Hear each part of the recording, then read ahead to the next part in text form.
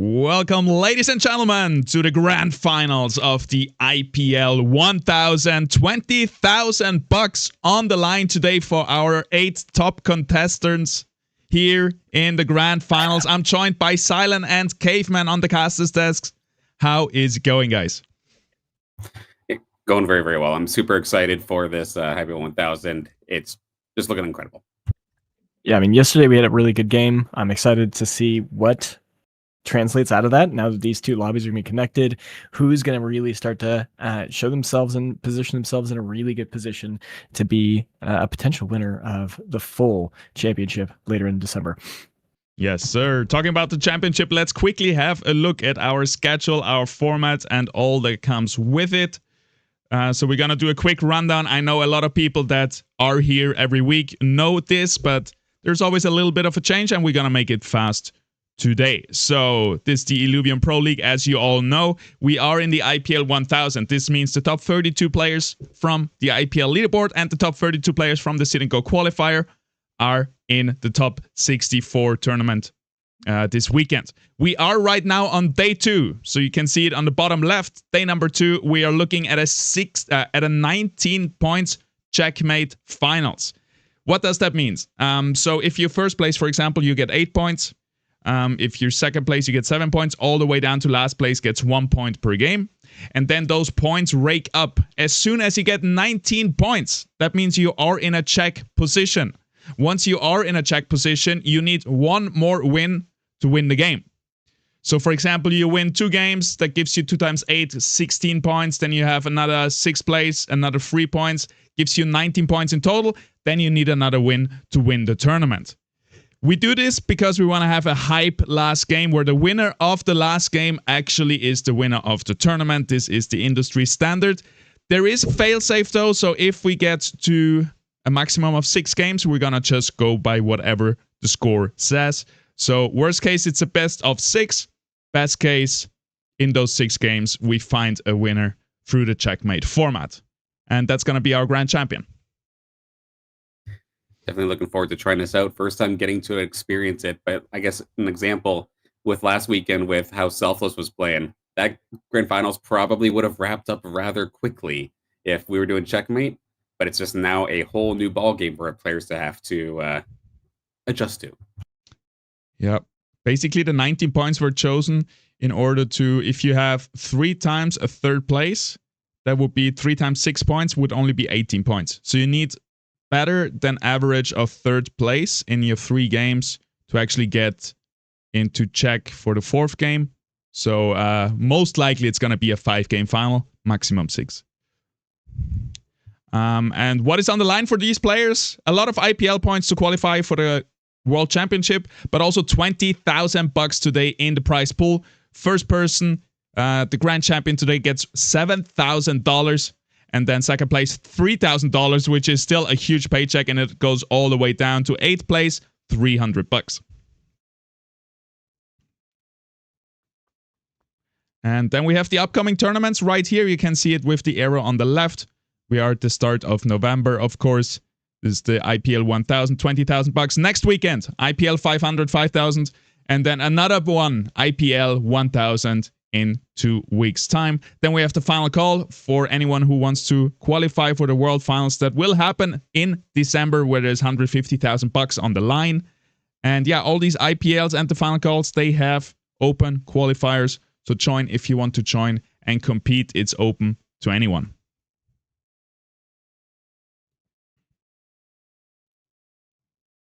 Yes, sir. Let's get to our player data right here. We have some player profiles for you guys, and we want to get through those before we jump into the first game, so you know a little bit more about our top 8 players right here.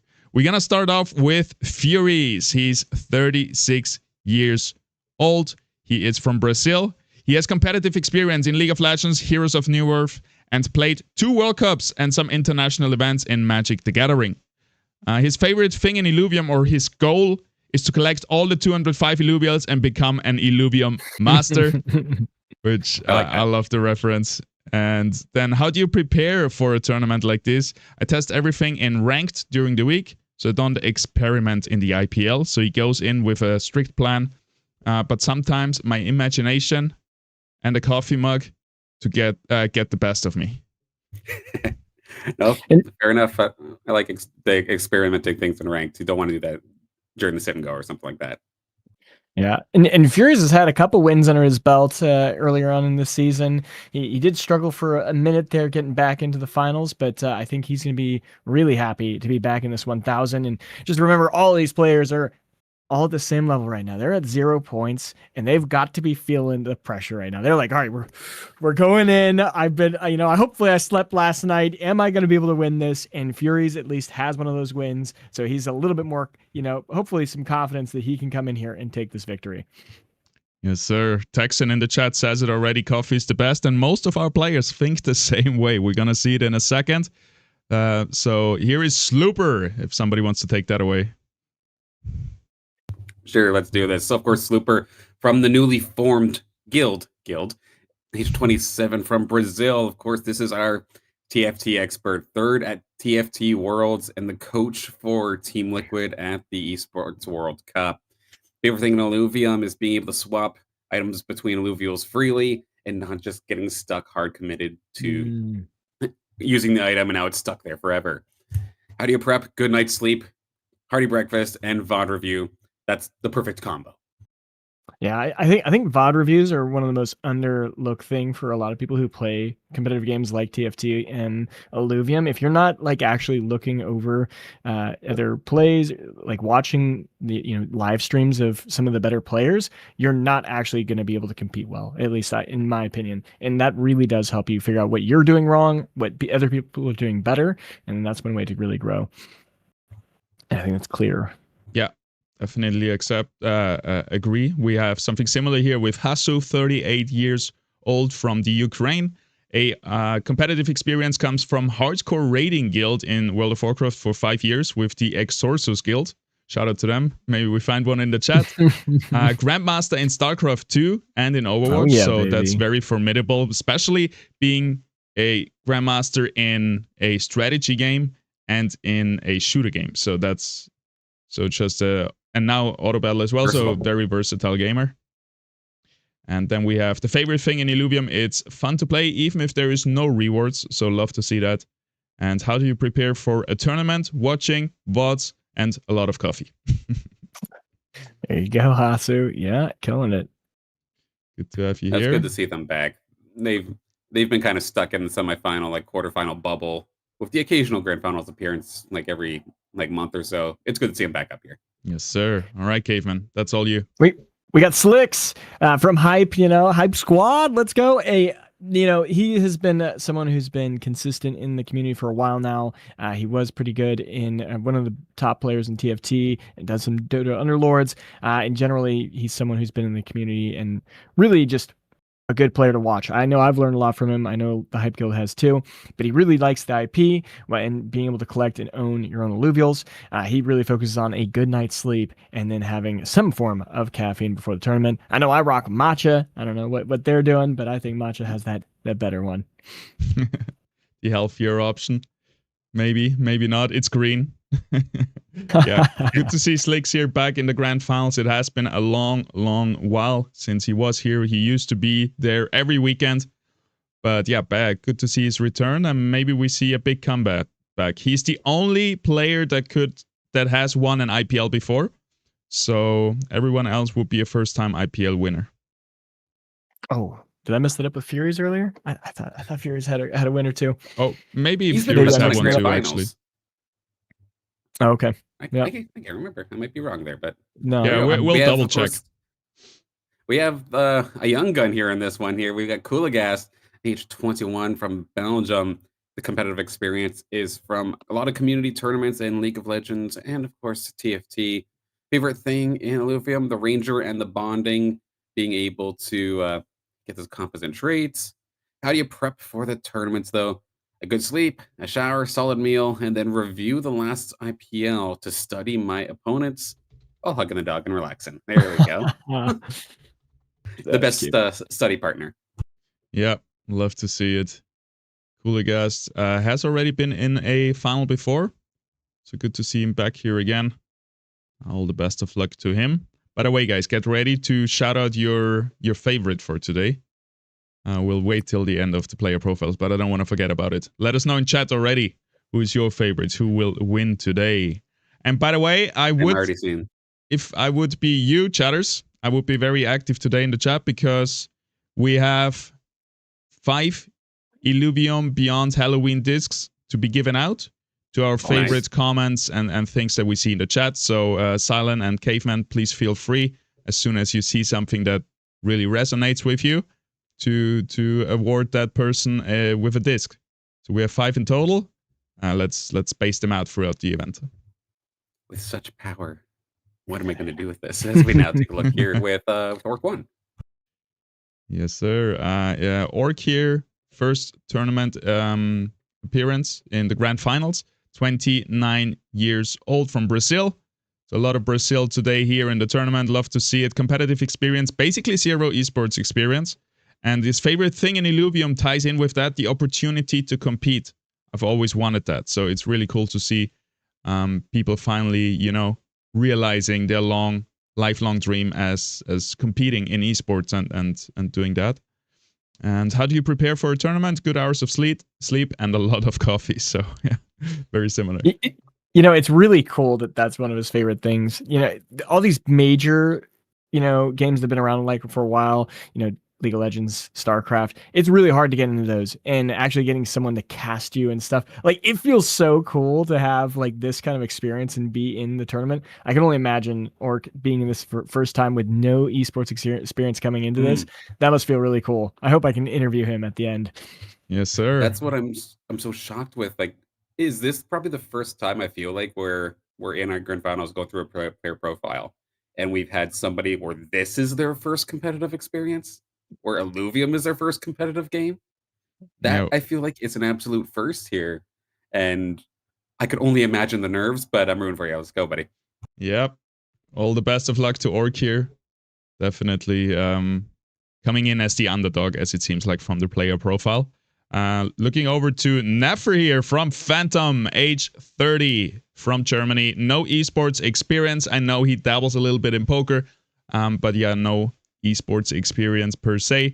Favorite thing in Illuvium, I like the vision of that interconnected universe. I think it has huge potential. I think most of us agree with that, and that's a big part why most of us are so loyal and are here since the early days. How do you prepare for a tournament? Playing ranked and watch some live games or VODs of other players on Twitch. So yeah, we see very much a similar pattern of coffee, sleep, and reviewing plays and stuff like that. Good to have you, Nefer. And also, I want to mention something else on Nefer. He, you know, got in playing a very consistent, not trying to go for first place or second place, got in, you know, just nice, consistent play. Will he be able to translate in and get a W at the end to win this checkmate final? That's going to be, I'm really excited to see. Will he do something wild and more extreme to make sure that he secures that victory? Yep, we're going to have to see how that turns out. And then we are almost at the end with Gusera here from Ola. Yeah, I'll take this one.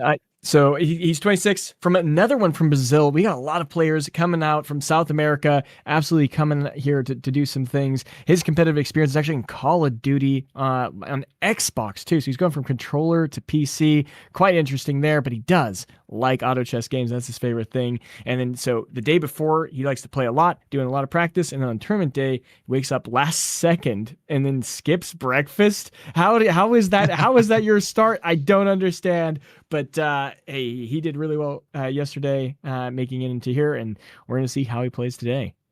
Well, I think for him, it's like pretty early in Brazil. It's not like true. It's not like deadly early, but it's an early day. And I'm not the biggest breakfaster either, and I tend to agree that if I like on empty stomach, I have a very clear head, because when you eat, you always have that potential danger of a sugar crash and blood sugar spike and stuff like this. So I actually like it. Coffee is definitely missing. It seems like that has been the secret for most players. But yeah, I also feel weird because I don't drink coffee either. So I'm like, I almost didn't want to admit. It feels like shameful at this point. No, I worry for Gazera though in this instance though, because that strategy for prepping, that's fine for maybe a best of 3. You'll be kind of hungry by the 3rd game, and but you can probably hang on. If Hmm. this starts getting into a bit of an extended series here with this new checkmate format, I do worry for Xera. They're going to be hurting. That is true. We have a maximum of 6 games today, and for the World Championship, for example, it probably will be up to 8 games total, so definitely a bit of a stretch. We're gonna have like 5 to 10 minute breaks between games, so people can munch a little bit, but yeah, that sometimes takes also your concentration away. And I think that has been all our 8 players. We're back to Furies. Love to see it. And we wish them all the best of luck. So who is your champion, guys? Who is your favorite? I think I want to not commentator's curse, but I would absolutely love to see a guild back to back here. I want to see Slooper. I want to see the coach rise up. This is the time, but at the same time, I'm also torn. I'd love to see Orc find a victory here with their first experience being this IPL event. I'd love to see that, but it's my go. If I had to pick one, it's Slooper. Yeah, I mean, I gotta stick with some of the OGs. You know, we got some hype and Nefer from Phantom. I want to see one of them take the win. So I'm kind of rooting for those 3. I think that you know, I'm gonna go with Furies. He played really well yesterday. I think that he has the chance to take this. So I'm gonna put my money on Furies. All right, and I'm going with Nefer from Phantom. Obviously, he's fair enough. He's the homie. He's gonna take this. He's definitely one of the underdogs. I would say he's not like consistently every finals and stuff like this, right? But then again, we see a lot of what I would call maybe not underdogs, but just not the casual, the top contenders. Like I think, for example, Orc is new. Hasso, we don't see them super often. Kuligas is his second one. Like all across the board, everyone is in and out a little bit. It's a fierce competition is what I'm trying to say, and nobody is really super favored, I think, in this matchup. But yeah, I'm rooting for Nefer. That's probably the way to put it. There's no clear favorite going into this tournament this time by. Like, with there being the only return winner, like you had mentioned earlier, being Slicks and maybe Fury. If Fury did win one, it was really early in the season. So for both of these players, it's been so long. And then everybody else trying to get their first possible win is going to make this an exciting one. Yeah. Here on screen, we see the top 16, by the way. Shout out to all the other players that played in the tournament, didn't make it into the top 8. Great showing. In the chat, we see a bunch of Slicks. I see Steigen. I see Nefer. I see Do It Silent. But that's more for the commentator. And yeah, it seems like crowd favorite currently is Slicks. Let's see if that changes, if you guys get some more answers in. I think our players are already in. Yes, they are. We are going to join their match in just a second. Yeah, it does look like Slicks is overall in the chat across both platforms currently the favorite. And I get it. Like Slicks, again, has been here for a very, very long time, constantly streaming and practicing, and I think there's a sizable fan base that would love to see the return of the king here today. And yeah, so we're in Target Boreal. They're getting that extra reroll, so we should see pretty much everyone kind of trying to lock down some of the top augments that we see at the top of the win rates. Will be interesting to see how they do get those. And weapons have been given out. I don't know if we want to go over those now. Yes, let's do it. So we got Orc here with the Tidal Shift. Then we got Guzera with the Ripple Flail. Slicks with the Aqua Blaster Water Scion. We got Ambling Rod for Slooper. Kuligast with the Galewind Bow, Air Fighter. We got another Aqua Blaster coming out from Hasso. Furies rocking the Vinebound Cleaver. And then last but not least, Nefer with the Arrow Edge Air Fighter here. This is really interesting. We don't see any fire boomerangs. I would be surprised, baffled if we don't see a weapon swap halfway through this. Like that. Yesterday, almost every game, it was competition between 2 or 3 people going for it. And now we have a lot of people on water. I see so much water, and then you got yeah. I mean, the nature people can do some cool things here, I could imagine. But we were just looking at the thresholds for the nature, and it doesn't look like it's going to be a really good thing to dive into, and we haven't seen much play with it. So I'm curious to see how that plays out. Yeah, not only don't we not have the boomerang, we don't have any fire weapons, period. That in this patch is basically unheard of. Yep. I've probably never seen that ever since this patch that we don't have a fire weapon. And I'm very sure a lot of people will swap to fire. I don't know if they just didn't get offered it, like it was a 1 in a million chance, or they thought fire would be too contested and they have prepared like other decks to counter fire specifically, and everybody did that. We're gonna see how that turns out. Everybody's scrapping around for these different weapons. Meanwhile, honestly, Fury's is just like, hey, I'm right at home right now. I've got my Verdant Cleaver. I'm set. It's time to go back to the classic Fury Rogue with the Verdant Vanguard. I expect that to be the way that they end up going. What did Cooligas go for? Because normally they go for Rogue as well. Oh, the Airbow. Okay, a little bit different from them. Yeah, and I mean, that Vanguard could play out really well for Furies. Also, I think that the early game from the Rogues should help him carry along. Even though he is at the bottom right now, we'll see how he positions out of that. I'm interested. Oh, we do have Orc on the Water Dagger. That could be interesting. And he's on a win streak as well. Yeah, we're going to see how that turns out. Fantastic start here. Possible Mud, give maybe the Gorilla a teammate, or just go for Rogues overall. You see the first little battle coming out here between the guildmates, one of many, I'm sure, here today. Slooper going for likely what looks like to be some sort of Scion-based kind of build. But as of right now, that Emerling Rod, as long as the shot actually comes on out, it does a absolute boatload of damage, and they will be able to take this one nice and quick. That early Harbinger also helps getting Axon with 3 augments on there. Only one not completed, but that's going to be pretty tanky for a good minute there.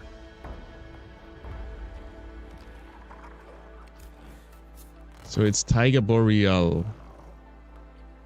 Frozen Fog conceals many paths. Drone augments can be rerolled one more time. So very tame region, I would say. Very, very balanced right here. It's going to be a very normal game. Compared to yesterday, where we were seeing Abyssal Basin, Shard Bluff, and like a bunch of other like chaotic imprints and legendary style regions, I'm sure it's a nice change of pace to go back to something a little bit more traditional.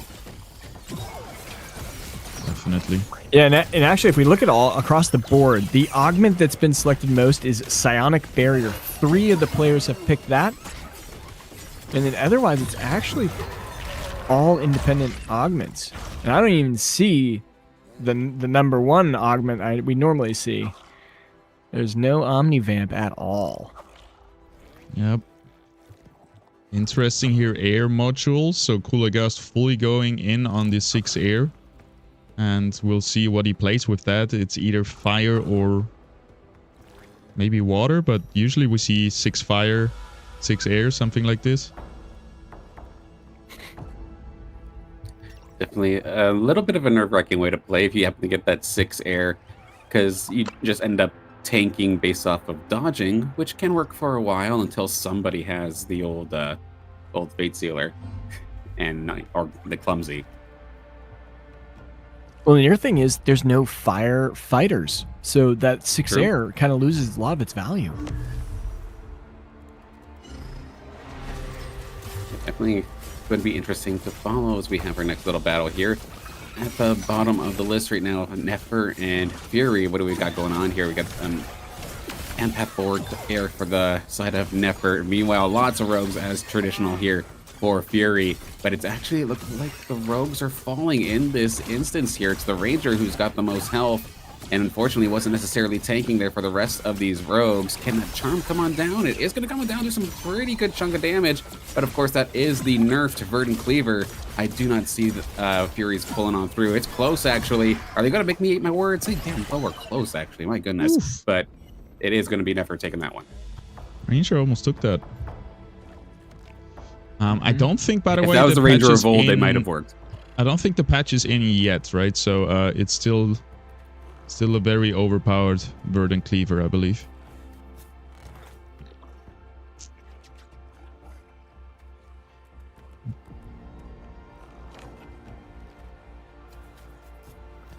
Okay. So let's watch Furies one more time, and then we're gonna follow the leader. We haven't done King of the Hill for quite a while. I think it's a good time to try that. And so basically it means whoever wins the round will be the center of attention. And we start at the bottom here with Furies versus Orc. And Orc is looking pretty good up there with 91 HP. It looks like a very balanced fight though. It seems like green is getting the upper hand, but there is still a ranger for red, which is going hyperactive. Now charmed and silenced. But yeah, green is gonna slowly fall. The Lura not able to carry yet. It's just a tier 1 unit. That's gonna be a win for Orc. This is really interesting too. So Orc is also rogues, right? So Furies is going as rogue. He lost against him. That's a bad loss there. But I think Furies is on a loss streak, so he doesn't necessarily care. But the important thing is, if Orc is already ahead, that's gonna be tough to come back. But Orc actually won because he had a Monkier and a Tipo. So he's like winning even though he doesn't have the rogue units, whereas Furies was level 6. He had a level on him, had 7 rogues, and still lost. I don't think that Furies wanted to lose that one, and that's going to be hurting. Economy-wise, I think that could be something to look into as well. Yeah, okay, Furies production for having the credits all down at the bottom now, so we can see exactly what everybody's got in their pockets. Is it possible to blow that up, Paz, a little bit? Definitely. A little bit tough, but it made it so nice yesterday, and I'm looking forward to just having this more often. And it sounds like it's sticking around, so that is awesome. And there we go. Sweet. We can always pull it to a side if we want to. Yeah, however you see fit. I'm just happy it's there. And as I realize that, my goodness, these players are so much better at managing their economy than me. My goodness. Because the lowest player right now is still above 70. Yeah. We have... are we watching Orc, or are we watching Furies versus Gutierrez? Let's watch Orc. Furies versus Guzera. First versus last. It's going to be an interesting one. All right, we've got those rogues immediately diving onto the Groko. Good old stun going to be coming on through. That got a bunch of Illuvials. That's going to slow things down quite nicely. But as per traditional, this is a team or a team composition that Furies is just so experienced with, that Twine just held up the rest of these fighters for so long. Granted, there is still that Lynx. It's in the background. It has the sustain, but actually, never mind. Not through that much burst damage, you don't. Big shot coming out here from Furies onto the Gazera. Yeah, Furies did a massive roll down there. I'm curious what his economy will be once that updates, because he got the Twine online and the stab and getting the Verdant Vanguard at round 13. Huge power spike right there. Yep, that looks good. He wants to get out of it. 60 HP is enough lose streak for him, he says, and everything is stage 2. Really lucky here on the rolls, and that is not necessarily luck. It's a choice of weapon, because he's not contested. Nobody is playing rogues. He also rolled down to 21, so that was a massive roll down. So he did dump money to secure those units. Wanted to break that loss cycle for sure. Orc also rolled down heavily, down to 28. Did that pay off? Well, he found his gorilla. He found the Chukundi. So it's looking pretty good already, but he needs much more monkeys for this to work out. I mean, I feel like Orc wasn't even necessarily going for mud, but just realizing that maybe there was nobody else really contesting that badly. Just slowly but surely trying to add on more and more mud units here onto this composition. Eat water coming out here from Slicks, actually, to try and contest. This will allow them to be all hypered up as we see the little dash, the last hope here for Slicks in this battle, but it does not quite have the firepower yet to tear through the competition. Yeah, and It's an interesting approach, right? Because we see Orc is level 6, and usually you want to be level 5 when you roll for Mud.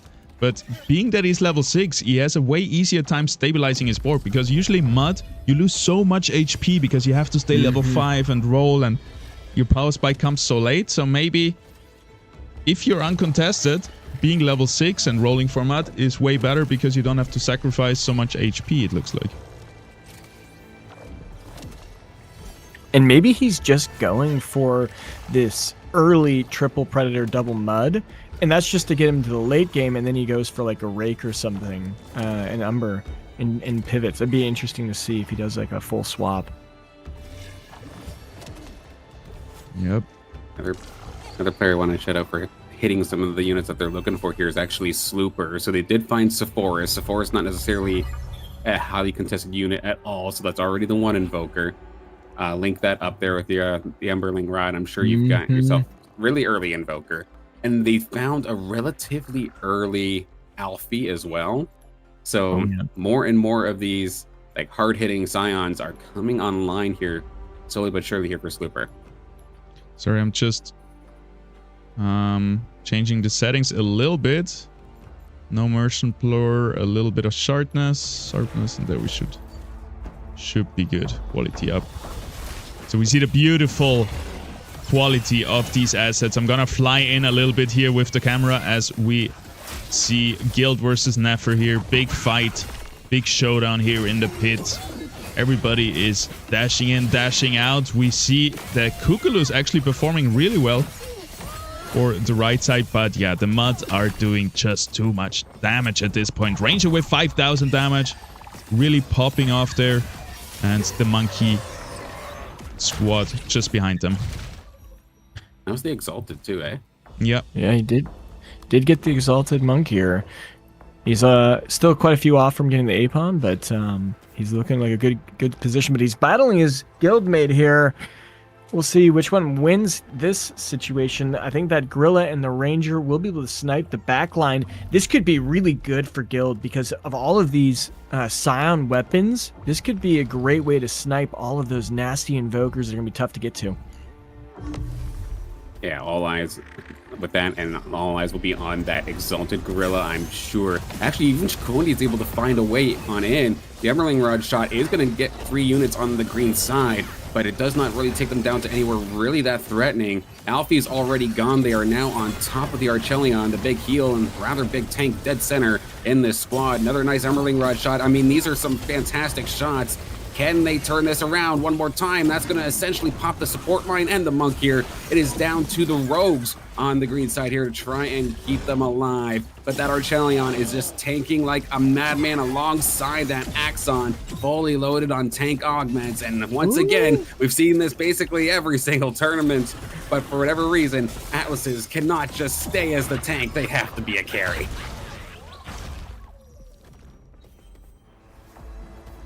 Yeah, you love to see.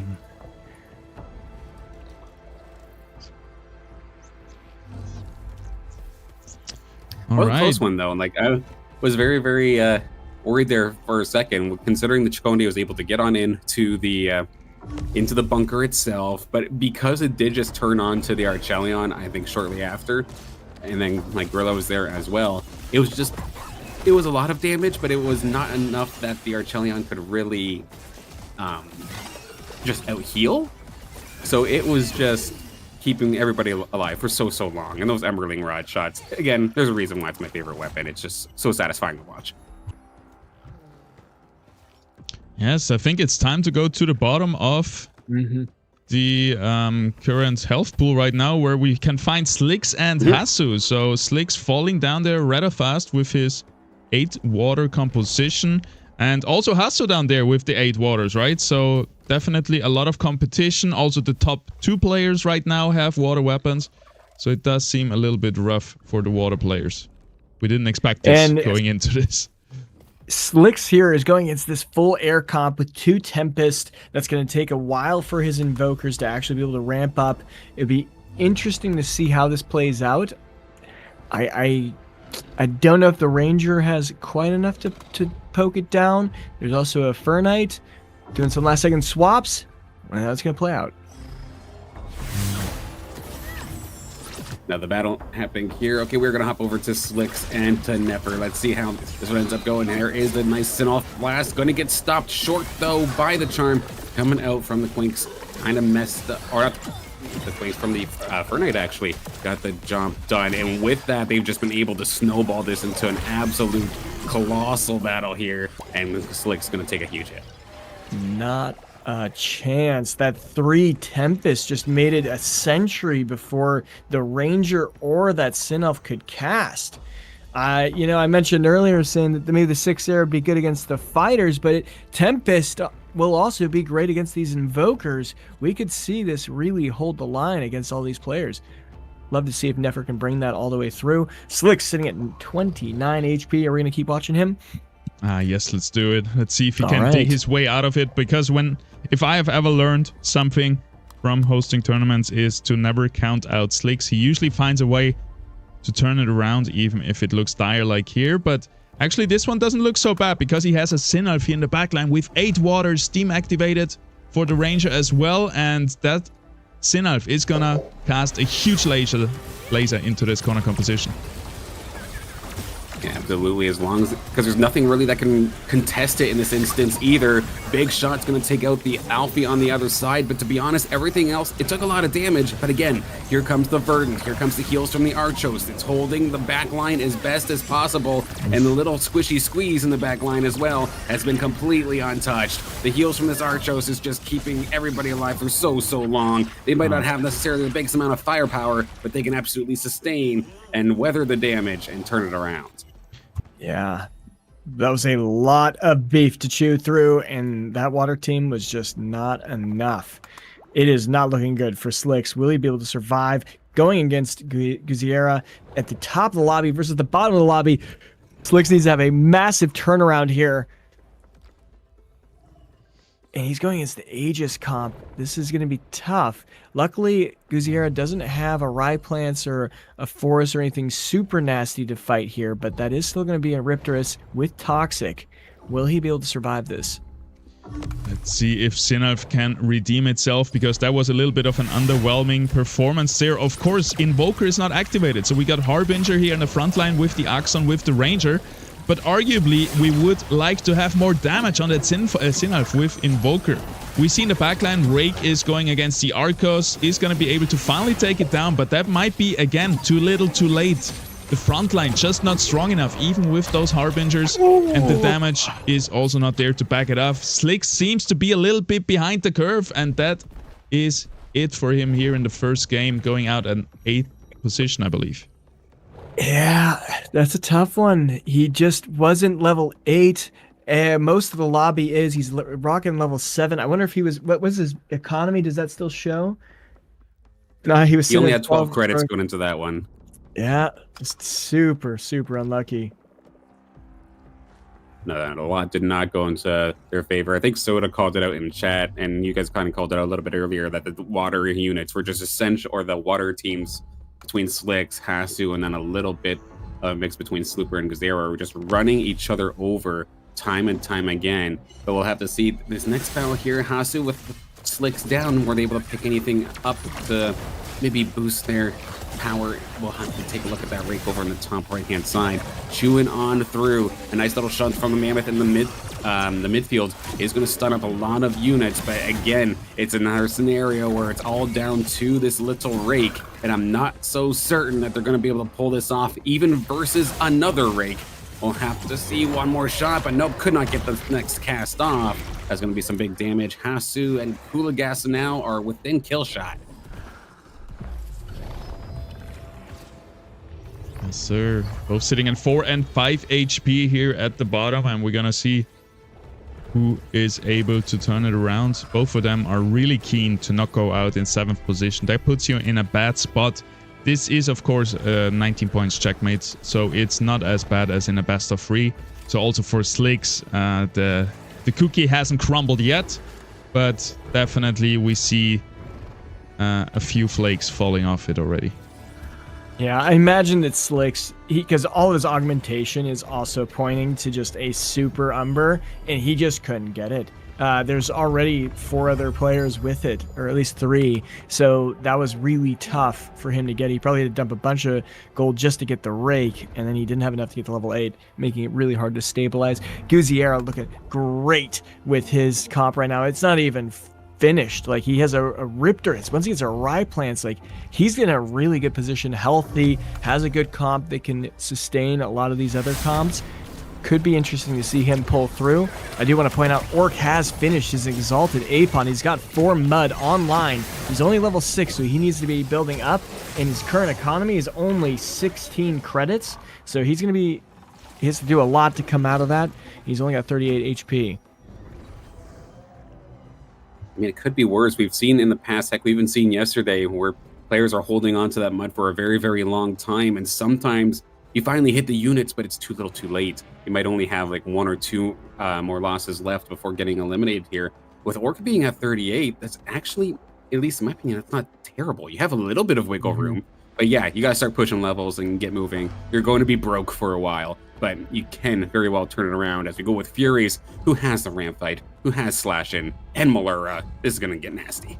This is looking dire for Kuligast here. Of course, he has his fighters ready in the backline to answer those rogues, but look at the forest in the bottom right corner. It is gonna be one shot, and this is the main carry going down.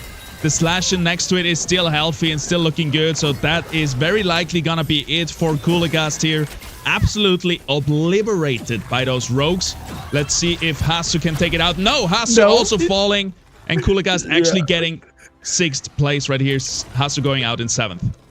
And what's crazy is Kuligast, Hasu actually went against Kuligast's Ghost. So Kuligast is placed exactly where he should be. He lost to someone above him, but he beat Hasu. So luckily he did secure that 6th place instead of 7th. But yeah, rough for both of them. That's a whole bunch of Riptors going in. Guziera, how much gold does he sit on right now? He's got to be... Did Caveman cut out for you too? With no problem, I think. If that's even what he's going for. He has so much gold on his board. Oh my gosh.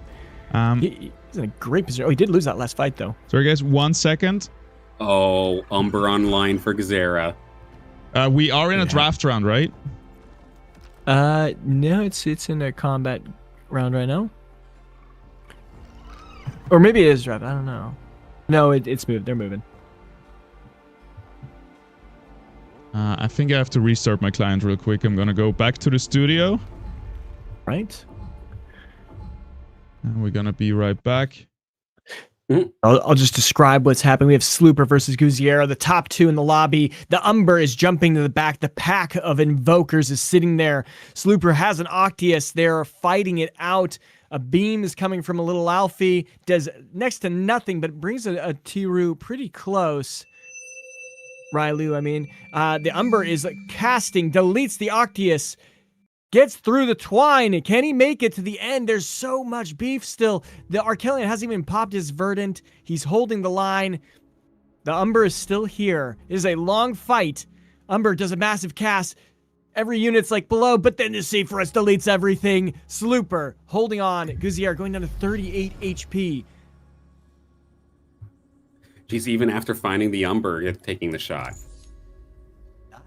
To take down that pack. Slooper on a massive win streak here with that just giant Invoker clump.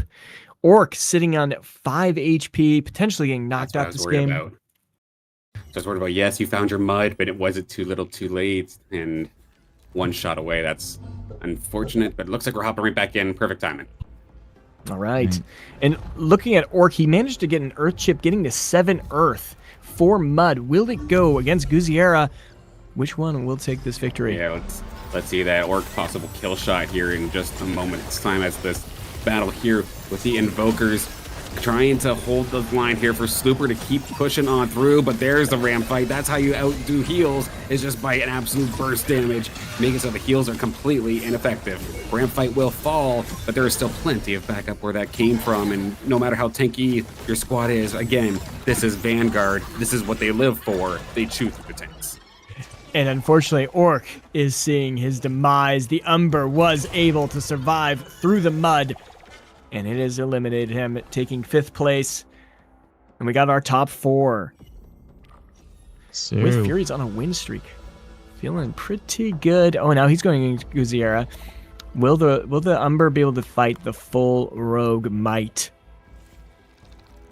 we shall We'll take find a out. picture right now because this is quite the diverse lineup of for our top 4. One Invoker style kind of composition. We have the one set of rogues, the mixture of the what looks to be the Aegis, like toxic kind of style. You see Gazera looking to tear on through Furies in this one. Yes, we see basically the main actor is going to be the Umber here coming in the bottom right corner. And then we have the Riptorus here trying to chew through the Verdant, but we have the Slashin in the other side of the corner trying to chew through. The Ranger finally gets through. Ramfight does a big Omega, hits 3 units, but Umber and the Vanguard still alive, so they're gonna clash in just a second. Malura might get off a nice charm. No, goes around the corner, and everybody's in onto the Umber, who doesn't even have 3 augments and doesn't have lifesteal, so that was not a fair matchup. And Guzera is going to take a big hit here from Furies. And Furies just did a perfect positioning, putting his Quinks right behind his Twine so that the Umber focused on the Quinks, just allowing just enough health for the Twine to be able to get his full heal off of his Verdant stack. He almost got deleted before then, and it gave enough time for the Quinks to get the dust off before the Twine died. It was a perfect spread of damage so that those 2 units basically held down the defense for long enough for those rogues to chew through. Really good positioning. Oh, yeah, we have a PvE. We can go through it. Alright, I gotta fix that. Alright, PvE round. We can analyze the compositions a little bit, but yeah, it's basically Umber versus Vanguards versus Invokers versus Air, it seems like. And Nefer did lose against Slooper, even though he had that nice 3 Tempest. It did not work against that Invoker clump this time, so they were able to get their cast off and delete that Air team. I'm curious if Nefer's team can win against either the other 2 comps. Yeah. Let's see, script writers, are we going to get Gazera versus Nefer?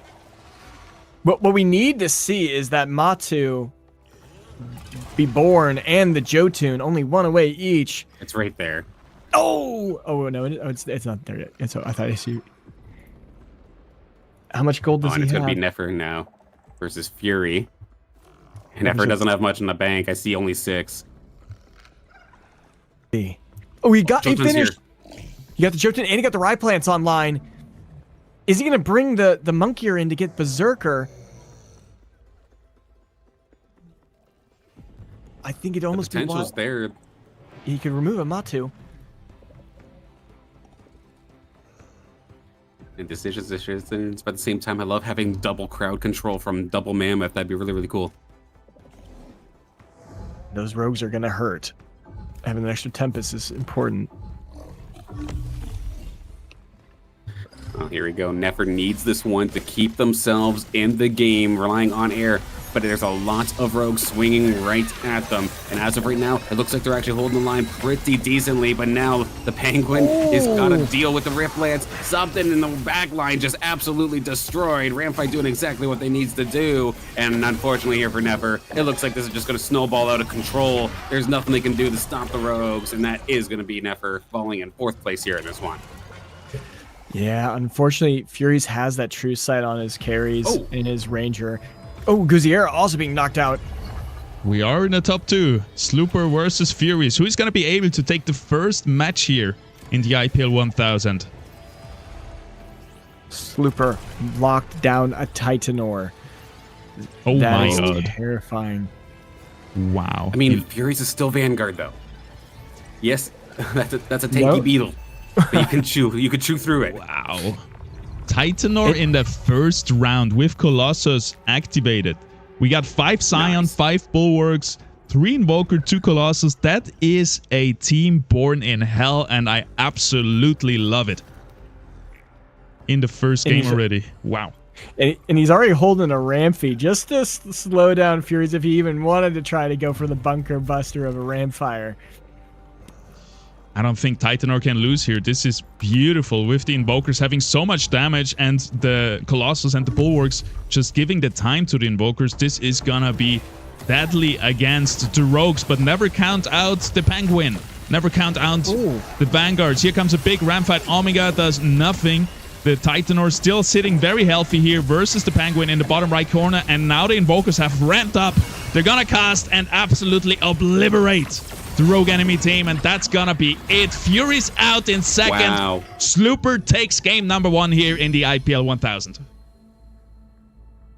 Oh. In a world where there is no fire, apparently Invoker is the way to go. That looked incredible, but it was a lot to do. But just consistent healing from the Archelion, and the fact that Titanor and Gnarl just did not die. Let those Invokers ramp up. It was beautiful to see. Yeah, that is tough. That is tough. True Sight was not helpful from the Ranger on Fury's side. Yes, he was able to take out Nefer, but he needed something to help break up this bunker. All right, let's quickly watch the part... replay. You can maybe find some bits and pieces there, Caveman, and then we go back to the studio. Yeah. So one thing that was really important is combat rhythm, right? Fury's has that, and that is so important for him to get a kill. And the way he positioned, he actually, his slash jumped on to the Titanor. And it was only really the slash, and I think maybe the Ranger trying to kill that Titanor, and he spread his damage because the Malara goes in deep, which I think I would do normally as well, but it might have been more important to have all his units focus one unit. And in this case, yeah, the Ranger's actually in the center, taking the big hit from that Emberling Rod, too. The Emberling Rod hit like 4 units, which is devastating. And that Slash is just stuck there. He's not getting a kill. He needs to get 1 kill to even get his Omnivamp. So he has 0 Omnivamp right now, and he dies before he can get it. And I think that was the most detrimental thing, because if he can get that Omnivamp, he can start stacking. He gets an air kill, he stacks more, and he's able to sustain. But it was just too slow, too long. Really, really big bunker for Slooper there. Yes, sir. And we're back in the studio. We're gonna take a few minutes, give the players some time to go to the toilet, refill their drinks, and we're gonna just go over some analytics in the meantime. That was such a cool first fight. I just love playing Invoker, so I'm really happy to see Invoker in the first game, bringing a lot of diversity, because I cannot even remember the last time an Invoker team won in an IPL match. Has it? Like, ever? I don't think so. Yeah.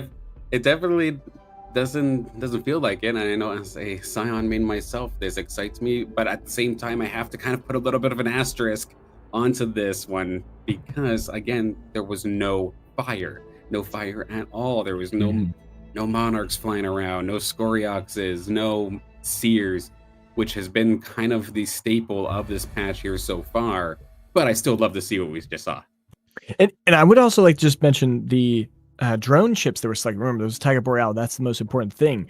So Slooper went with the Fortress Protocol, getting that even more resistance so that those tanks just got so hard to kill. He went with a Bulwark chip to make sure that he could get the 5 Bulwark, and he went with Battle Momentum because he knew he was just going to be trying to build up as much time as he can for those Invokers. And that's just, it was a perfect storm there. But one thing that I thought was really interesting is his suit. He went with Life Leecher, which is once the Ranger reaches 30% health, it absorbs 10% max health from each of the 5 closest enemies. I think that's a really strange one to go for an Emberling Rod, because he's a backline unit. I don't know. I've never seen it. I don't know what your guys' thoughts are. Very interesting. It's definitely a safety button of sorts. Like, God forbid you're going up against a gorilla or something that's trying to chop you down, but the nice thing about Emberling Rod as a whole as well is it's not necessarily a squishy caster. They're usually built like relatively decent in regards to HP. So yeah, adding the Life Leecher on that, and I'm not sure exactly what upgrade they would have gotten with the Emberling Rod, but there is one where you can get like 1,000 health and 30% Omnivamp. If you can just have an unkillable Ranger, like that, plus maybe the one that has the second explosion do more damage, that could be like a clutch factor in a couple of these like really, really close fights. Yes, sir. I wanted to show here the ranked leaderboard, which we looked at yesterday, but there has been quite a change from yesterday, which I thought to be quite crazy because yesterday I think the top games were 47. Today it's 58. So not complain between the tournaments, just squeezed in 12 games, or maybe it didn't update fully, but yeah, in a day, basically daily playing over 10 games. Crazy, not complain. I think he was at 1.6, now he's 1.58, so not letting down on his average placement. Really dominating here the leaderboard. Nobody's even close to his average placement, which is really crazy to see. Such a big gap to all the rest of the competitors. And then we also see Lynx making it into the top 3 now over Fox Spirit. So yeah, just in a day, a big mix-up here happening in the leaderboards. I think Not Complain got that 5th yesterday and just rage ranked the rest until he went to sleep. Just went to town. He's like, oh, if I can't be in this tournament, I'm just going to play ranked. No one will take my first place. Yep, but it makes it a little bit easier with all the pro players being locked up in the tournament, right? You're going to have a little bit less competition. So maybe that's also some part of it.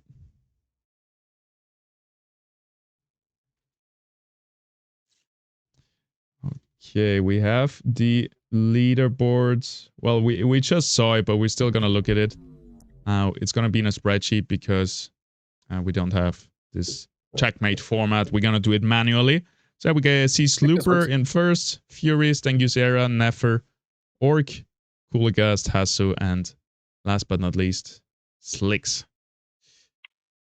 Yeah, it was just a tough game. Yeah, for those bottom players, there's so much water going for Riptoruses also, like just so much competition for the rakes. You see those 2 bottom players just get knocked out quite early. Unfortunate. I was surprised nobody re-rolled into fire. Yeah. Like there must have been some fire weapons available, and especially after you see nobody has it. It seemed like such a free win, but I think people were locked in, didn't want to gamble there. Yeah, Slooper going to capitalize, and as of right now, I have not commentators curse them, but there's still plenty more time left in this IPL. I was thinking of that as they were batting on. I'm like, oh, come on, Furies, you got to beat Slooper. Here, you got to beat him. Didn't make it. Yeah, there's still plenty of time, and Furies looked right at home. Got their normal weapon, got the Verdant Cleaver, and that was classic Furies. And good to see. Starting off with a bang. And funny enough, I want to give the shout out here to Nefer doing exactly what they did yesterday. Middle of the road, safe play. And still have plenty of time for maybe that breakout later on in this tournament. Yes, sir. Okay, players are getting ready. We're going to join them very soon. Oh, we got a crazy one also. But you know what they need to do? And Chad, you guys probably agree with this, but they need to add some kind of reward for watching games, I think. Because we're not getting any rewards for watching these. And I think that'd be a cool opportunity for players who just like watching this game. You want to watch Slicks or any of these other top players throughout the day and you just actually spectate. Could be a cool way to reward players. Just an idea. Like the Rocket League drops system? Something like that, yeah, exactly. Or just Twitch drops as well, right? Would be a very easy way to do that. No, that'd definitely be an interesting way of doing it, but that also requires people to actually be streaming Illuvium a lot. There's a few of us that are rather dedicated, but we'd love that more. Yes, that's true. I mean, shout outs to Illuvium Arena 24/7 giving me my fix when I'm not by my computer and not in game, but would love to see more community members hopping on the streaming platforms. Great shout. Yes, sir. All right, I think players are in game. Let's see if we can join them already. Usually we want to join after round number 3 because in the first 3 rounds there can still be crashes happening. And we are joining just in time, I believe. Yes, and we got Abyssal Basin with the Here we wild go. one. We got composite chips coming at the start of round 11 and the start of round 25. We're going to see some crazy busted comps coming out. I cannot wait for this one. It can be an absolute blessing or it can be an absolute curse. I know the last time personally I played here on Abyssal Basin, I was going for Scion Bunker comp, but I also just happened to have this random Chacondi that I had from early game, and I was waiting to sell. Then all of a sudden it gave me the Predator buff, and my entire team was just broken. No, I could not recover. It just sat there on my bench until I had a jump scare squeeze at one point just for the lulz. But but if you are a professional and calculating when these rounds are and have the experience here in Abyssal Basin, you can set up your board to give you exactly what you need. Make sure none of those random outliers that players like me tend to forget about. And you can just have an absolute supercharged composition. That's where we see like what we saw yesterday, where there was 5 Vanguards on a team, and it gets pretty nuts. All right, looking at the weapons, it's still very water heavy, but this time we have some fire weapons in there. Not a boomerangy yet, but maybe it will come later on. So right now we have an Aqua Blaster from Slooper and Kuzera. Then we have the Lava Gauntlet Fire Scion from Orc. We have the Tidal Shift coming out from Fury, so sticking with the rogues, but couldn't find Verdant, it seemed like. Then we got the Quake Maulers, Rogue from Hasu. We got the Flame Warden Staff coming out from Slicks here. Not going for 8 water ever again. And then Kulagast with the Nature Scion Emberling Rod as well. And Nefer with Water Fighter, which gives you a lot of options as well. Kind of go into Slash in Umber, but yeah, very water heavy lobby once again. That is a nice thing about the weapons, at least, though. It's not that, like, okay, you picked this weapon, so they're 100% going for this team composition. Absolutely not. There's still plenty of flexibility around here. But it does kind of at least give you a rough idea as to what's going on here. Like, say, Orc. The fact that they already have a little fiery here on round 5, this is screaming Arcanite Inferno, and you've got the fastest weapon in terms of triggering that Inferno with that Scion Fire Gauntlet. That is an early Fury. That is a super early yeah. Fury. Yeah, I think if everyone's looking at the lobby, they got to be pretty happy. Both Furies and Slooper are going to be contested. You have 2 rogues, and then you got the 2 water blasters, so everyone else is probably like, all right, good. They're fighting it out. That's going to make it a little bit easier for me. I think that Nefer's in a good position. You don't have any other fighters. He's the only one with a fighter weapon. That's looking pretty good. We're going to see how this plays out. Kulagast's the only one with the nature staff as well, so maybe something similar to what we saw Slooper do in the last game is definitely a potential. Yep, that could be it. Let's also have a look at the drone augments. So you got Veterans Might here from Kuzera, which hints at obviously tier 4 units, but with the water, I guess that hints at an Umber, which really likes the attack damage and the Omnivamp. So then we have Second Wind for Furies, just overall really good augment, giving you that 10% heal. As with the stage 1 version, we have Rejuvenating Pulse here from Slooper. I don't see that very often with the consistent health regeneration, but also a very consistent augment, right? It's not like hit or miss. You're always going to get that value, but usually you want to build that around tanks. Then we have Threefold Power from Hasu. So this maybe hints at the rogues, that he's really doubling down on it, not going for Mud or 7 Earth or anything like that, but really going for the rogues with the slash in, which are the dominant tier 3 units. Another Second Wind here, Fortress Protocol, also very classic defensive, consistent one. Lightning Speed, also one of the players' favorites. And then we have Bloodthirst for Kulagast as well. Yeah, and if we look at Nefer with that lightning speed, that's perfect for a fighter comp. So that's going to be good. He's got 2 Karablues. Probably going to get Toxic online pretty quick there. I'm kind of confused with Kulagast getting that Omnivamp from Bloodthirst. It looks like he might go Aegis, but With the Scion Emberling Rod, he's got to go something with Scion. And I don't know what that Bloodthirst is going to be too beneficial with. We're going to have to see how that plays out. My guess here would be, if I had to put myself into his shoes, it's only a stage 1 augment, so it's not going to give a lot of impact anyway. And just giving like a few percentage of Omnivamp maybe gives you Sinalf and stuff like this in the backline. If you go for Invokers, like this little bit of like fail-safe survivability if he gets hit by a lot of AoE abilities and stuff like that. So very true. Yeah, I would just guess that it's just a little fail-safe for his carries to stay alive. But yeah, definitely very unconventional for this weapon. And we do need to keep an eye on it. Round 11 is only a couple of rounds away. We'll be able to see that first composite chip coming into town. Yeah, that'll definitely be exciting, supercharging some of these players as we have we have the battle on hand here between Guild and OLA, Orc versus Gazera. We've got the middle stage evolution here of that Stoic Lynx just holding the line rather nicely. But unfortunately, that Pyrie's just been peppering this entire time, and the shot from a little Tatofi trying to get onto it. But the poor little Pyrie is going to end up falling, it looks like. As much as it's a tier 4 unit, you're happy to have that. It's still just a little guy at this point. Does not necessarily have the firepower to carry just yet.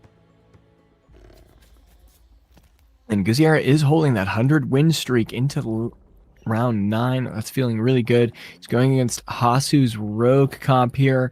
And from what I see, I don't think Hasu has a chance. There's just too much beef with that Stoic Lynx, which is Dark Hollow, by the way, looking fantastic. I already say hello, beautiful. How do I say hello, even more beautiful, beautiful? Oh my goodness. Yeah, we're gonna see the rogues here coming in versus the Atipo. It doesn't look too bad, the damage spread though. Some attack Atipo, some attack the Atlas, so definitely tanking really nice here in the backline. Frontline, Big Lynx takes down Small Lynx, you love to see it, and Green is just cruising here with the Ranger also being hyperactive, providing the damage. But mostly it is the Stoic Lynx which does the most damage, the most tankiness. But finally the Rogues were able to break through, only the Bulwarks left, and the Rogues are going to be able to take it in the end with just more consistent damage here, coming out 3,000 for Chukul. Yeah, I think you needed to backline that Lynx and better position the Atipo. The Atipo was not getting its heal on anything. It didn't even heal that Atlas in that early part of that fight. Super unfortunate. I think that he could have kept that win streak a little bit different positioning, put the Lynx backline, get the heal from the Atipo. Could have definitely helped. Now he's going against the Rogue Army again, and he's repositioning. That Lynx is now in that back corner. In the Arcos is in a good position. I think he's going to play out a lot differently against this Rogue team. Yeah, nice change, and immediately the Lynx is going to catch all 3 of those rogues exactly where it needs to be. Here comes a big ol' stun, and actually right at the perfect time there for that Gorilla to get out a dodge right before that stun comes out. But it is going to get stuck now onto the Groko, which does stun it anyway. This girl is just being consistently messed with. The Ranger going to end up taking this one down. Totofi's there as well as the rest of the squad. And a very, very convincing switch. Good repositioning there for Gazera. Learned from their mistakes nice and quickly, and they just punished Furies for it. All right, let's try it again with the King of the Hill. Let's go down to Kuligast and follow the winner of the matches and see whoever can take 3 wins in a row. And it is round 11, so it is dependent on what they're doing right here.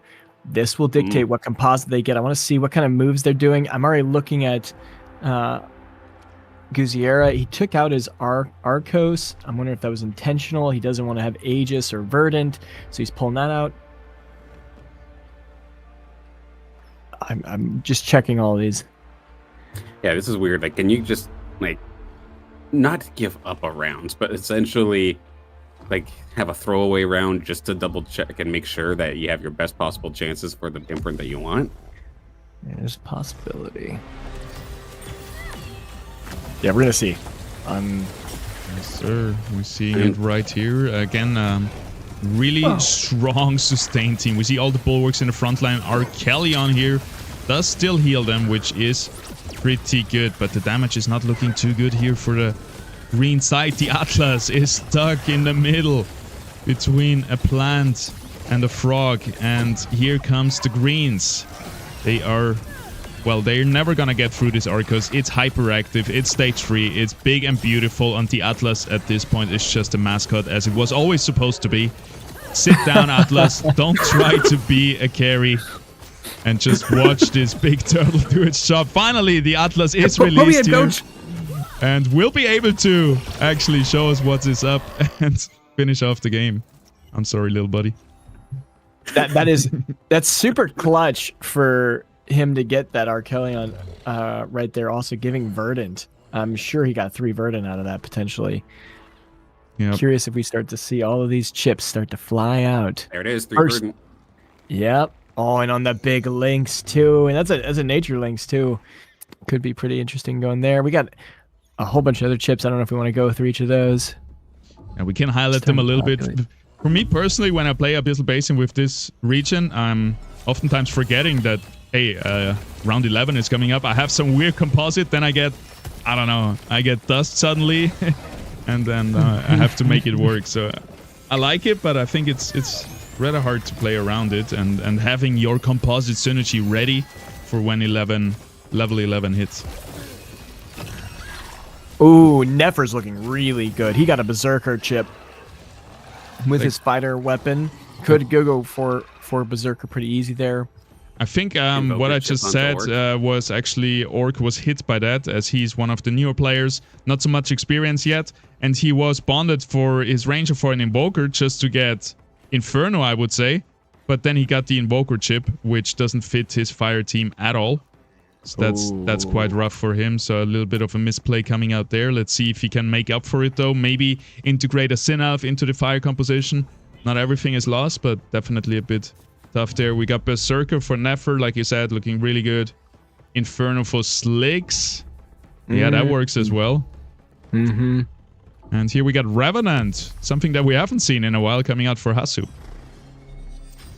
And a classic rogue style maybe able to come on through here as we're seeing this battle unfold. A big shot from the Emerling Rod taking care of the empaths in the back, but there is still 4 rogues knocking on the door on the right-hand side here, as that Tianti is also just able to pepper away. But hello, beautiful. That stage 3 floor links is here, and it is just not dying. Same thing here with the Archelion. I might kind of commentate his curses ever so slightly, but now it is a 5-on-2. The Little Cling and the Lynx versus the rest of this squad. It's sitting in the Verdant Puddle. Big ol' stun gonna slow it down. How much health is it going to be able to buy it? It's trying its damnedest, but nope. That is just too many units. You're not going to be able to get through that.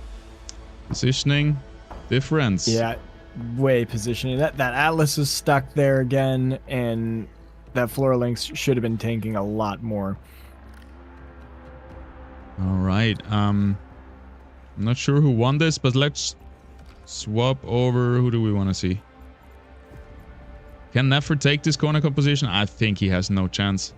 The Berserkers versus this Floor Lynx, it's gonna be terrible, right? This time there's no rogues coming into the backline to save them. That's gonna be tough. There's a nice Fernite though. Yep. Nice reposition also on the Fernite. Trying not to get... Well, it's still gonna eat the laser, but the laser is gonna not hit so many units right here as the Alfie starts casting. Oof, the Fernite gets stunned out of his cast, I believe. But the Berserkers are now onto the Lynx, and that's how it should have been going on the game before, where the Lynx is just unkillable behind the Arcus is right behind it, and yep, no chance to get through that one. Yeah, this is gonna get tough. That's gonna be pretty that's hard. That's really hard. And he got the Axon online, even though the Axon's still stuck in that corner. The one thing I worry about, though, for Kuligas, because there is the potential for Inferno from, let's say, from Slicks, from Orc, especially since we're on Abyssal Basin. If you happen to get, I believe it's 4 Inferno, your healing gets absolutely neutered. And that could be just a straight-up hard counter to a corner healing comp. Yeah, and if you get to that round 25, you can easily get that 4th Inferno. That could be pretty nasty. Of course, we got to get there still a long ways away, but with Kuligas already taking on a lot of heat early on, it could be problematic. But at least for now, here in this mid game, they're doing all right. Oh, and I want That's to point out, ram fight. and I also want to point out something. Fury's just finished his 4 mud. He doesn't even have the Monkier online. Oh, now it's on there. He's got 4 Predator also. This is Gorilla's gonna be disgusting. What? 4 Predator, 4 mud, sitting at 80 HP. That is insane. Let's see if he's gonna run out of steam later on as we watch Nefer going up versus Orc here. The Invoker Ram fight is chewing away on the Fur Knight. Is gonna probably get a cast in here just to finish off the Karadulu, but that's not gonna be enough. You want to hit all those guys. Can he get one more cast out? Nope. A little bit difficult fight here for Orc, and it's gonna go to the bottom of the health pool right now. Let's swap over to Furies. Fury's lost. Oh my god. Versus Wow. What what? did he lose against? 3 Revenant. Hostu. Revenant's back, baby! Not even 4. Yeah, That actually that's crazy. It hurts my brain. Yep. 4 mud, 4 Predator, lost versus 3 Revenant. How does that work? I mean, 1 Predator is an up-on, which is a weird choice because, first of all, it was, right? Yeah, it was, because then it jumps into the backline, so you cannot really sacrifice it, and yeah, that was a weird choice. And now it's on the slap, and that doesn't look too good either. I mean, at least it'll have that little extra execution damage when it eventually evolves. But yeah, for right now, it's not going to be helping it that much, to say the least. But we'll get another shot to see how these muds end up doing here. The Exalted Monk here is immediately going to fall, and this is just incredible. They're just being out-damaged. The Apon in the back line was just essentially chilling for the most part, was not really able to get into the fight, but it's still actually going to be enough here for Furies. The final executions here, I guess, coming up from the Predator is going to be able to get the job done, with the Ranger actually being the carry here in this one.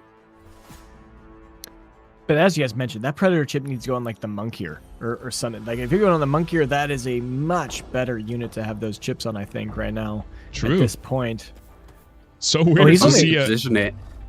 a 4 mud monk here. Only 1 augment or 0 augments compared to a slapping with 3 augments. That's crazy. No, because in theory, you give the damage augment to Monkier, you give the, I call it the emergency button, but the phase breaker to Monkier, you give it Predator on top of that. That sounds like a fantastic wombo combo to me. But again, I'm no pro, and if anything, Furies is essentially a rogue master. I will not deck master. You can also see he's kind of playing with Slayer at the bottom there too. He's only 2 away from getting a gyro, and he's got 1 dash on standby. Curious what he's thinking there, or if that he just naturally, organically got those. Yeah, he must have gotten them while rolling for the mud. It's always good to look for more than you're actually looking for. Like if you're just looking for the mud units, might as well pick up other things that the game gives to you. Maybe you get a free stage 3, which is usually very good. But if he goes for Slayer, it's gonna be tough because we see a bunch of rakes already. 1 coming out from Slooper, 1 from Gusera. So yeah, Umbers shouldn't happen till the very late game once some of the rake players are knocked out. Hasu finished 4 Revenant too. That's gonna be disgusting to watch later. Yep. But we're watching. Can you bunker bust this 3 Verdant right here? Let's see. Oh, it's 4 Verdant now. Oh. Oh my god. Gotcha. Even crazier. Of course, now you have just more healing in that Verdant puddle, which is just going to be absolutely incredible. But can they actually get it out before going down? It's so far, there's barely anything on the floor. Now we're starting to see the puddles kind of flood on through, and just look how fast they heal up. That Lynx was essentially at a quarter HP. It's right back to full. The Archelion as well is finally going to fall, but it lasted way longer than it was definitely supposed to. There is a good shot there from the Emerling Rod to get that Grillix very, very low. That's a lot of low health bars, but it's also a lot of damage. Big stun coming out here from the floor lengths, actually, but it's targeting the Ranger. The Ranger's tanking, so the other 2 Illuvials can flourish. Beautifully done. Oh, that's gotta feel bad. Not getting it with 4 Verdant. That Ranger was Unfortunate. tearing through the enemy team. Top That down. says it best. Nothing to heal when your units get one-shotted. All right, going down to the bottom. Nefer versus Slicks here. Both need this win. Otherwise, they're going to take a big hit to their health pool. And then, of course, Slicks had a hard time in game number 1, too. So a rough game, or game number 1. So having a rough game 2 would be absolutely brutal. Let's see if they can maybe turn our luck around here. Yeah, we got 6 Air, 3 Inferno, and Dust coming out from Slick. So definitely a strong team. Fernite here going down early for Nefer is really, really bad for him. Also, the 3 Inferno ticking away, but the Berserkers are just marching through the enemy team. Is it going to be enough, though? Everything is burning. Everything is melting. Only the Ranger left alive, and that's going to be it for Nefer. Falling down to 22 HP. Slicks with the triple Inferno doing a good job here. And what's crazy is he managed to play that so that the 3 Inferno were the only units that survived. He managed to keep them alive the longest, so those Inferno stacks kept ticking away. If you do lose your Inferno unit, you lose that damage. So that was a really good positioning, letting that burn over time continue throughout that whole match. It was even on, I think they had a chip onto the Verminio as well. So it's a rather tanky fella that was just nice and safe, poking you in the back the entire time, completely untouched. As we have ourselves our next battle here, Hasu versus Nefer. Nefer not quite in kill shot, but definitely getting low. And the 4 Verdant coming in hot. Yes, we're gonna see how they perform. We see in the chat, Siku Perico is like, no, Revenant's bringing back nightmares from the past. Let's see if that is gonna come to fruition here versus Nefer. Is he gonna be haunted yet again by the Revenants? And it seems like it. Just no chance here. Everything is low, but nothing falls on the side of Hasu, and that's gonna bring Nefer to 3 HP. Yeah, and Nefer's just in a bad spot. He's got Veteran's Might, but he only has 1 tier 4 unit. He doesn't have the Rake ready. He needs to get that Rake online, so he's actually maximizing that, and then potentially give that Rake some augmentation to be a beast. Because he does have Steam on standby. It just needs to get that Rake. And of course, other people have Rakes too, so it's just like, sure, you might be able to get it, but it might not go much further than that. And with only having, well, no lives left, that's a scary spot, as literally what you want, the Rake, is directly in your Fernite's face. And he's only level 7. Nefer's level 7. This is looking detrimental. Guziera is level 8. This could be the end of Nefer here. This Forest has got to do some crazy work here. All right, Paz, don't watch. Here we go. We're going to have a hard time here for Nefer, but let's see. Oh, you got Looking this. at that, honestly, that forest is actually a fantastic position directly through the front line. Absolutely evaporated. Might be a level down, but can the Forest and the rest of the squad here from Nefer find the right targets? Again, a dang little Rake is being such a nuisance, but they're turning back onto it. One more shot. It's down. The carry's down. They're right there. 2-on-1. Just got to deal with this Ranger, and never mind. Nefer defies the odds and is going to hang on. Coming back from the death there. Oh my gosh. That was intense. When the Forest turned away from the Sinelf and the Sinelf laser came through, I thought it was over.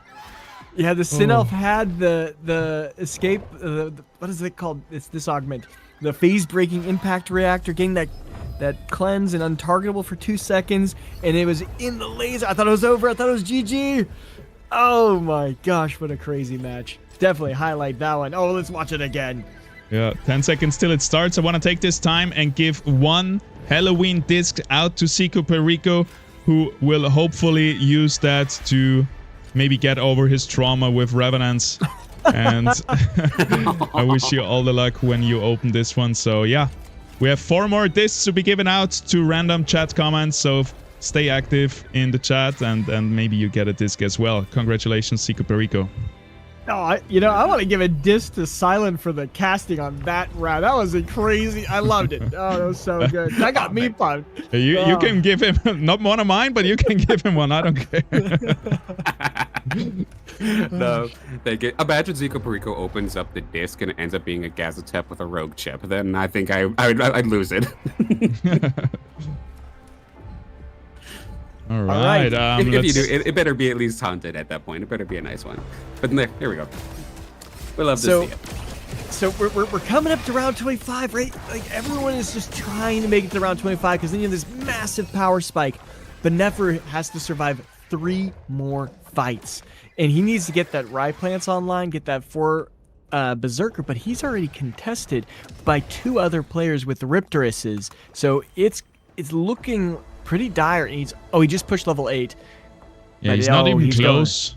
He has 2 dashes here, so that's it for him, I think. This is the worst team to fight against. Oh no. Even if the Forus snipes through, I think the heal is just gonna out-heal. There's not enough burst damage to take down the Verdants, I believe. You got a Golion online too? What is this monstrosity here? I want to find a good angle. It is just nothing but wall and a Sinnoh. And the Ranger, basically. This is going to be brutal. Big ol' wall, tons of firepower. Really good positioning here. Never positioning in the corner. Yeah. So this, you can see the corner composition is now broken up, and Verdant is not going to be as effective. The Arcelion heal heals nothing. So maybe here the outplay happening. Let's see if the Lynx can fall. The Verdant is healing so much, and there is just no chance. It seems like the Lynx is unkillable. Nature Lynx with 4 Verdant. Look at those heals. Oh my god. It's just not fair. You want to know what won that? It was the double twine that knocked up that forest for literally like 20 seconds of that game. It could not move. It was just permanently uprooted and knocked up. Oh man, what a sad day to see. Never taking 8th place. Yep, a valiant effort here, but it was not enough in the second game. But hey, Slicks was last place in the first game, and now he's looking very good sitting at 2nd position. So Nefer, don't let your spirits go down. There is a lot more games to come in this IPL 1000. The next one up here, in terms of being the lowest here, would be Orc 1. And we were kind of worried because we thought they basically kind of trapped themselves with that Invoker chip earlier, right? But at least they have some sort of pivot, because the Squiz has returned, or the Squiz has been added to the squad to try and at least make something out of this. So, like, fair enough, that's... The Octius now is going to hit like pretty decently. Granted, it doesn't necessarily have the augmentation because the ramp fight's holding it, but you got something at least. Oh, that's so close. The Inferno versus Inferno. Slicks is gonna go down, at least the Ghost Army of Slicks, to Orc, and Orc is holding on. And yes, like you said, he made it happen. 5 Scion now, double Invoker with the Ranger and the ramp fight. So it is looking good. I hope he's moving around this Invoker chip depending on the enemy team. For example, here, definitely ramp fight. But when the enemy is spread out and fighters, maybe put it on something else. Gazera now on the chop and block here. There's Orc 1 once again. Here we go. You know, Gazera and Slicks have to survive this round and then get their composite chip. And I really want to see Slicks survive. I want to see 4 Inferno. Come on. Hold the line, Slicks. Is he gonna be able?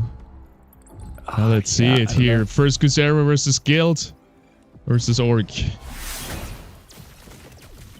Immediately diving on through, looking at the ramp fight. It's just stuck on the tank, so at least the DPS are not going to have to worry about it. Arctic is going to come in here for a little bit of support, try to chop these tanks up. Now they're finally gone. So is the Riptorus. Is all down to just the spellcasters and, of course, the Rake. But it is being turned on. Good untargetable right at the right moment is going to allow for Gazera to keep themselves in the game. Orc 1 not out of here just yet, but a lot of players now down to 6, and now Slicks, it's going to end up being just enough. They ran into the brick wall. That was Kulagast's squad, and there was nothing they can do. Slicks out again early, unfortunately, here in 7th. Yep.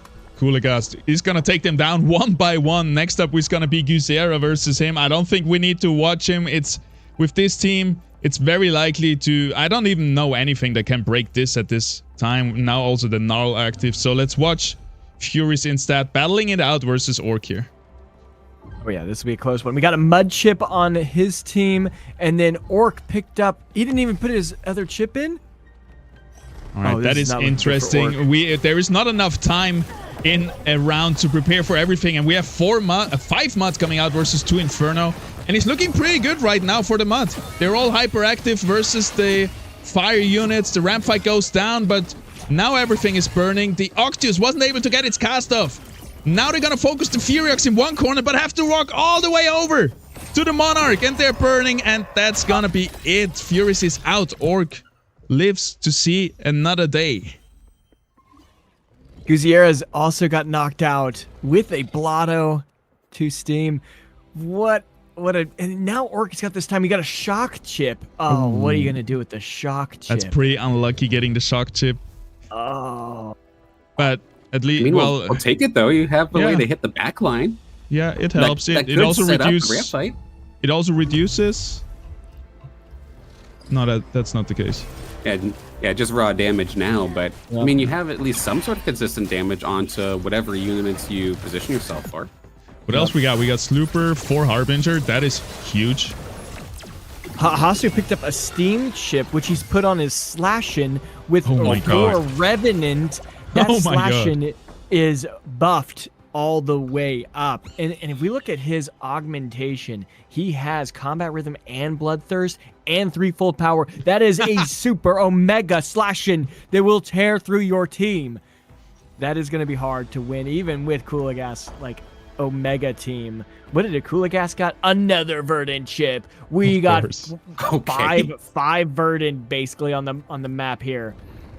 Yeah, he now the Ranger. He went for Invoker. Yeah. The range is on Toxic, so to get Invoker. That is interesting.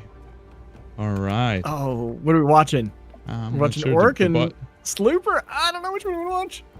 Let's watch the Slash. And to be honest, I think Orc is done. I don't see him win versus Hasu here. This is just a crazy team. Does Slooper have a chance in your opinion? Oh, he's going against the wall. And he's got 4 Harbinger, right? Let's see it. Yeah. That pure damage.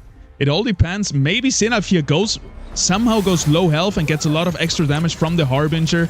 And there's definitely a lot of tankiness coming out, but here we see the Singe already falling. Next will be the Doker and the Axon. Riplands is targeted a little bit, but is still able to hit the enemy units, which are just unfazed by all the damage coming through. Here comes a big laser, though. Enemy backline damage is mostly done. So can they hold on? The Umber with the Harbinger just does not care. And it's going to be an easy victory, actually, for Slooper, finally taking down Kuligas here. Way to hold the line. He did also lose Orc 1. They will fall in 4th. Wow. But Hasu leading the charge now. Hey, big shout out to Orc, by the way, making 4th place with that Invoker chip. That was well played, definitely. If that was Inferno, he would have gone. It would have been way easier for him. Yeah. And you know what? Now that we talk about Kuligas with that Bloodthirst, that's actually saving. It was saving his Ranger. It was saving his Sin Elf because they were able to just heal a little bit, and it paid out. But Hasu's perfectly optimized. Slooper. Slooper's got some good stuff here, but I don't know if it's enough. Slooper's going against Hasu's Ghost Army. I'm assuming. I can't see it on my side. Yeah, we're gonna go. We're gonna watch Hasu versus Kuligas. The Verdant Wall versus the Nightmare of the Past. I think this is over. I think Hasu's going to eliminate both of them. Here we go, though. It's going to be absolutely terrifying. Like you're saying, the Verdant Wall versus my sleep paralysis demon. Let's see how this Penguin ends up going. Right now, it's just having a Sunday stroll. It's not a single thing 5 seconds into this fight. Finally, it's going to get into the battle. The rest of the rogues are actually onto the bunker, but again, this Blotto, this Lynx, they're holding the line so well. The Axon's actually just going to take it for the team for a little bit. That ramp fight didn't do anything either. It's going to have to be Unkillable Penguin, or it is going to be Hasu taking this one. And right now, it's doing all right. It's got the true sight, but there's the Sinoff beam. There's the shot. The wall will hold.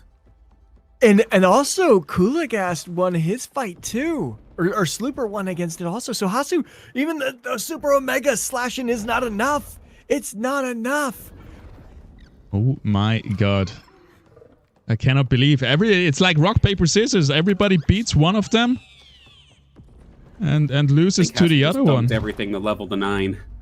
Yep, we're gonna watch Hasu versus Slooper here. So we're gonna see damage versus damage. But I think the 4 Harbingers with Umber, they're gonna have an easy time here as we watch the slash in here, kind of jumping in right here into the backline, and the Umber on top trying to take down the Quinks.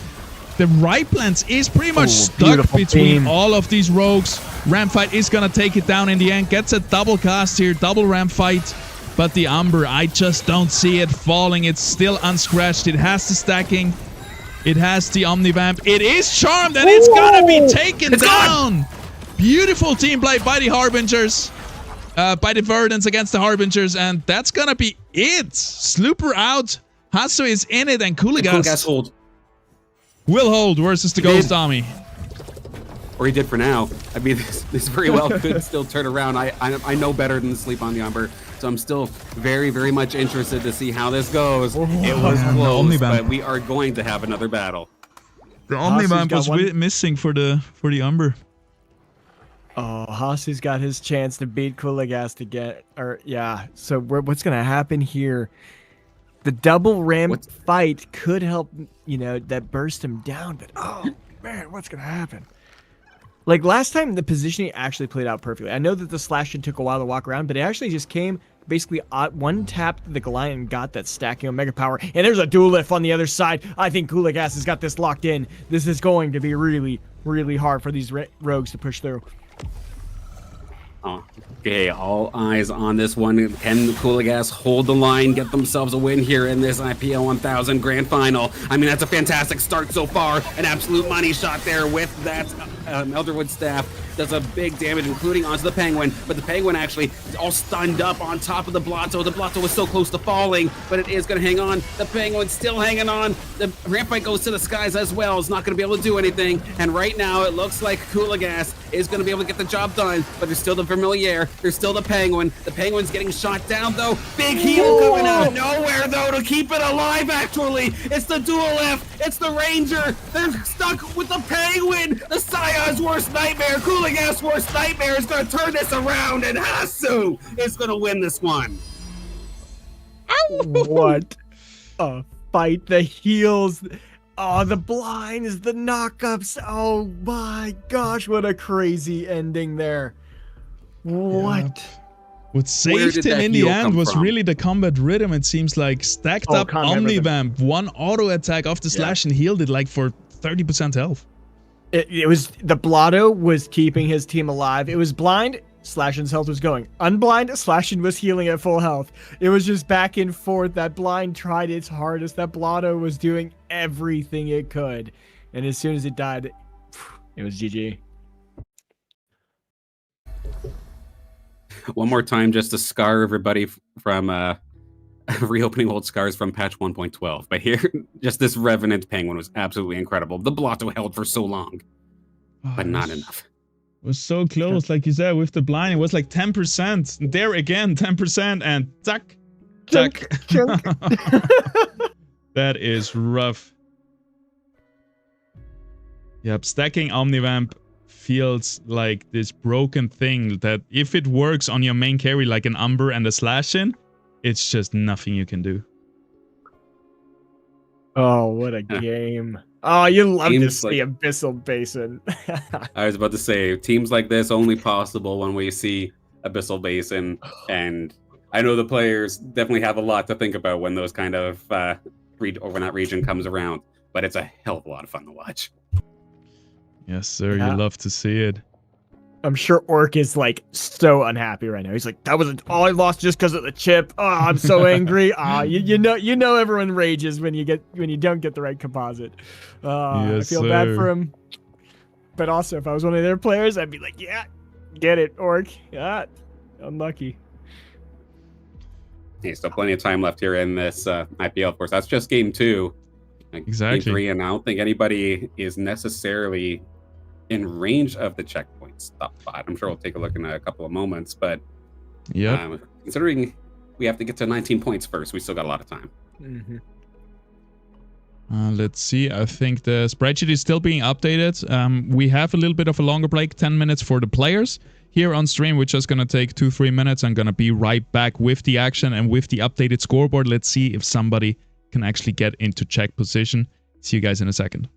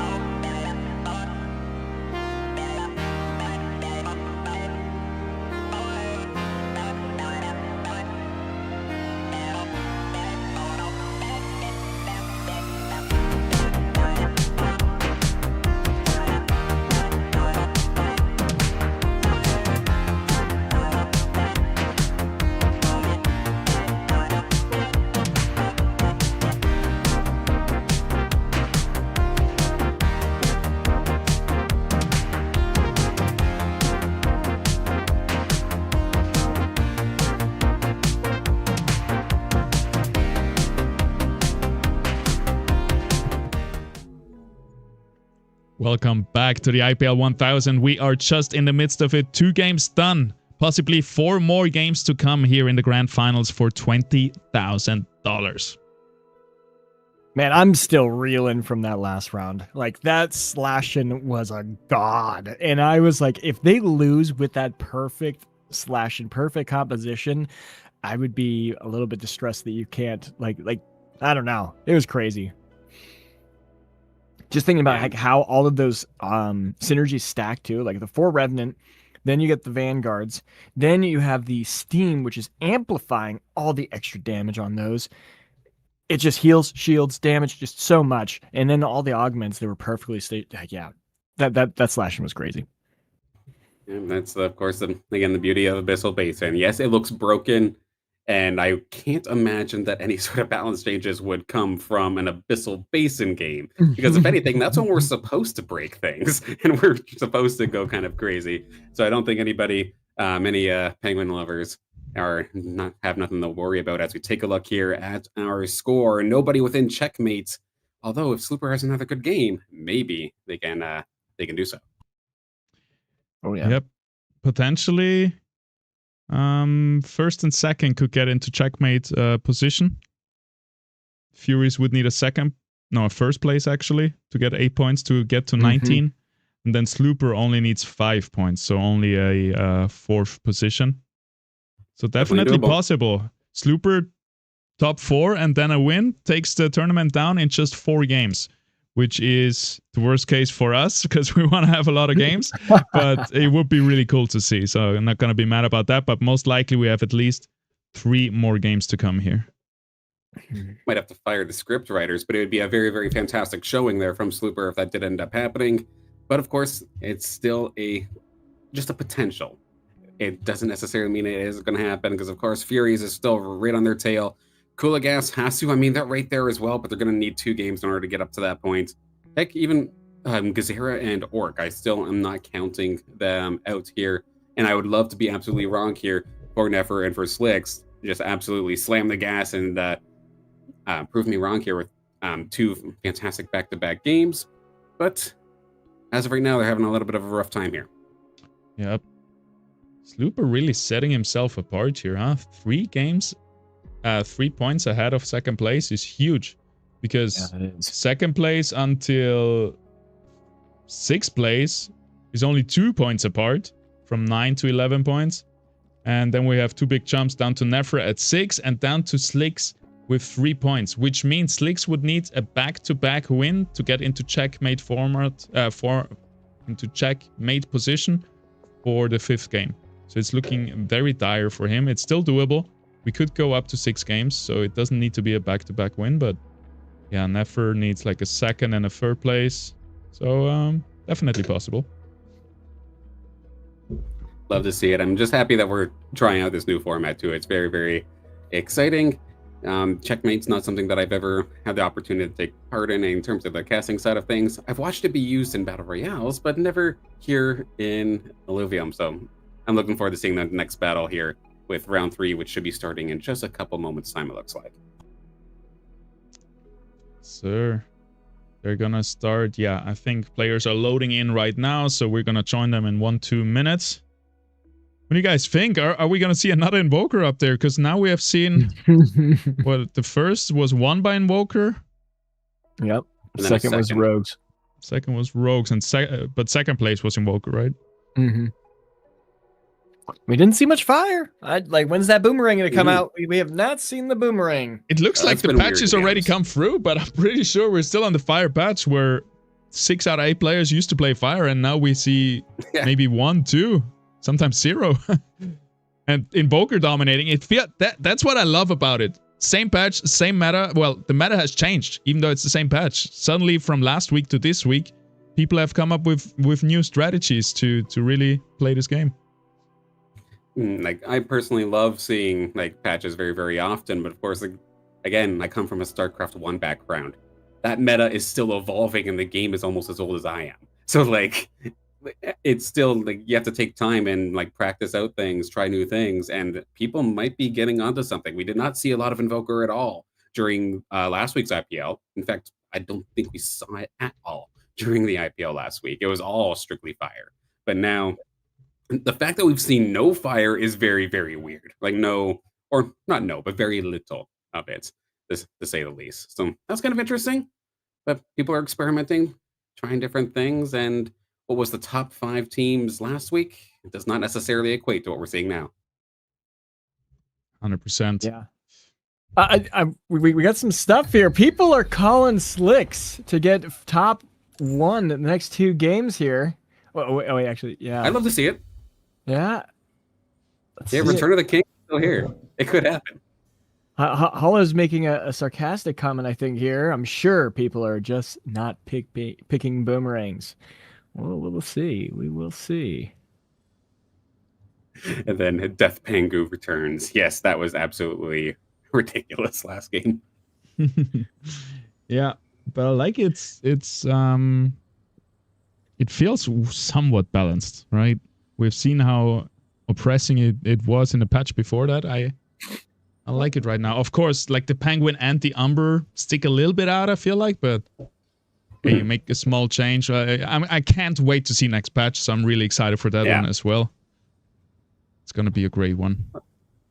Like, there's highlights, but there's no team that feels as bad as what Rogue Revenant used to feel like in, like, I think it was either 111 or 112. Nothing that crazy. Where, like, the top 4 could all have stage 2 Rogue Revenant and still top 4 the game. But here we are. We got another one, a little bit calmer of a region. We've got Taiga Boreal. Win wager system. Oh yeah, I'm right there with you. Positivity. I'll be throwing some money down right now. I'd be losing though, honestly, because Slooper's beating my Furies. Furies better pick up, huh? Maybe we need to create a underground betting. Just joking. Yeah, we got Taiga Boreal. All augments this stage are gonna be this game are gonna be stage 3. So hypercharged. Strength of the teams is coming in, but somewhat balanced stage, balanced region. Oh, right, there we go. That looks more like it. 1, 2, 3 boomerangs coming out from Guzera, Slicks, and Slooper. Boom, boom. Then we have Aqua Blaster from Kuligast. We got the Ember Bastion Earth Bulwark from Nefer. We got the Vinebound Cleaver again for Fury, sticking to his rogues. It seems to be completely uncontested this time. No rogue weapon. We got double Ripple Flail from Hasu and Orc. And yeah, that seems to look... it seems like it's going to be very different from the last 2 games. Yeah, it's going to be competitive. This one's going to be really competitive. And I mean, I'm curious to see how the Ripple Flails battle with Aegis. We've got the Boomerangs are obviously going to be going at each other. I'm really thinking that Kuligast is in a great position to run this back with Invoker. No competition on Scions. That's going to be really... I don't know. Am I going to call it already? Kuligast winning round 3? I don't know. I mean, you're the prophet. Let's see. Let's make it happen. I'm curious if Nefer might be doing the old Magma strategy here. Might be what he goes for. Not too much, but he's going to be fighting for those Scorioxes, though, because the Boomerangs are in play. Yep. Would have been great the last few games, but this one, it's going to be tough to get a Scoriox and a Seer as well. And a Jotun and stuff like this to seal the deal for a win. I mean, at least by taking the Ember Bastion, like, you can still go for those fire units, but you have at least some way to pivot in case you are heavily contested. Just go for more Earth style. And yeah, this is looking a lot more like what we would see in ranked. When I saw Hollow in chat say, "So what were you saying about that meta change?" I'm like, okay, this entire lobby is going to be fire, isn't it? I'm pleasantly surprised to see it just be 3, though. Yep.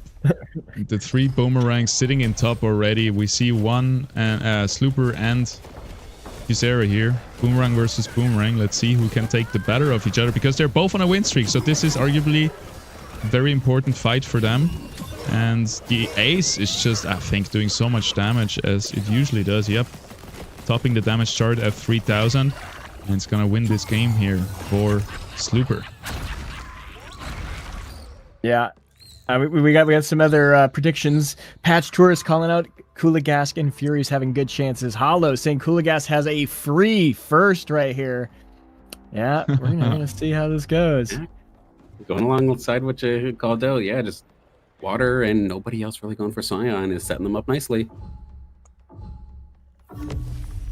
Yep, Nefer going a little bit on a lose streak. I know I've promised it a few times, but let's try the King of the Hill again. Please remind me to actually follow with the winners, and let's start with Nefer here. It's still made for interesting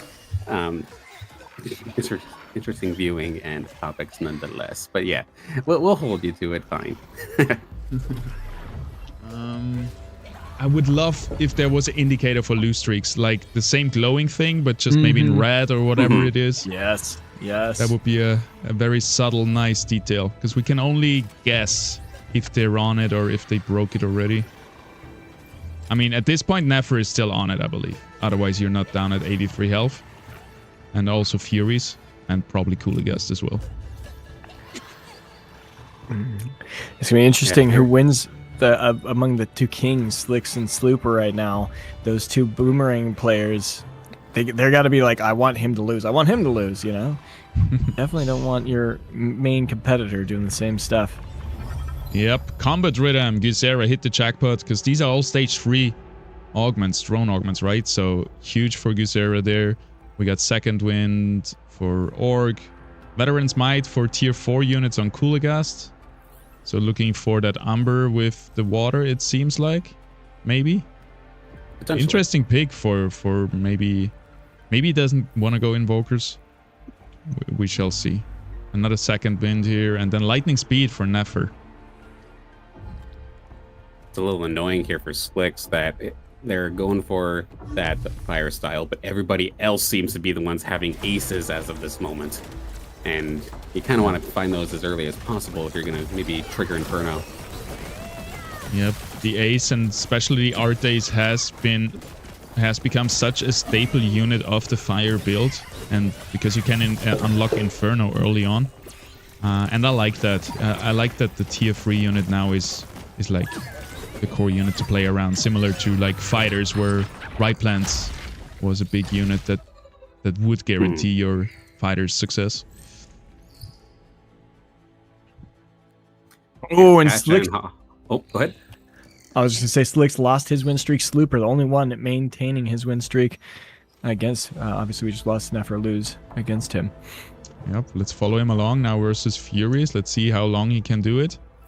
If he can become the King of the Hill. This is a great augment choice, by the way, for the Ace. Breach Pulse Reactor gives you such a big damage amp when you hit shields, and since Ace does so much AoE damage, it almost always hits those shields. So that's really good, combined with some more sustain augment to keep it alive. Well played here, but going up versus the Rogues, that's going to be tough, nevertheless. I mean, that Groko's at least right there to catch all 4 or 5 of those, actually. Nicely done there from the Groko, allowing for that plane to immediately get taken down. Nice little carpet bomb coming out here from the Ace. It does go across essentially everybody for the most part, and having that extra shield will allow them to cast one more time. Yes, actually, get out of dodge, get all the way over to the Rota that was still alive. It is eventually going to fall, but the rest of the team's going to be here to clean things up as long as that penguin doesn't go absolutely Super Saiyan. It's going to try, but it's so slow. It waddled its way over, but it could not find the Ranger. That's going to be Slooper keeping that win streak going. Oh, you want to know what the difference was, too? It was that Groko survived 8 seconds. Literally, it died at 9. And so it managed to trigger that hollow stasis reactor one more time, giving that shield. And that shield kept the Ace alive. And that Ace did a whole bunch more damage. And it just barely ticked along just enough. What a good close match. Yeah, Slooper now versus Slicks. One more round for him to be crowned King of the Hill, and we would go back to the bottom again, where Furies and Nefer are sitting comfortably.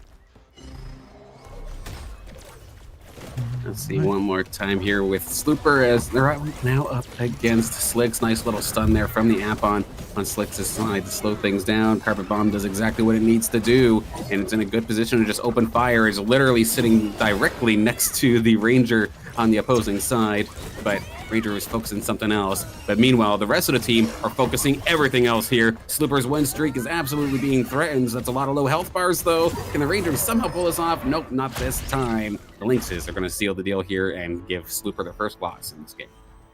Yeah, and I saw Slooper put in a Mamu this early. I really think that's too early for a Mamu. Like, it's just, there's not enough units for his stun to be meaningful. And a Mamu just on its own is expensive. It's not that tanky. I don't know. I think that might have been lost there. But anyways, are we watching Slicks moving forward now? Yes, Our sir. new potential king of the hill. Going against Guzziera. Guzziera has an Axon locking in nothing because the Ranger has a Boomerang. But the Boomerang brothers have all been battling it out. Yeah, love to see it. Who's going to take this one? Let's see it here. We got Scion, Bulwark, Fighter. Really good composition coming out from Slicks versus Guzziera playing something very similar, but a little bit more sustained with the empaths. The carpet bombs are being laid down by the Monarchs, or soon to be Monarchs. They are still aces, and it is looking very close. But the side of Guzziera seems to be a little bit more tanky here. As the aces fly across one more time, it's gonna be a close one, but it seems like Guzziera is gonna get the better of it. But it's... Oh, the TNT seals the deal with one big shotgun shot to the face. There were some perfect casts from Slick's Boomerang, though. It was going through, and he's got the augment, or the upgrade where it stuns enemies for 1 second. You just saw, like, 5 units getting stunned. It was beautiful. Beautiful positioning. Unfortunately, his comp just, in general, is just not strong enough to hold.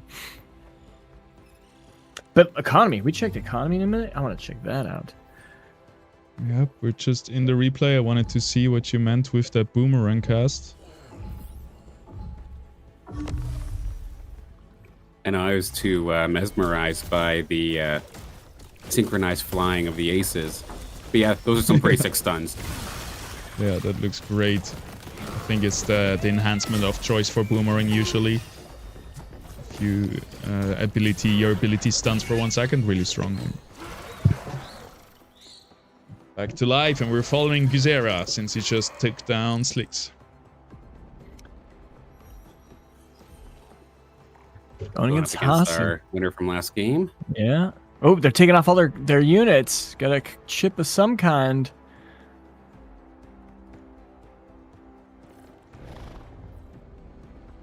Wait for it. What do we got? Water. All right.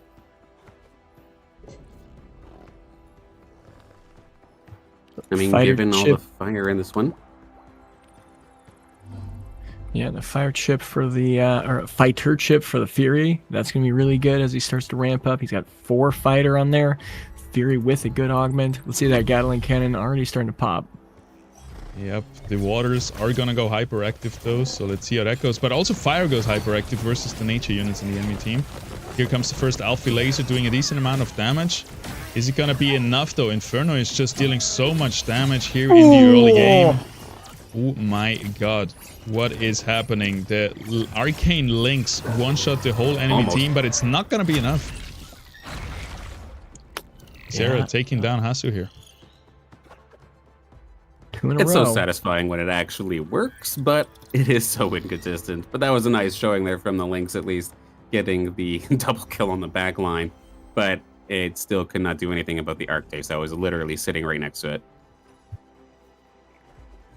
We have big economy coming in, and everybody rolled it down. We just shot a jump from 80, 90 gold down to now 20, 30, 17, 40. The only one still that didn't roll down on round number 13 was Guzziera. But and Hasu, yeah. I think, yep. And Hasu lost that one, so he's like, all right, that's fine. So, I mean, it was okay to lose that one. Wasn't on a win streak or anything crazy. Yep. Let's see if Guzziera could keep their win streak going now versus Nefer. Of course, loaded up, does have Inferno. Now that Arctis is here, we'll be diving on in towards that Fury in just a moment's time. But the one thing that's a little bit of a pain here for choosing the Boomerang over, say, the Scion weapon is that Inferno proc does come out a lot later because you're waiting on the Arctis. The Boomerang just charges way too long compared to the other ones. And we are seeing exactly the perfect capitalization here from Nefer, able to clutch it up there with the fiery TNT. Even Mammoth holding the line there with Archos. Well, and something interesting about Nefer changed. He used to have the Earth Bulwark, now he's got the Fire Bulwark. True. He's actually unironically going for Wildfire. Oh, no, yep, and he was rocking Wildfire. Unfortunately, the Crunk died that round before he even cast, and so I was actually thinking that round was going to go opposite direction, but it held the line. Wildfire Aegis. Curious if this is a hidden build. Comes out, gets a good win here. Definitely for the mid game, super strong. I think 5 Bulwarks is such a dominating threshold to hit in the mid game. It falls off in the late game. Quite harshly, I believe, but yeah, for now it's really good. And then you bring in Wildfire just to buff up the damage, since you already got to sustain with the Bulwarks. I love to see it. And the Scions, yeah, let's follow Nefer along. I'd also like to point out something interesting. We got Slicks with 16 credits in second place, but Slooper showing his dominance. He has 50. He's holding quite well in first, so that's going to be interesting. And we are going to be watching Nefer going against Hasu. Let's see what happens. I like what I'm seeing here from Nefer, though. Right as this battle is about to start, Wildfire is Wildfire can be decent as long as you actually have tank augments and put it onto the Blota or the Crunk. Crunk does have some, because then this thing becomes not unkillable, but it takes a while, and little things like, say, Scions can burst it down still. But the fire is going to slowly keep chipping away. In these moments of downtime, when the Scions aren't casting, it will heal up ever so slightly. It is finally going to end up falling. There's another nice Scion cast there from the Lynx, cleaving through. But now the Crunk is actually... Oh, heads up! Incoming! The Eve is going to get flung from a Mammoth from downtown. The Mammoth will eventually end up falling. The Lynx should, in theory, clean this up. Archos versus Arcane Lynx, the wind up in the shot, and it is going right on through. We've got a wet noodle fight to finish off this one, and it will end up going to Archos of all things. Beautifully done. The 2 nature, I think, was the difference there, because he was just naturally healing just a little bit just to keep him alive. That was crazy to see. Way to go. Yep. That is crazy. And also, it was lucky that it didn't cast earlier, which would have stunned it. It was crazy interaction there. My goodness. Coming down to one last hit. One more auto attack as we keep it with Nefer, who might be our first King of the Hill if he wins here versus Slooper, who has 6 fire though, and those fires are gonna go hyperactive. We can see their bars filling up. The Artes, fully augmentized, flies into the backline, doing so much damage, but now it's gonna be focused and won't be able to fly to safety. But in the meantime, the front line has been melted. Here comes a big TNT cast, a last effort attempt from the Archers to heal everyone up, give them a little bit more time. But the Inferno just slowly but surely ticking away. Also the Ranger having a beautiful angle here into the backline. That's gonna be Nefer falling, and who was that? Slooper. Slooper. Yeah. And Slooper, Slooper 64 credits, and Nefer's only at 36. Slooper just holding this so well at the top of the lobby. Very wealthy. He's in a really good position right now. If he can get that Furiox, I think he's going to go top 4 pretty easily.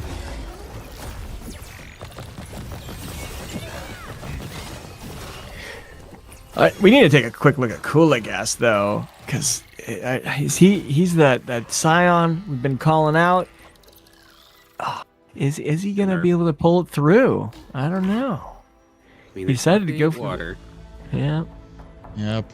Well, we're gonna stick with Slooper here one more round because he's fighting versus Furies, and Furies is also at 43 HP, so both of them sitting at the bottom right now, and that's gonna be a tough one.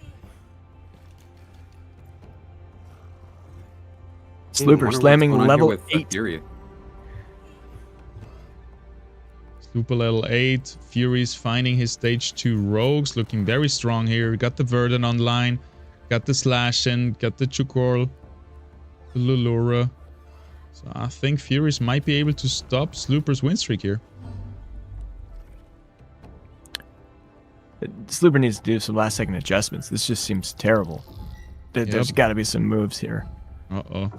Alright, that's gonna be a free kill on the Fury, a free kill on the Ranger as well, and yep, he was maybe busy shopping and not really repositioning, but let's not count him out yet. There is a beautiful Artes flying across the board, doing so much damage.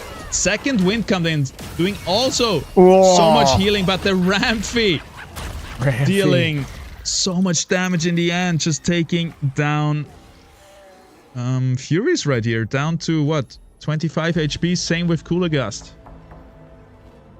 That might have been the most beautiful Arctase Carpet Bomb I've ever seen. That hit easily like 6 or 7 Illuvials. And they were just sitting in it, just letting the Rampy then getting the kill shot. And yeah, Fury might have had the team composition that they're like notoriously known for here, but having a hard time here in game number 3 as we take a look with Nefer and Coolagast. Of course, Coolagast has this steam-based kind of style, but is kind of broke at the same time. Not much wiggle room as they have to now go up against Nefer.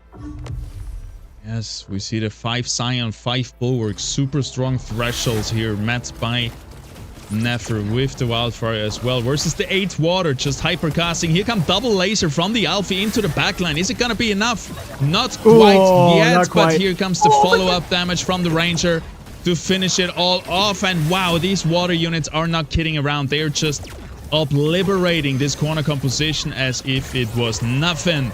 Nefer is gonna take a big hit from that one. Was a wombo combo. It isn't Falco. No, that's a Mammoth on top of Alfie's. That was absolutely beautiful.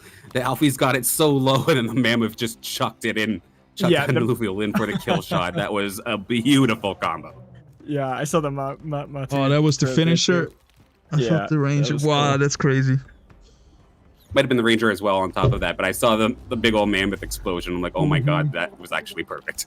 To be honest, just sleeping a little bit on the positioning Nefer there, because you cannot be corner positioning versus a Mammoth and 2 Alfies.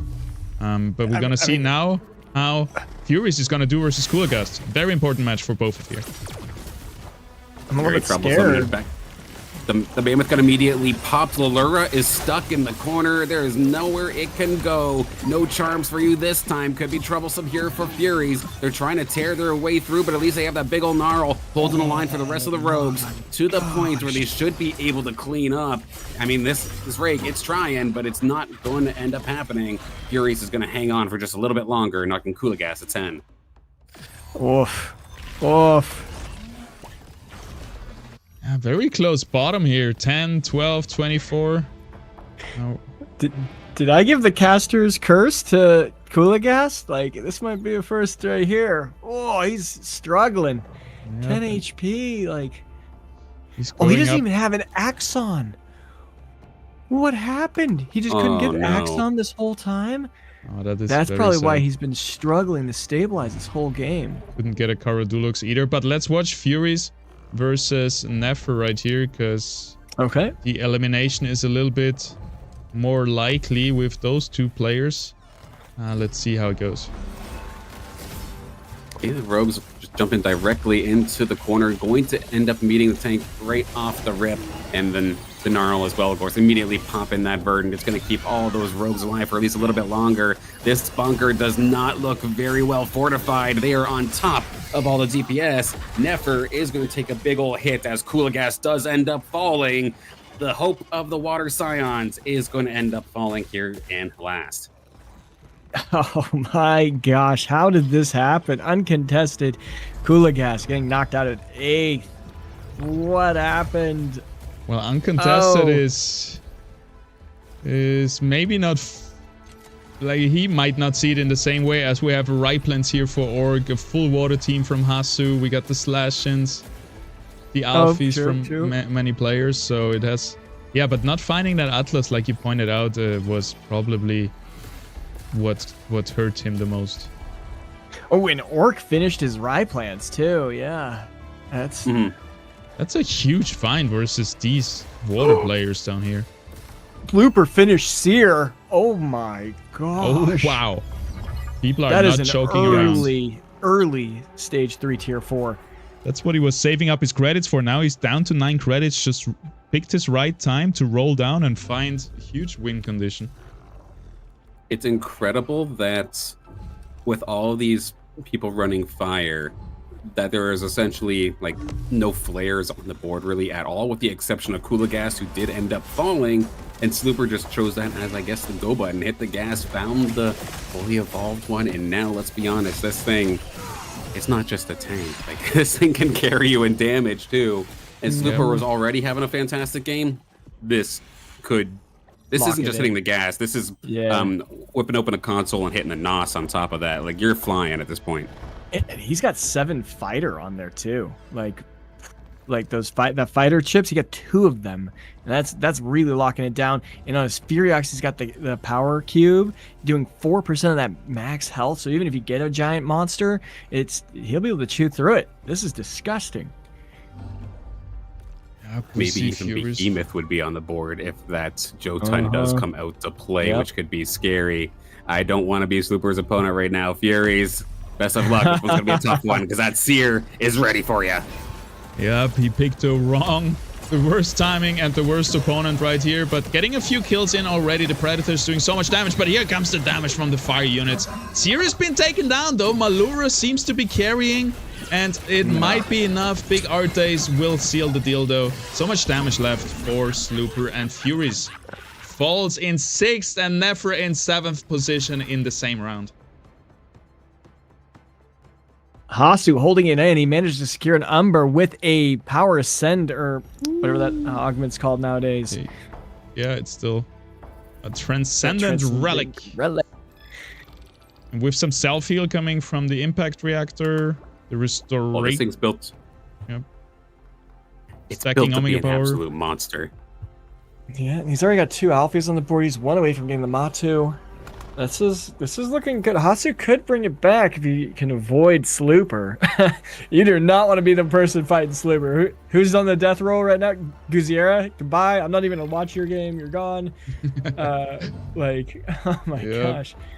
I mean, I'm still not comfortable here if I'm Hasu. I'm going up against Slicks, who does still have a pretty solid squad, including that ramp fight, completely loaded up, a little bit of tank, and a lot of Omega power going directly towards that Sinolf. That is gonna do so much damage here. Hitting 5 units at once and taking down half of them. Artes flies through. Monarch will not be enough. Umber here in the top side will be the one 15 seconds to bring him to victory. There is no chance for the red team, I believe. But here comes the charm. And here comes a throw, but it's not gonna be enough. Umber with lifesteal, with those augments, is just gonna be unstoppable. GG's to Hasu holding on, taking down Slicks in this round here, and now Orc is sitting at the bottom. Orc's sitting at the bottom. Oh, and he's going to get Slooper. Uh-oh. Slooper's Ghost Army, though. Maybe he can find some crazy positioning. This Furiox needs to die. And then the range on the other side as well, but there is no rogues coming out for Orc, so that's gonna be tough. And Slicks is level 9 already, by the way. Let's watch Hasu and not the Ghost Army. Okay, watching Hasu. Let's just watch that at 15 seconds. That's where that Transcendent Relic turns on, and then that Umber becomes disgusting.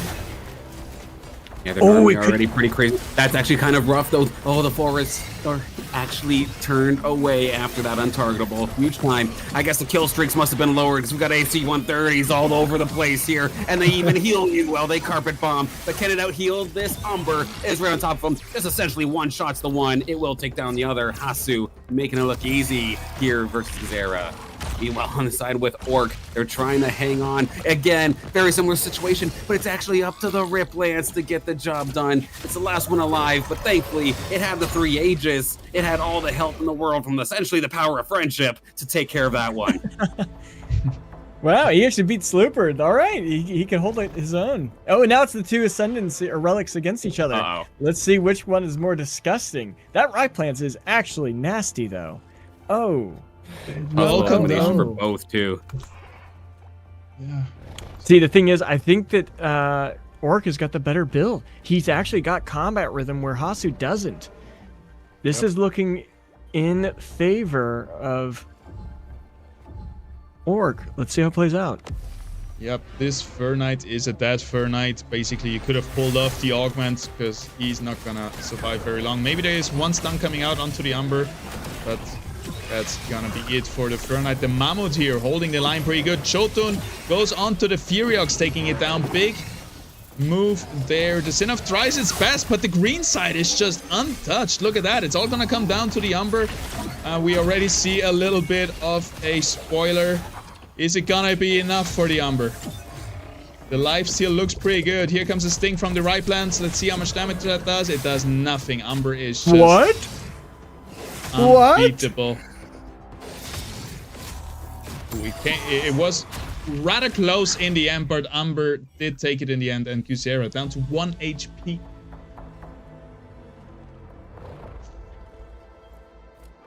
Well, clarification I actually want in regards to the checkmate format. If somebody gets 19 points, but that game getting them to 19 points was a win, is it game over, or is there a game after that? It's game after that. Game after. Okay, so it's okay. You hit the checkpoint of 19 points, then you have to hit the next checkpoint of a win. Yep. Okay. Yeah, because somebody said in chat here, Pal said, "Is Slooper going to just win this in 3 games?" No, technically not possible. Yep. That's what. We got Coolagast in the chat saying, "Oh man, I got 1 offensive augment all game." That hurts. Oh, you hate to see it. Yeah, that's rough. Yep. Really All right, so we're in the top 4 here. Everyone's taking their units off. We must have gotten a chip. I wonder if it was a composite. That could upset some serious things. Kusera 1 HP in a dream. Yes, sir. Let's watch him. Oh, it was a composite and Inferno. He got 4 Inferno? Or is it 3? It's a 2. I see It'll 2 be right a- now, but the Ranger's unbounded. Yep. We got. Oh my God, we got Harbinger Umber. I think that's it. Oh, and a behemoth though on Slooper. Behemoth And that's chip without on Showdown Slooper. actually being finished. You gotta put that No, it's behemoth Slicks chip on with something Showdown. else. Who has the Behemoth chip right now?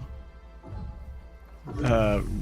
Ram Oh, fight. Ramfight, yeah. Ramfi coming in here, last second level up.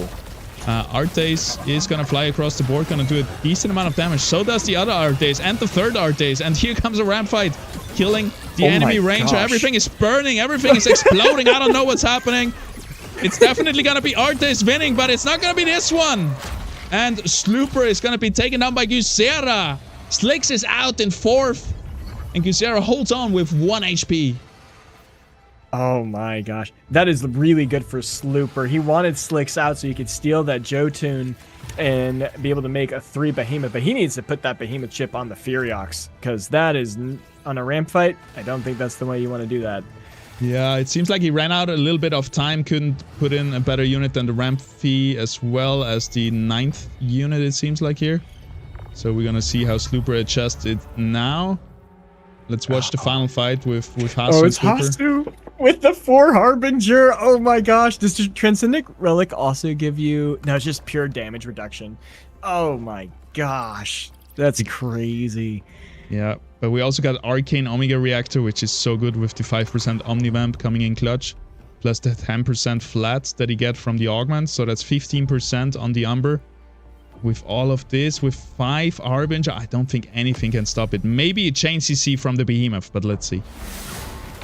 If there is one saving grace, that Furiox has what was at least the Leviathan's Fury. It should be able to tear through everything, and in fact, it's already targeting the Umber until that very moment. It got it pretty low, but just like that, as soon as it has a moment to breathe, this one is over in seconds. How does a Ghost Battle go, I wonder, on the other side, as Hasu did that in such record time? Nope, it's actually going to be a speed run here onto Kusera. He's going to end up falling into 3rd. Slooper has 22. no time to react right here. How much gold does he have to roll down? Slooper sitting at 8. He has nothing They're left. broke. What is he going to do? He got a Scoriox, though. Did he have a Scoriox last game? I don't think so. No, it was Furiox.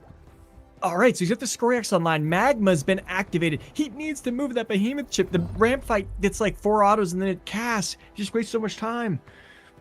The Behemoth would be able to stun out that Umber. Oh, it makes me cringe. All right, let's see how this goes. Ramfight will jump here into the backline and is gonna target the Mystic, the big Gazier. The laser comes out. The Furnace is taken down. Umber in the backline is wreaking havoc. And The red units are just slowly but surely falling. All eyes onto the Scoriox, but it's not gonna be enough. Oh! This Umber is a menace. And nobody can take it down. It's gonna take Hasu right here to his second win in a row, I believe, in the IPL 1000. Beautiful.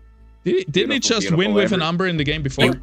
I think that was Kuligast, right? Or was it Hasu? No, Hasu got game 2, I believe, as well. Yep. So that's 2 in a row now here for Hasu out of nowhere. And I believe it was just rocking water comps. Last time it was the Penguin. This time it was the Umber. And just making it work. Everybody's crying about fire. Well, they're just putting it out immediately here with water one way or another.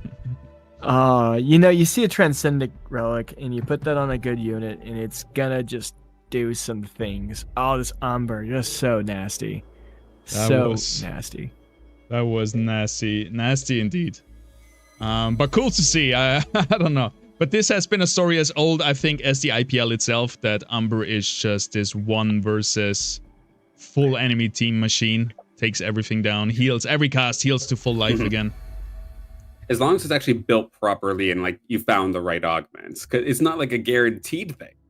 But yeah, like they had the Omnivan, they had the augments to support it. You got a legendary that turns it almost unkillable as is by itself, let alone with the support of everything else, and plenty of other supports. Like yes, a lot of their team just ends up dying really quickly, but because it was 8 water, that thing is charging its Omega so fast.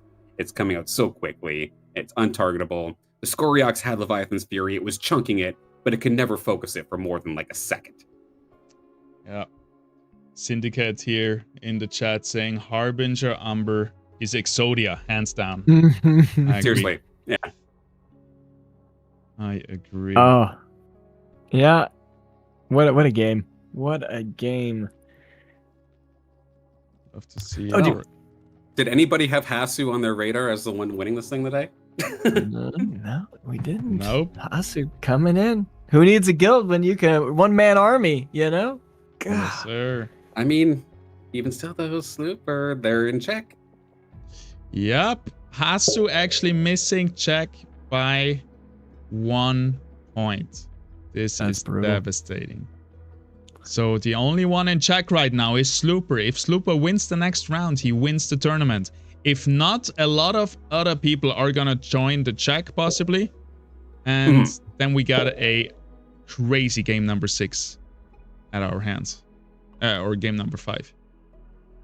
And then for game number 6, we have a lot of people in check. That's gonna be a crazy one.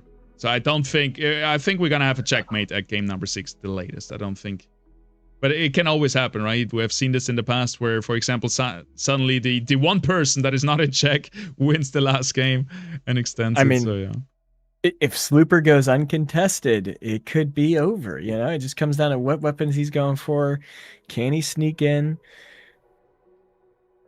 Oh, that was crazy. And now more than ever, too, with the point system, I mean, like, you could target people before. But especially in the checkmate system, if you had a target on your back before, it is now a beacon shooting into the skies. Like, okay, anybody else can win but you. And I am going to, honestly, like, if I'm already, like, positioned for 4th or 5th, I might intentionally try to take you down so that we're not checkmated. Yeah. And give us another game. Like, it's definitely a way that it could end up being played. I mean, most people just end up kind of focusing on their own game plan, but if people wanted to, that is a route they could go. I am curious if people be selfish. They're like, someone else will take care of him. Someone else will bring him down. But if I saw him on a big win streak, I'd probably dump. Like, all right, slam level, buy units, kill him, take him down. Yeah. Sir, okay, we still got a few minutes. We're gonna do a quick raffle. See you guys in a second. Oh, the end of month raffle. Ooh. There we go. All right, so we have the monthly October raffle right here. We're going to draw 5 winners. The first person, you can all read it up on the Illuvium homepage. It's clearly explained there. But basically, the first person gets 25% of the pool. The second person gets 12.5, and then always halved. So we have an $850 prize pool right now, which means the first person is gonna get $212, second person $105, third person $50, fourth person $30, and fifth person $20. So yeah, I'm gonna just post this in the Illuvium Discord so you have more information about it. But this is the monthly raffle, and you get raffle tickets by playing Illuvium, by playing the ranked games, and that's what we're gonna do now. So we're gonna draw the number one for 25% share of the total pool. By the way, the pool is increased by the more Battle Pass players we have. So this is just, you know, it gets bigger and bigger the more player we have. A little bit of more sustainable reward system here. So, first place for $212.50. 25% of the $850 pool is gonna be someone with not in the middle of the rewards. It's Warfighter from Hype. Congratulations, that's $200 going out to Warfighter. Congratulations, big one. Then we're gonna roll for second place, which is gonna be $106. 12.5% of the pool. Going to El Chico from LMBR. El Chico wins second place and $106. Well done. Congratulations. Third place with $53. Going to Frodo from Ola. Congratulations. Third place with $53. Fourth place with $31. Going to drum roll.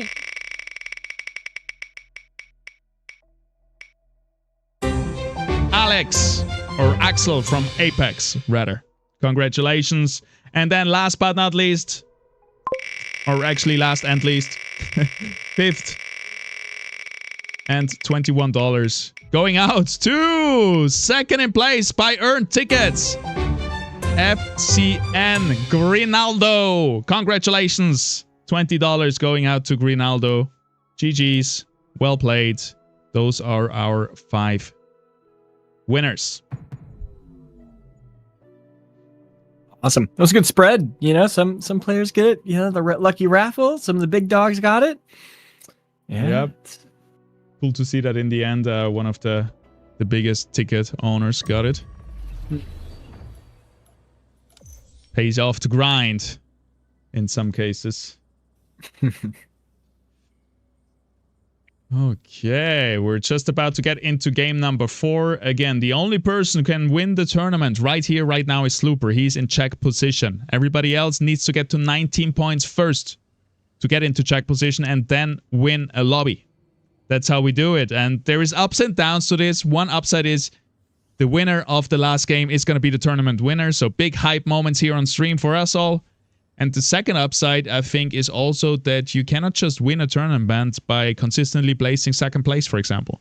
You need to win in the end, and I think that's an important skill expression as well, to not only be able to play consistently good, but also being able to win lobbies. It's an interesting and nice mix because, yes, it'll still reward your consistency at least early, but if you're relying purely on consistency, you're hoping for nobody to win checkmate, which is not likely, to say the least. So with a playstyle that we kind of seen from, say, Nefer, for example, from yesterday's semifinal, just essentially, I think it was his 4th and 5th, so every single game was enough to get them into grands. That won't necessarily fly here. So looking forward to seeing what everybody can do for these next couple of ones. How many more do we get into checkmate, or does my prediction come true here and Slooper end up taking this one? Yep. Oh, you said Slooper would win? Yep. I said let's see the coach take it. Okay. And sure enough, they're right there. He's doing really good. Here's the thing. Either he wins and I'm right, or he loses and we have even more epic games ahead of us. It's a win-win. There we go. I'm still holding true to my prediction. Nefer at 8 points right now. He is not out of this. Anything can still happen. You just need you need like 2 times 6 points, and then in game number 6 you can still win the lobby and win the tournament. Nefer, by the way, little fun fact, the only person that I ever saw a tournament win in a perfect fashion, first place every single round till the win, which was really cool to see. And then the last game he won on 1 HP.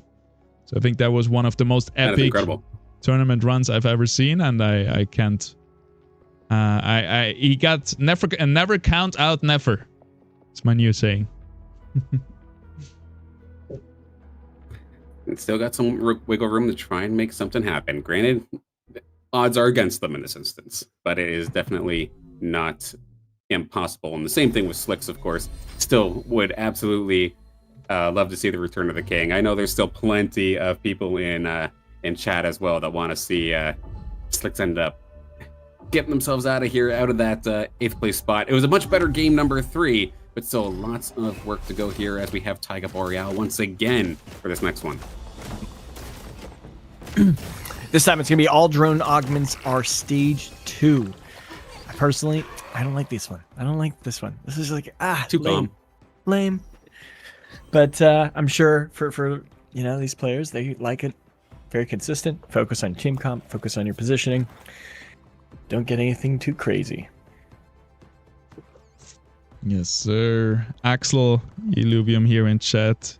Super stoked about his win. Love to see it. The viewers are actually also the players. Great community that we have here. Can we take a look at the weapons? Not quite yet. We're very early here. Game number 3. What was your prediction again?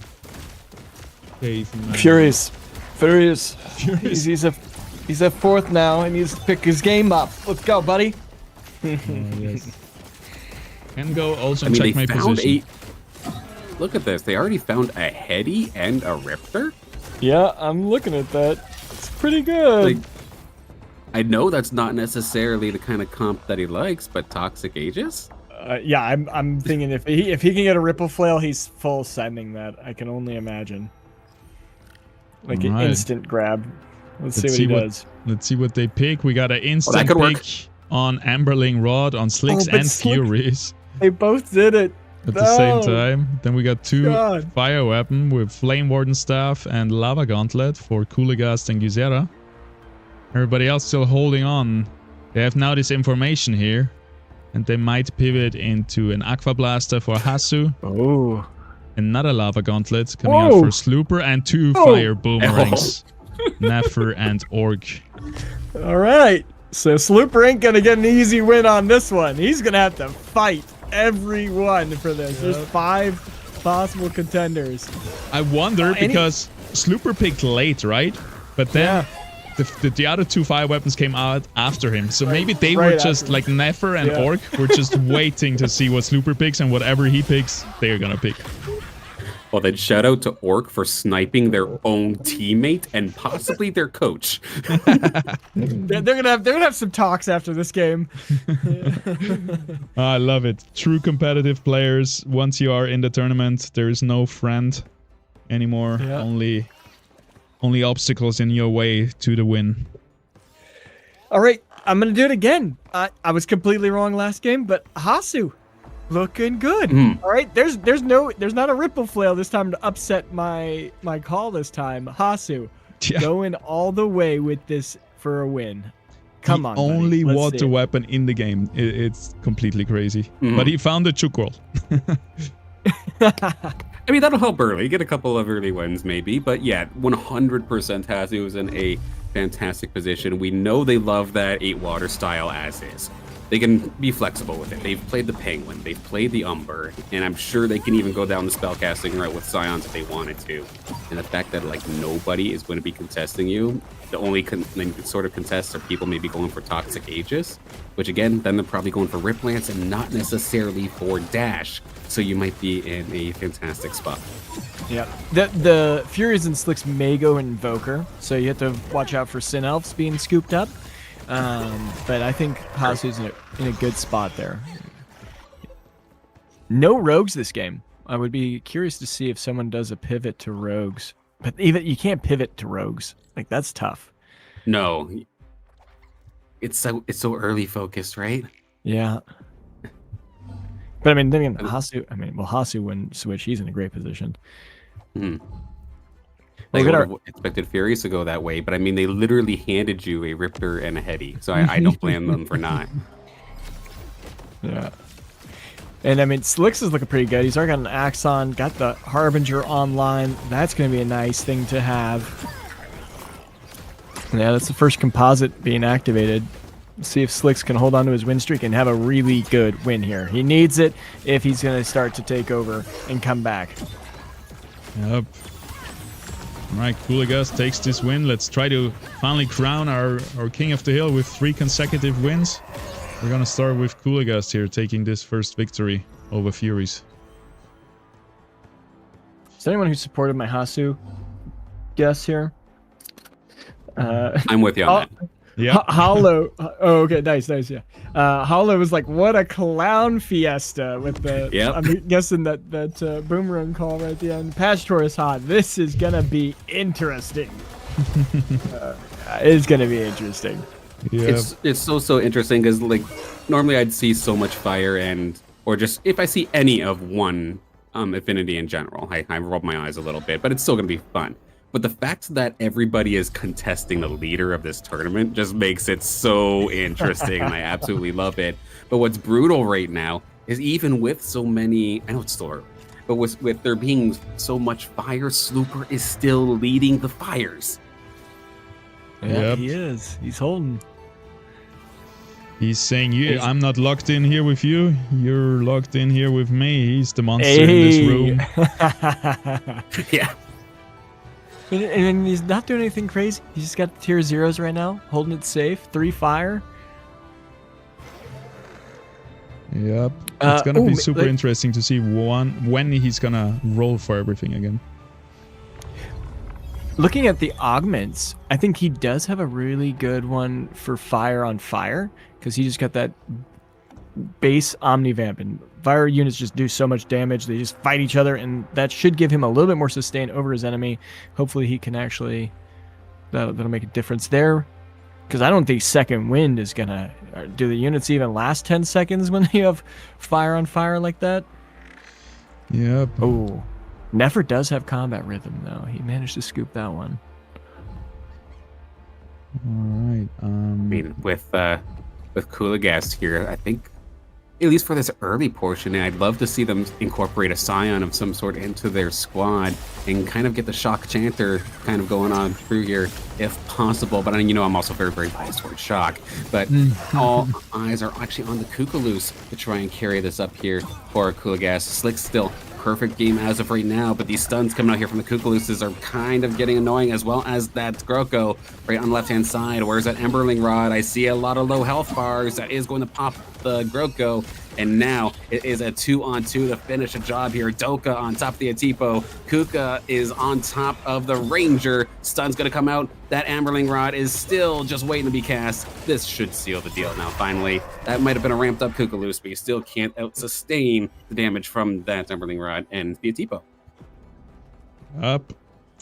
Slick's keeping his win streak. Now this is Guzera. He does have the infusing void reactor, which is good too. Once again, I think that should be put on the Axon. What are our thoughts? Like, that way the Axon's getting a lot bigger heals. Yeah, definitely. I think so as well. Maybe there's a little bit of a confusion going on where it could maybe be misread that it heals more. Well, it used to. I know it used to, and that was the big difference. But yeah, usually I would always favor triple augments on my main carry, which is the Axon at the moment, or my most important unit. But hey, looking at a most important unit, Nimble Link's coming out with double resonating pulse reactor plus a restorating impact reactor. Yeah. It was time for Slicks to lose that one. That team is just too big. Yep. And who was that? That was Guzera right there. Now going on to a win streak. going against Slooper. We have the 2 fire gauntlets battling it out. Will Guziera take the leader down here? Do believe the attempt for these Arcanite Inferno is here, but I don't think there's anything else here for Slooper that can trigger the Inferno, so not quite just yet, just with the Arcanite. But this Nimble Lynx right now, every single time it casts that Omega, it's going to be getting a big old boost to its attack speed to the point where it just becomes an absolute unstoppable killing machine, even up to someone who's basically kind of supposed to be doing that kind of job. The Monk here gets shredded, the Doga gets shredded, everybody here on the red side will absolutely get shredded, while that Lynx is basically untouched. Big win here for Gazera. Yep. Slooper. Let's see the economy. How is that looking for everyone? I would assume it's very similar for everyone. Viewers at 70. Yeah, the only one really sticking out is Slicks at 40, it feels like. Everyone else is pretty much at maximum income or very close to it. Yeah, maybe Slicks tried to push for that 1 win streak and lost it, unfortunately. Guziera holding at 56. That's good for a win streak at this point. If he can win this one, I think it goes to PvE, right?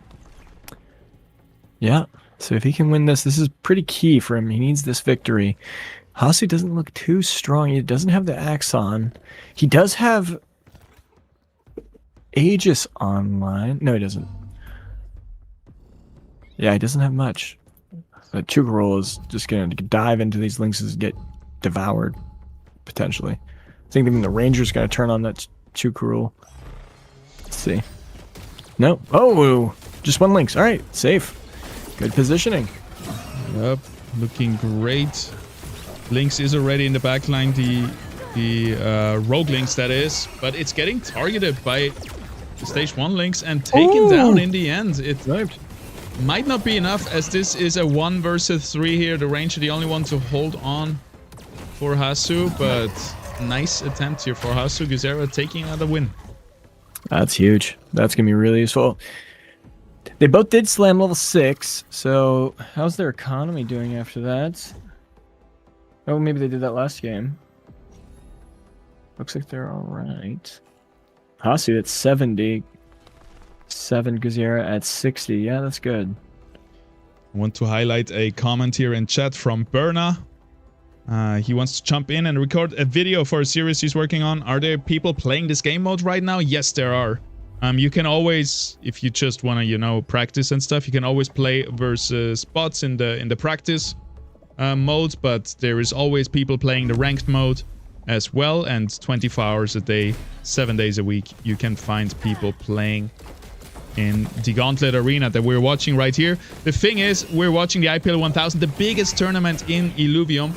So maybe that's the reason why there's less players playing right now and more actually watching the tournament grand finals unfold right here.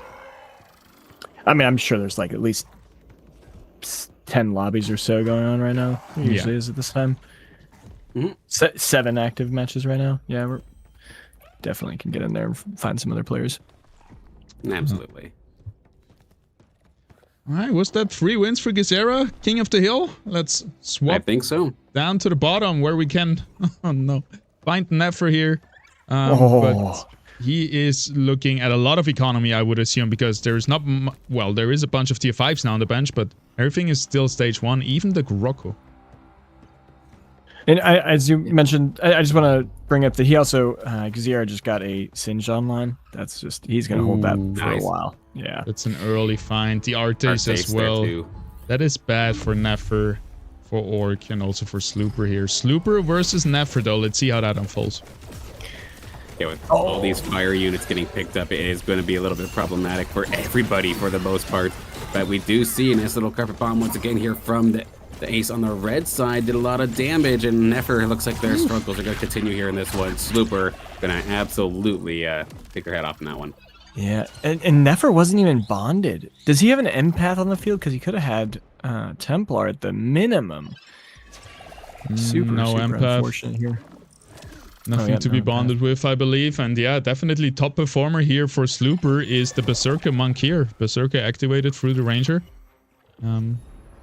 Definitely super important to find these early composite synergies on your ranger. Okay, Hasu's sitting with.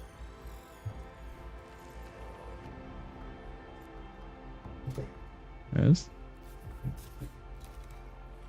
I'll go ahead and talk. We've got Hasu here with no contested water. He actually scooped up a water chip, looking really good. He's going to be rebonding here in just a second. Probably still going to be keeping a Aegis, which he's already starting to buff that Riptorus, which would be pretty good, but it's going against Nefer, and Nefer managed to pick up a Singe and a Goliath. Let's see what happens.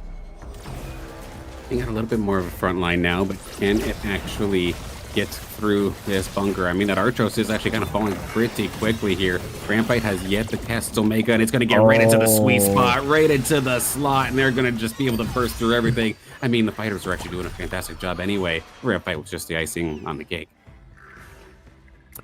And if we do look at economy, Hasu's sitting nice at 64. Nefer dumped a lot on that round. He picking up that Goliath, picking up that Singe, went down to 32.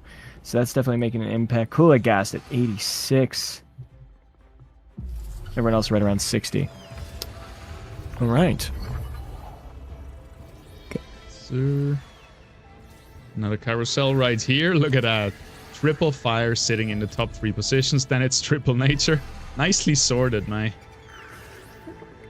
Looks neat. But yeah, soon this will change, I believe, because these 3 can't stay in the top. At least 1 or maybe 2 will knock each other out because there's not enough fire units in the pool.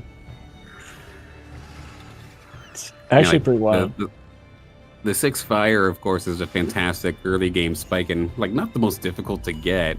But that's exactly it. If you don't have some sort of support or you don't find those fully evolved fire units, then you will eventually fall off. Because I know that seeing all the same affinity up the top there definitely not triggered me, but it surprised me, to say the least, seeing so many. But again, fire definitely can kind of snowball early. It needs an early good start, but if there's so many people, they're going to fall off so hard. As we have our next battle here, Nefer, can they find themselves another win here up against Slicks?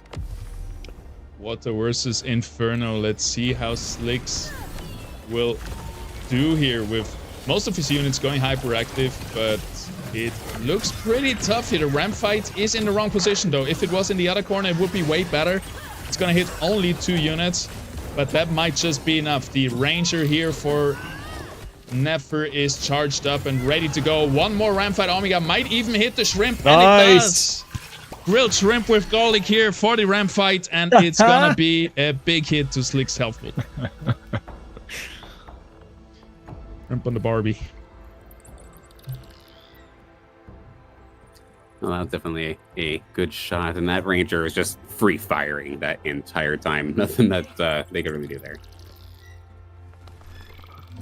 But Nefer's in a tough spot. He's not going to be able to pick up like a Furiox at all because there's so many other Furies already being scooped up by the enemy team. He needs to do a heavy dump now, but he just doesn't have the economy.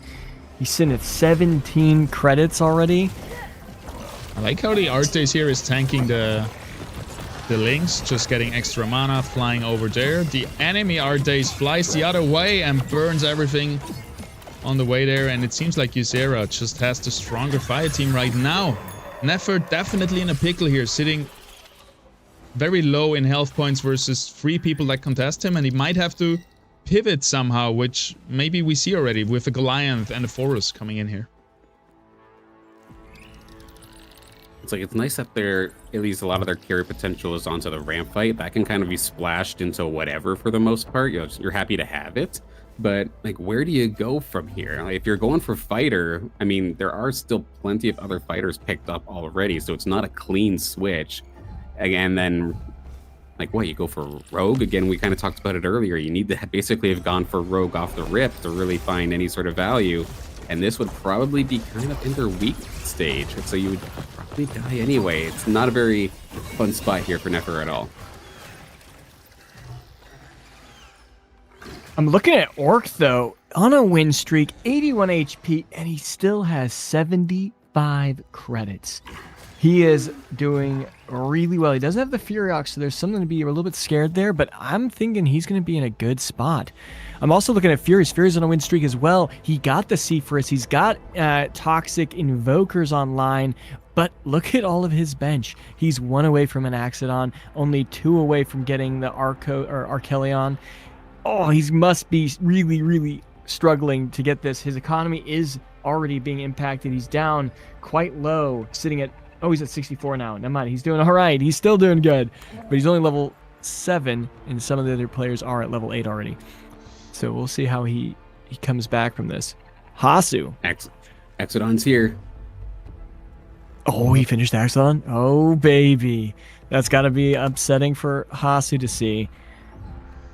Yep, Hasu still struggling here, even if he's not super contested, down to 31 HP.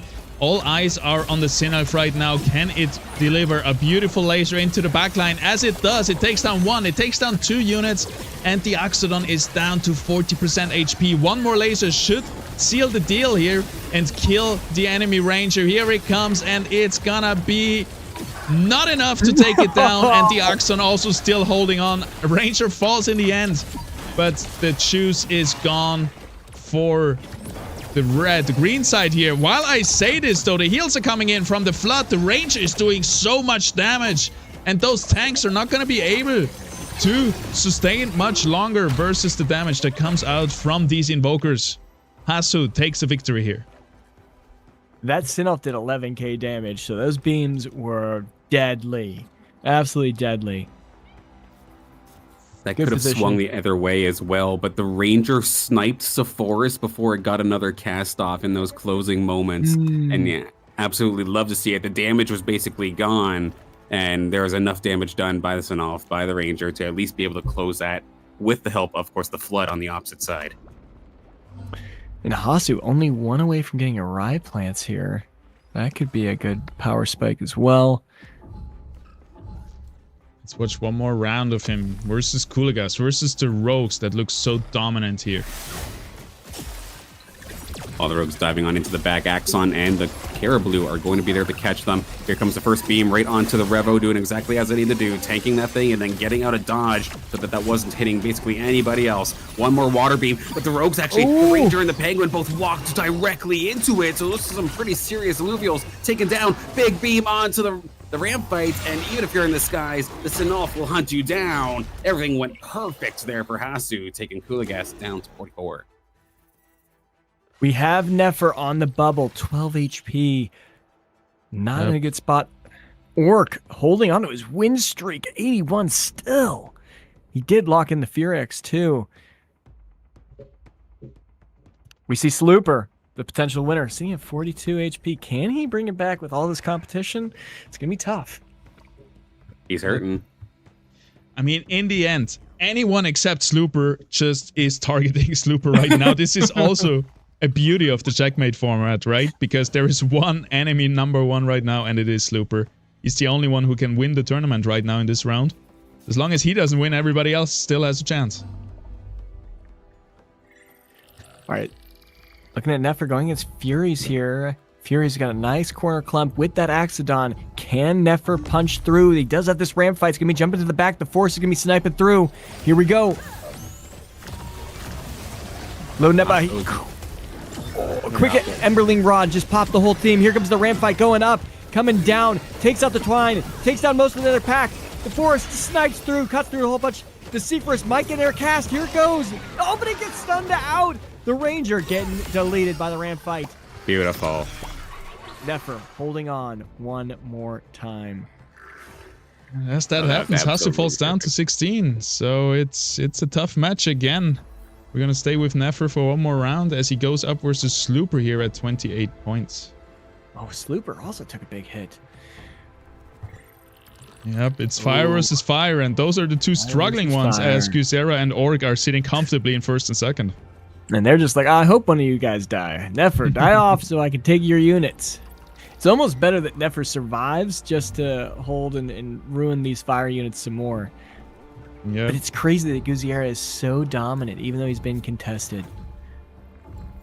All right, let's Yeah, see hanging on. it. Can Nefer hold on for another round, win another round here and not get knocked out? It's gonna be a tough one versus the enemy fire units here. Furiox is gonna be able to stay alive, doing so much damage now to the ram fight and the surviving units of Nefer. That might be it. -3.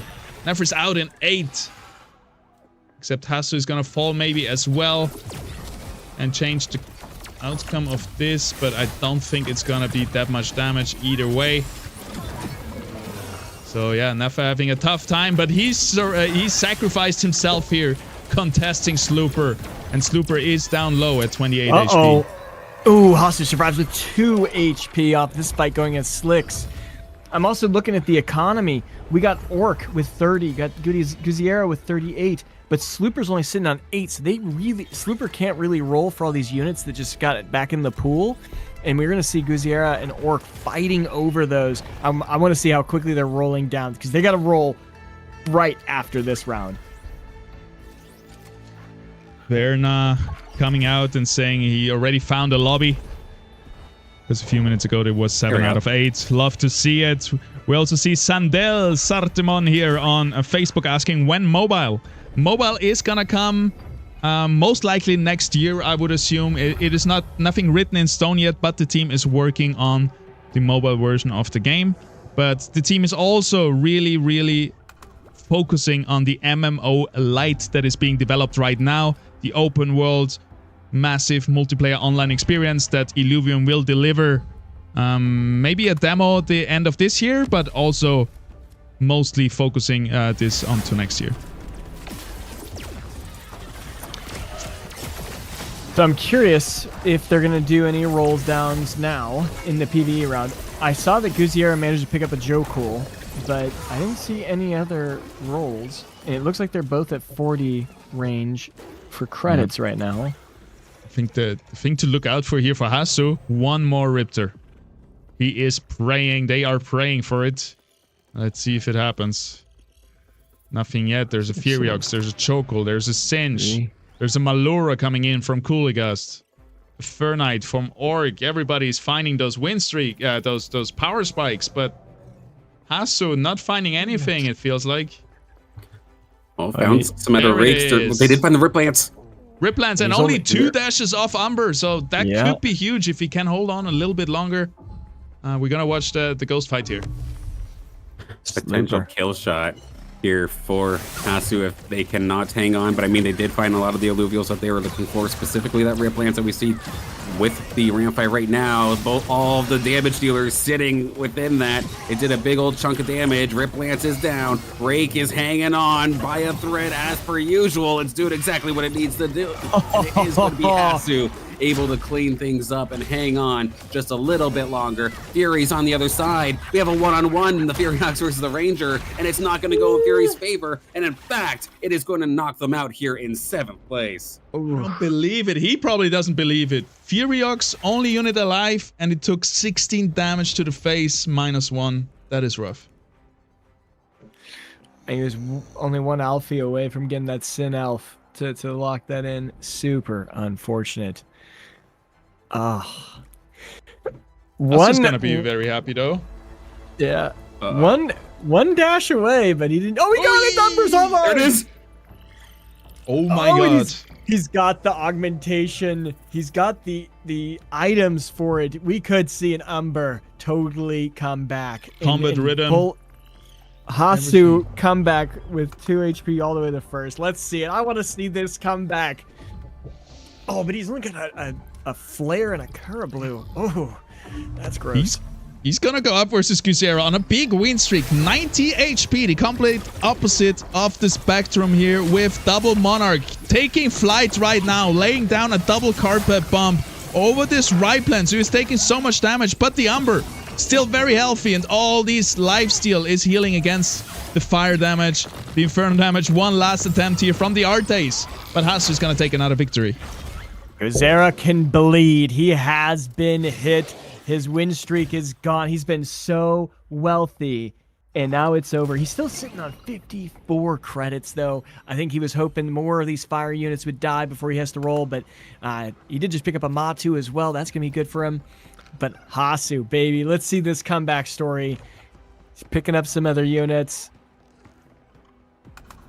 In scariest scenario here, though, for Slicks as well. 12 HP. One more loss, they will be knocked out here. But again, with Kuligast, they have the composition that they like. They like their rogues as well. Maybe not as much as Fury, but they definitely like their rogues. They have the right weapon for it. And that Malura is actually built to be not just a tank, but to kind of be a carry. To see the longer this goes on, looking like it's going to end up diving directly towards the Flood just to try and get snowballing, get some of those attacks going to allow for some later game damage. Sinolf is off the board. Rampite is essentially charged. It hasn't casted yet. Where is it going to fire the shot? Is it going to be near that Umber? It's close, but it's going to walk on in. No, it does not end up doing so. So as per usual, we have this Umber. Can it get the job done versus all of these rogues? The Penguin, the Malura, they're all there. And so far it's holding the line. This is for Hasu's game life. Here goes a ramp fight, but it does not have the damage. And that is going to be Hasu hanging on in here. Kuligast going to get knocked down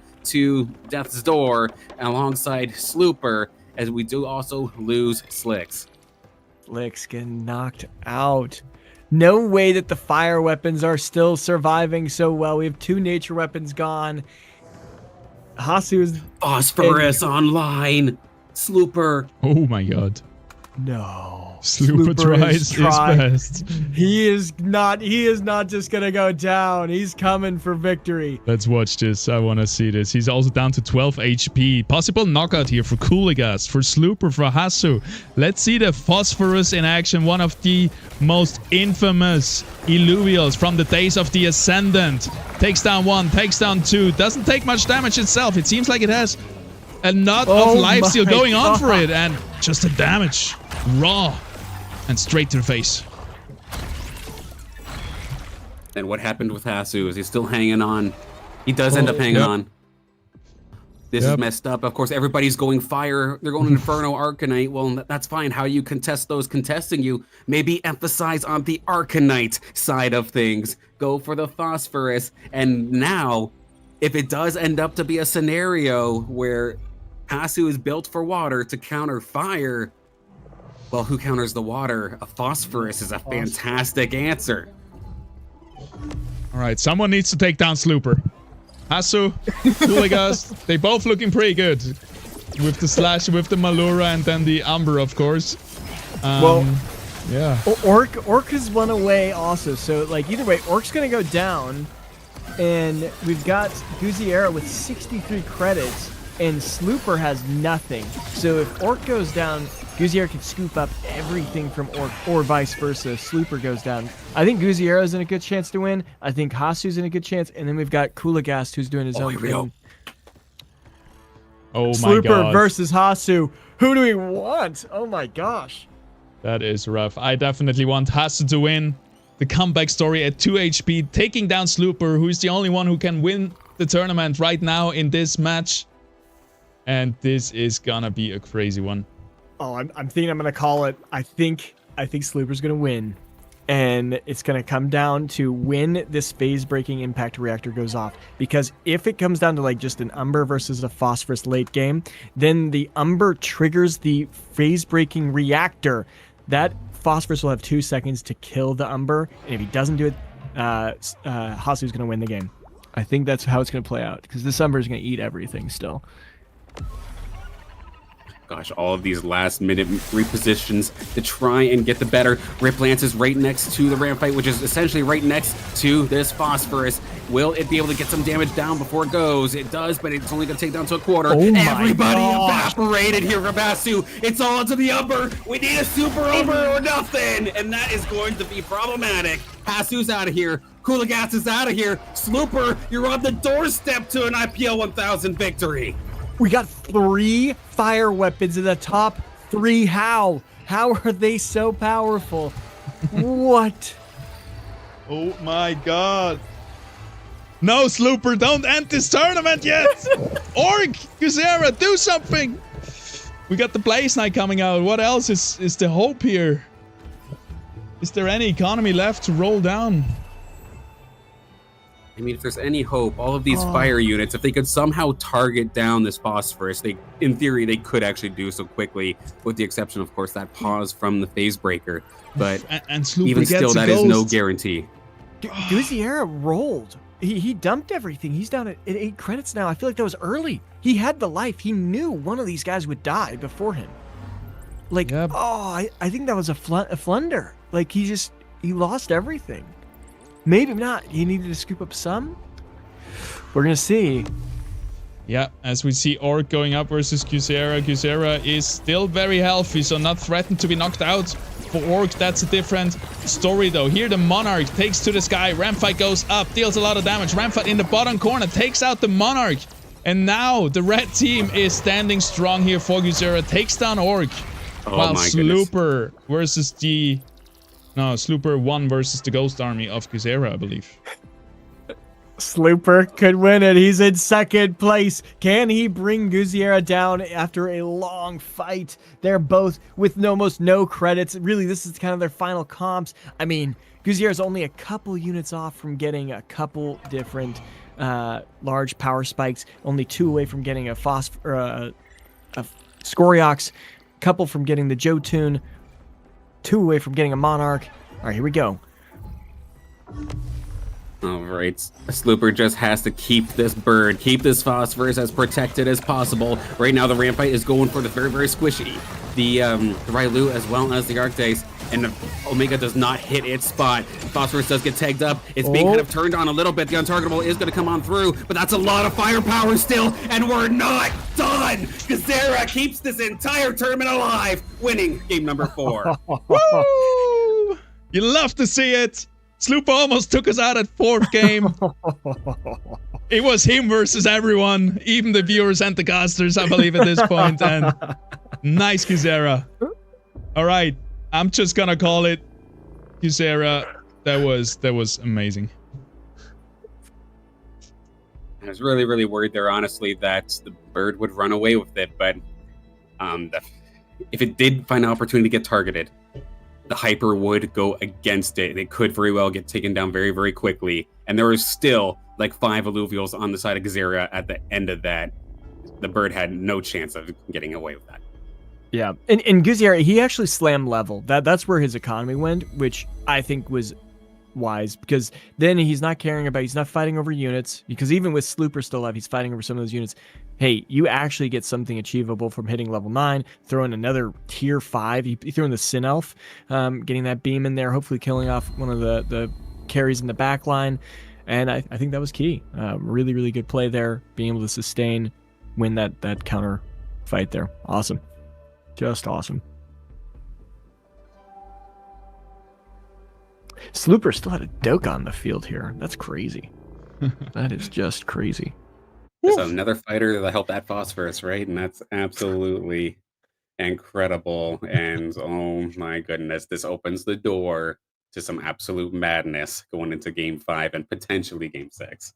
Oh yeah. How many people can checkmark this time? Yeah, can win the game. All right, we have the scores already. Backend is fast with that one. They are glued to the screen just as we are, I think. Let's see it. Right here. Yeah, here we go. So with that, of course, Slooper was already in check, and if this does end up going the points, as of right now, they are leading the charge. But now, with Guzziera's win, Hasu having a solid game, they just essentially had to make sure they didn't get last, I think, and then they got checkmate, or not checkmate, but check. There, they get it. Orc 1 is also there, and if God forbid it actually goes to this next game goes to one of the bottom 4, we could see a situation where 6 people are in check. Yeah, potentially Slicks too if Slicks wins it. I mean, really, Slicks needs to win it, and that's he's hoping for a win here. He needs a win. Nefer, unfortunately, at 9, he'd have to win both the next 2 games to take it. Also, how are we doing the 6th game? Is it just points after that? Yeah. So if after the 6th game nobody has won with checkmate, it's going to be a best of 6, like we're just going to take the scores. And also, the scores are still very important because it even if somebody takes checkmate, it could be someone that has not the top score, but the top score is going to definitely get second place. So you don't want to get sometimes too risky and throw everything away just to get that victory and then forfeit many spots, because as we know, second place still gets $3,000. So it's still important to, no matter what, have a good round. Man, I'm just baffled that Hasu didn't take that win with no competition. Oh, the profit status should be just stolen. I cannot claim it. Well, it looked pretty good for him, but I guess it was just a little bit too late. Maybe if he had more than 2 health to work with and didn't need to win every single round from basically round 15 on, I don't know. But how does it even get to that point? Like when you got 5 people competing for the same units, there should have been easy things to secure there. It was surprising that the power spike really showed up so late there for Hasu, to the point where they had to play perfectly. And to be fair, what they get, 4th or 5th in this last one, so it's not like they finished poorly, but it definitely looked like they were set up for grand success. Yeah, and now it didn't matter much for the in terms of winning the tournament, right? Right now, Slooper, Guzera, Hasu, and Orc, all 4 in check position, which means all of them, if they win the next match, they're gonna win the tournament. So in regards of winning the tournament, they are completely at the same spot right now. Everybody else needs to win instead of them if they want to extend the tournament longer and actually be able to win themselves in game number 6. Yeah. Gosh, I wonder how it feels though to be in Slooper's shoes now, because the last game, like, it felt comfortable because you know that you're the only one that could win right here, right now. But now you have many contenders that are ready to take that spot. Of course, an absolute professional Slooper is and has plenty of tournament experience with, of course, Esports World Championship and being a coach. But coach, how often are you the one in the championship winning position? So this is going to be interesting still. Definitely gonna be great. And yeah, we also have, by the way, I wanted to point out Nefer can mathematically not win the tournament anymore. And Slicks, if he wants to win, he would need to win both of the next 2 games. That is still crazy. Going into game number 5, we're in a spot where there could still be 6 potential winners. Yeah. 7 potential winners, yeah. Only Nefer is out right now, which is also the beauty of this. I'm just looking at that team comp some more. There's the fire units. Just, are they that strong? How did we not see them in game 1 if they were this powerful? That's like, did just no one get a boomerang or a gauntlet, or they just, I don't want to be contested. Now I'm really curious. This last game, is everyone just going fire? They're like, give me a fire weapon. I don't care. 8 fire? Are we gonna see that? Like, what's happening? It's giving vibes of old Rogue Revenant, and that does worry me a little bit because, yeah, they were all contesting each other, and 3 of the top 4 was fire-based. Granted, they were alternative methods of fire, but it was still a lot of the same units. So even contested, there was still a lot of fire, and that reminds me a lot of Rogue Revenant. Yeah, and like you say, Caveman, I cannot believe the first round where we didn't have a single fire weapon, which, of course, you could say maybe it didn't show up, but I don't believe it. You have what? You have 3 choices per player with a reroll. So 4. That means 4 choices. Oh yeah. No, 3 weapon choices with a reroll, so 6 per person. 6 times 8 is 54, and then you have still another 2 rerolls then with the weapon afterwards. Let's not count the second time you can reroll a weapon. I mean, that's over 70 times where there was no fire. I don't think it's really realistic. I think they didn't choose it, which is crazy to me now that we see how strong fire is, or we get reinforced of that. Yeah. Well, and there are 4 fire weapons too. So you got the shield, the boomerang, the scion weapon, and the staff. So it's even more than that, which is crazy. 8 times 6 Well, is we'll see. 48. I completely blundered that math, but yeah. Yes, okay. Players are going to be loading in very soon. We could take a quick break if somebody needs it, but otherwise we are off to the next game. Are the players ready? That's the other question then. Yeah, I think their break ends in 2 minutes, so we have still a little bit time. Yeah, but other than that, we're gonna jump into very fast. I'm just want to highlight the scores again. I think the most important thing right now to keep in mind going into the next match. Yeah, so Slooper, Kazera, Hasu, Orc, they could absolutely end this entire thing right here, right now. But there is still the potential for Fury's Cooligas, Slicks. They can get in here. But a lot of things have to go their way.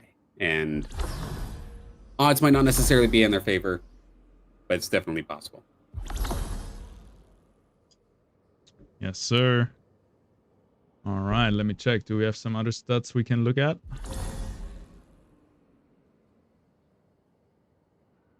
Did we highlight already Illuvium Beyond? I don't think so. No, we did it yesterday.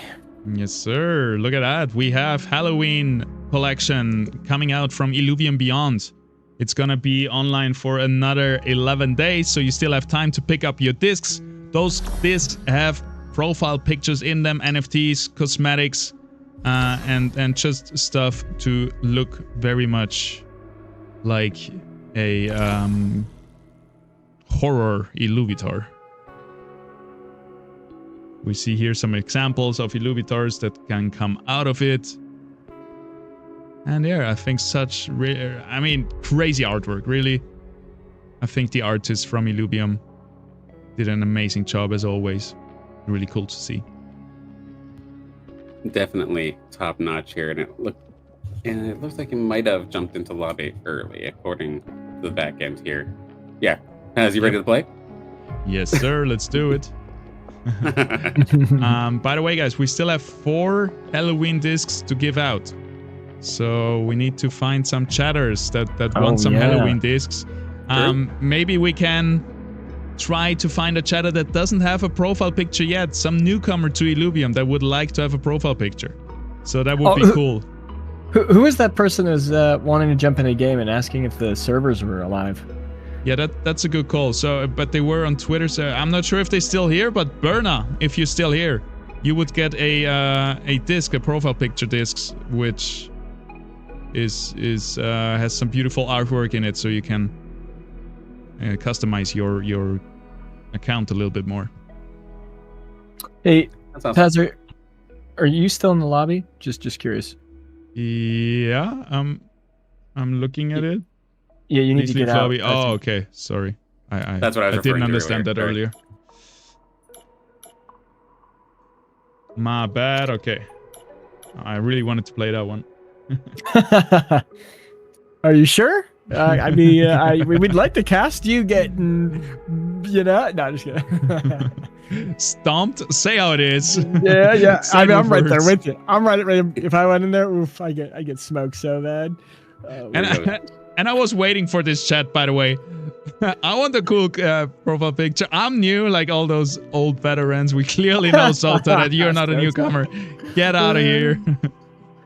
Quickly create a second account. About to make the joke about tag team Illuvium, but it just got into my head. Of course, I did a bunch of casting before with like Smash Bros and FGC. Can we get a crew battle? Or say one player from Hype starts off, you say have a 5-team thing, or a 5-player thing per team. 5 different games. One player from Hype goes in first, and then one player from the rest of the guilds goes. Then the next game, another player from that team goes for each individual team, and then whichever guild is the top one after say 5 games or something like that, do a Illuvium crew battle. How about that? That sounds cool. I know, like a long time ago, I already was cooking, or more Erica was cooking, our backend admin right here. She was coming up with a great system where 8 guilds would battle each other. So 8 times 8, 64-player tournament. And you would get to play everyone else in 8 games. And then at the end, all your guild's points combined get you into the finals type of thing. So I like that too. That's cool. Yeah. So I hope there is more stuff like this coming out. Also, like, for example, in the MMO, so you can represent your guild in there. That would be cool with tags and functionality in there. Definitely looking forward to that. 100%. Looks like we're finally getting moving here with this next game very, very shortly. And of course, for those that are maybe out of IPL right here, right now, and don't want to wait till next weekend to get into some more competition, of course, I do want to give a quick shout out to the OLA Leviathan tournament that does happen during the week. I believe the sit and go is Monday. For me, it's Monday afternoon and Monday evening, but it might be a little bit different depending on your time zone. But plenty of action and plenty of tournaments still available. And especially with it being Leviathan, having your own Illuvials on the battlefield is super exciting too. Exactly, that's gonna be cool. So in chat we have the real Gucci Ode saying he's new. So that's 1 disc. 1 disc going to the real. Really? Yeah, Well, tough. I can only believe so much. I hope he is. And then we also have Biofunction. I'm not new, but I don't have a picture yet. So let's give 1 to him as well. There is still 2 discs to be given out. And those will be given out by Silent and Caveman. So try to cater to those two with your chat comments and try to win their approval. I'm joking. Oh, he was joking. Never mind. So we still have 3 discs to go. Thank you for being honest. Don't give me one. I was going to make the joke. Right. Can I really trust someone with Gucci in their name? But sure enough, they called themselves out. I just know I know I fought against him in the arena, so I was like, I think I know that name. I think I know him. Good call. I didn't get the sarcasm through the text message. That's on me. And yeah, we still have some discs to be given out, so keep chatting. Maybe bring some funny comments, something that stands out. We're trying to give those discs away. You guys making it not easy here. And Soda's just saying he loves us now. Oh, he just said it. Doesn't even spell your name right, Silent. Yeah. I was about to say, Sota, how much can you truly love me if you don't even spell my name right? But you corrected yourself. You're good. That's for all the times you call him Soda. Soda? Yeah. Well, I've been... Yeah, I know. Okay, well, I've restarted the game. I hope I can jump in now. And we are in game, and we are doing... We get the extended version, the extended cut in Brightland Steps with the extra 30 HP. We're going to see some busted team comps coming in. Hopefully, it's a lot of tier 5 stage 3s coming into play. Love to see all that. Weapons are being selected as we talk. And all eyes are on a couple of these players who can win. Starting with Slooper. Has a Ripple Flail. Definitely a chance to win that. Furies, unfortunately, is in top 5, so not as relevant, but he got an Aqua Blaster and is not necessarily contested with that, but there is 2 other Ripple Flails. Sierra going with a Flame Warden Staff. Nice little fire potential there, and he has in the money to win. Slick's going with an Emberling Rod uncontested this time. Hopefully we can see him come through with something massive there. Orc pulling in a Boomerang. That'll be something that can help him secure a win. We got Nefer with the other Ripple Flail, Kulagask with a Cleaver, and then Hasu with a Lava Gauntlet. All right, I'm going to try to put something on screen to mark our Czech players so we don't forget about this. That works. It's really important. Definitely appreciate that. But it's interesting. Kulagast right at home with the Verdant Cleaver once again. Interesting to see Furies. It's not the Emberling Rod, nor is it Rogue, but it has the Water Blaster.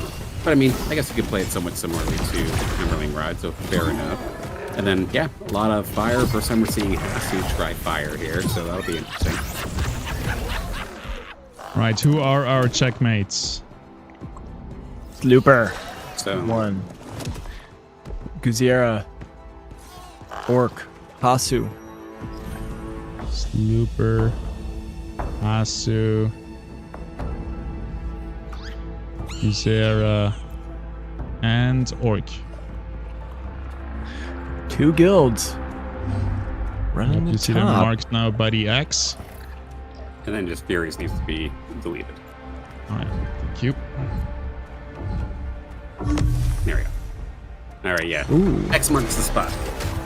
Some Good sneaky level 5s at round 6 here. So some last second level ups. Trying to, and that's all of the top 3 actually just did a sneaky level 5 push. Wonder if that's gonna pay off. Hasu with a very, very fast. I want to call it the TB Ruko, but I know that's the fully evolved one. But middle stage there of the Tiru. I mean, you know I bring this up every single time there's the potential, but shock? Question mark? You never know. I know I'm just coping, but maybe? So they're saying, I just want to win these discs. I need to say things. Yeah, keep saying things. You're on the right track, Sota. We'll get you sooner or later. There's still 3 discs to be given out. 1 by each of the casters.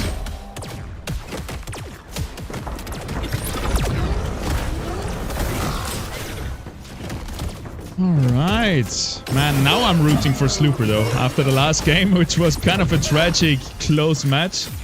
I'm kind of on... we're rooting for him right now. How in the world does Slicks have a Alfie already? This is level 5, the 1% hit. That is an early one. And he is on a win streak. How's his economy doing though with that hit? He's going to be probably 1 to 2 points below everyone else moving forward. Yeah, he's sitting at 38. Furies is at 60. So yeah, 2 points below him. I guess he's not too below everyone else. 1 point for some of the other guys. And he is level 5 already. That's the thing. Furies is still at level 4 with 60 credits. So Fury's just playing greedy. At 120 HP in a Brightland Steps, it's not necessarily a bad thing. Yep, looking at the credits. Wow. Fury's at 60. You're right. That's gonna pay off later on. Slick's also just got an early Axon. That can be good to give him a good stabilization. With that Alfie, he could start doing something there. A lot of movement. I think we got a chip of some kind. I don't know if this is a composite or a primary. Was a primary we got. Yep. Let's see Slooper versus Nefer here. But what I want to really see is Slicks versus Slooper. I hope the script writers have that in for us for the next round. I think that would be really cool. In the meantime, though, we still have Super, of course, with that 5 bulwark style holding the line, including giving the bulwark over to that monk here. And you can see those smaller blue numbers kind of fly in. That's just all the reflective damage being done back. But there's just an overwhelming amount of damage and units essentially here for Nefer for trying to pull themselves back from a couple of rough games. Well, there we go. Able to start things off right.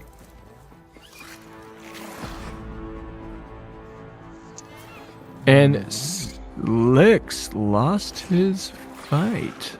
No, he won. I'm sorry. Slooper did. Slooper. Yeah. Slicks is still on it. Now they're fighting each other. Well, the script writers were on point, but they didn't account for Nefer's upset here in the last fight. But I think Slicks has got the better situation, being able to lock down that Harbinger early with a decent augmentation on his Axon, which would be perfect for chewing through these bulky 5 bulwarks here. Yep, 5 bulwarks in the early game, usually a little bit underwhelming because you don't have the damage online yet. The only damage dealer here will be the monk here, really, and the ranger who goes already down.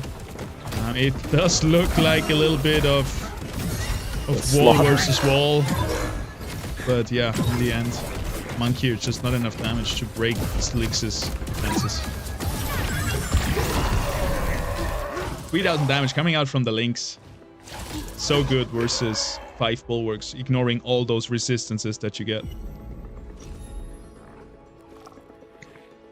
Absolutely nicely done there. So Slicks is off to a fantastic start now, going up against Gazera. Has the Kookaloo slowed it up, has a phase breaker on top of it as well. So then maybe rely on that for a little bit of damage to start things off. Does have Chikoro there alongside it.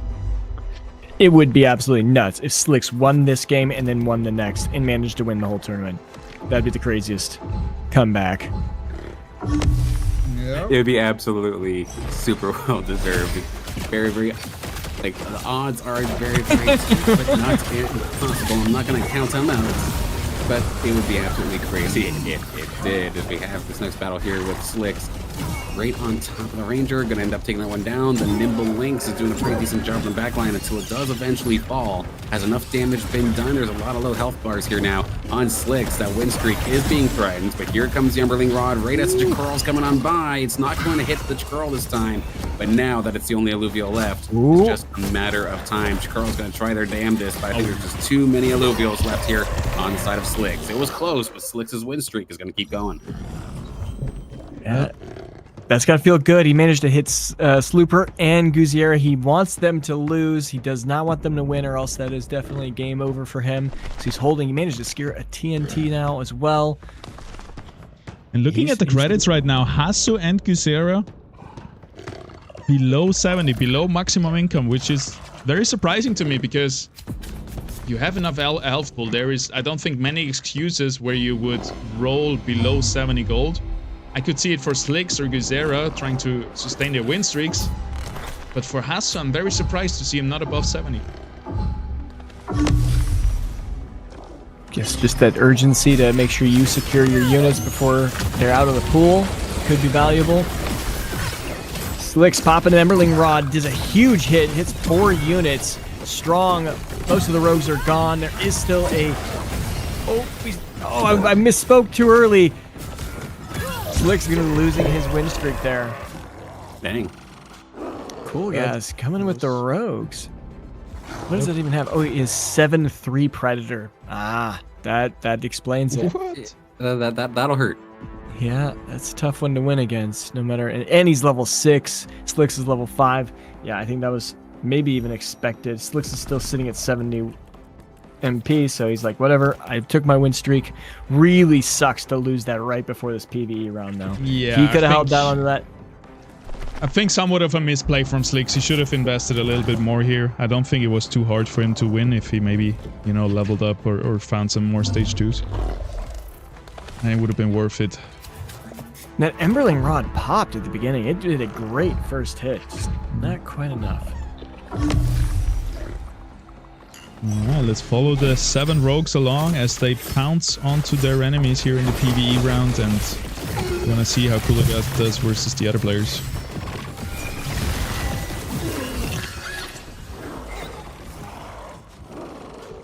One thing I'm surprised about, other than the one stoic floor Lynx that we saw earlier, I think it was in game 2, fully evolved Lynxes just have not been picked like at all, I feel like.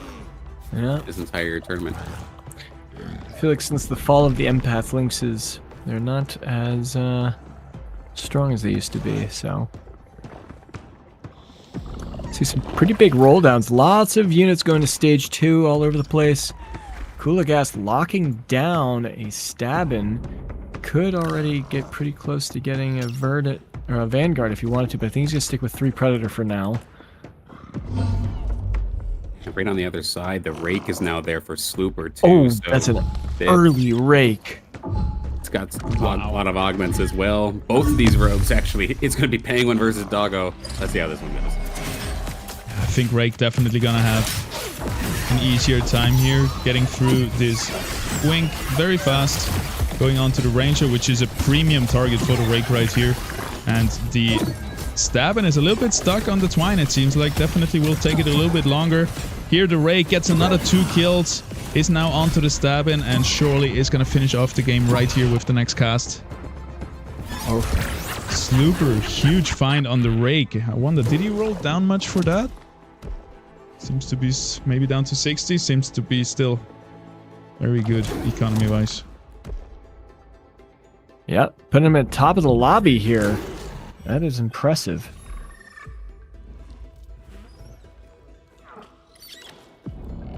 Slooper going against Furies. Furies with that Aqua Blaster.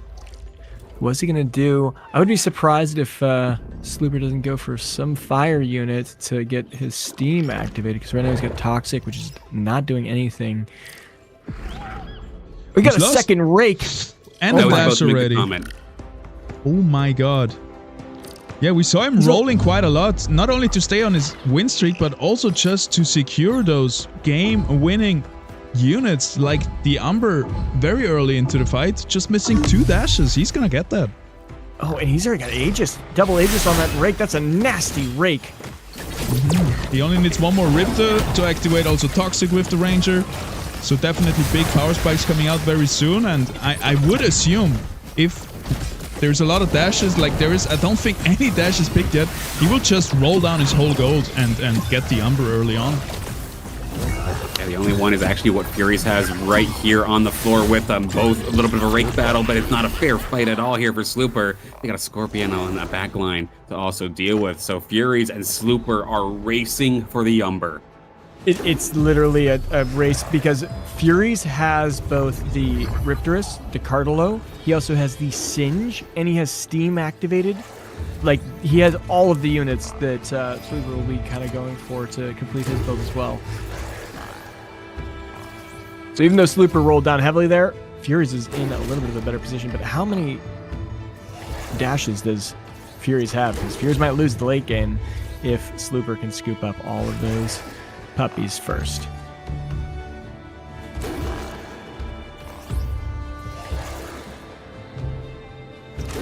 It's definitely nerve-wracking, because they're going to have to make that race so quickly. They're going to put themselves in such a hole, I guess, financially here in terms of their credit line.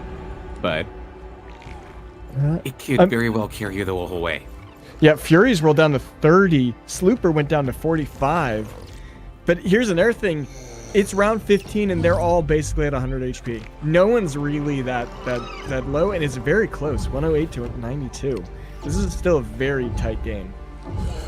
And Orc is broke though, my goodness, 8 credits currently. Roll for. I'll get into that Furiox.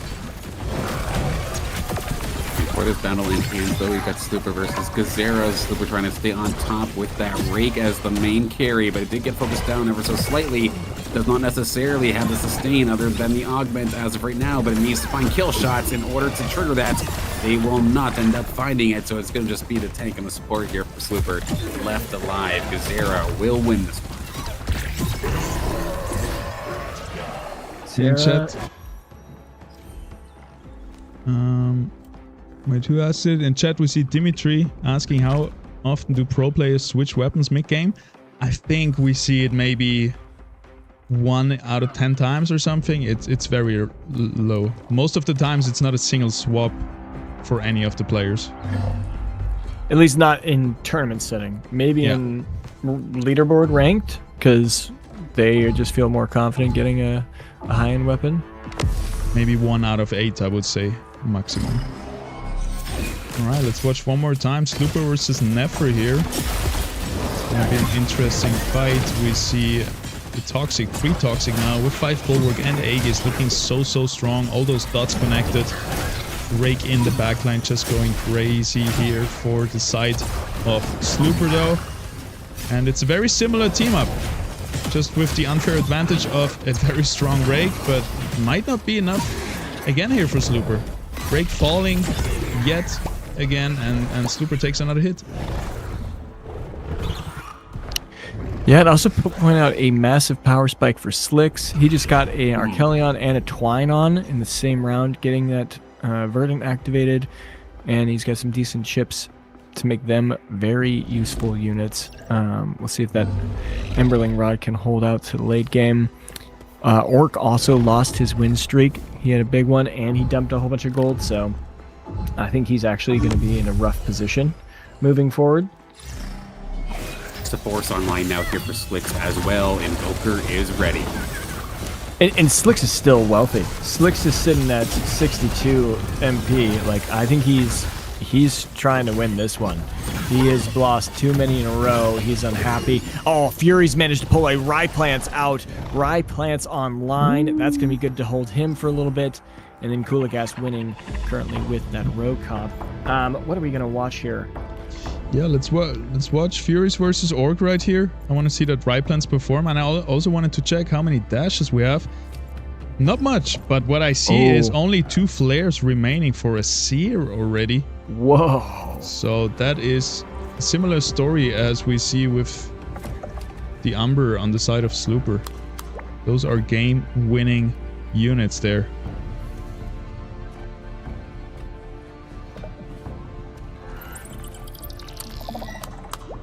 I'm curious, like, do you think 2 behemoths is worth more than a dog?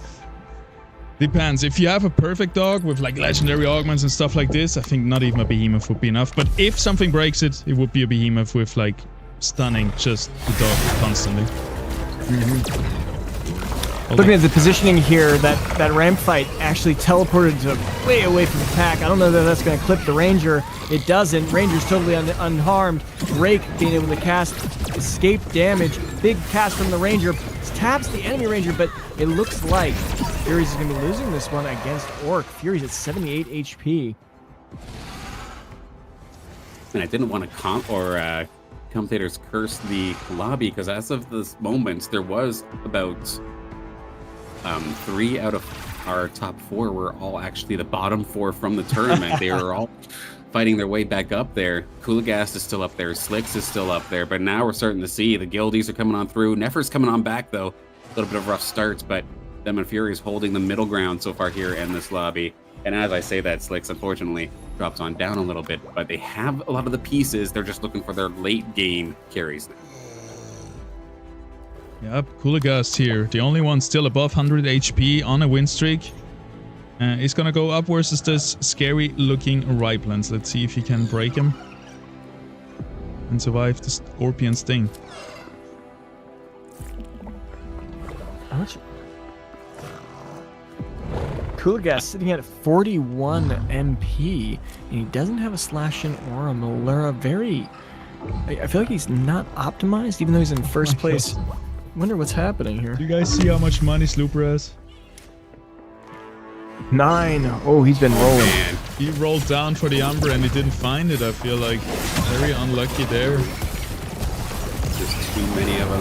We've seen how it's been this entire tournament. Riplands hasn't even had a chance to even get into the fight until their entire squad has been eliminated, with the exception of this Rake. And there's 6 Illuvials there. Good luck.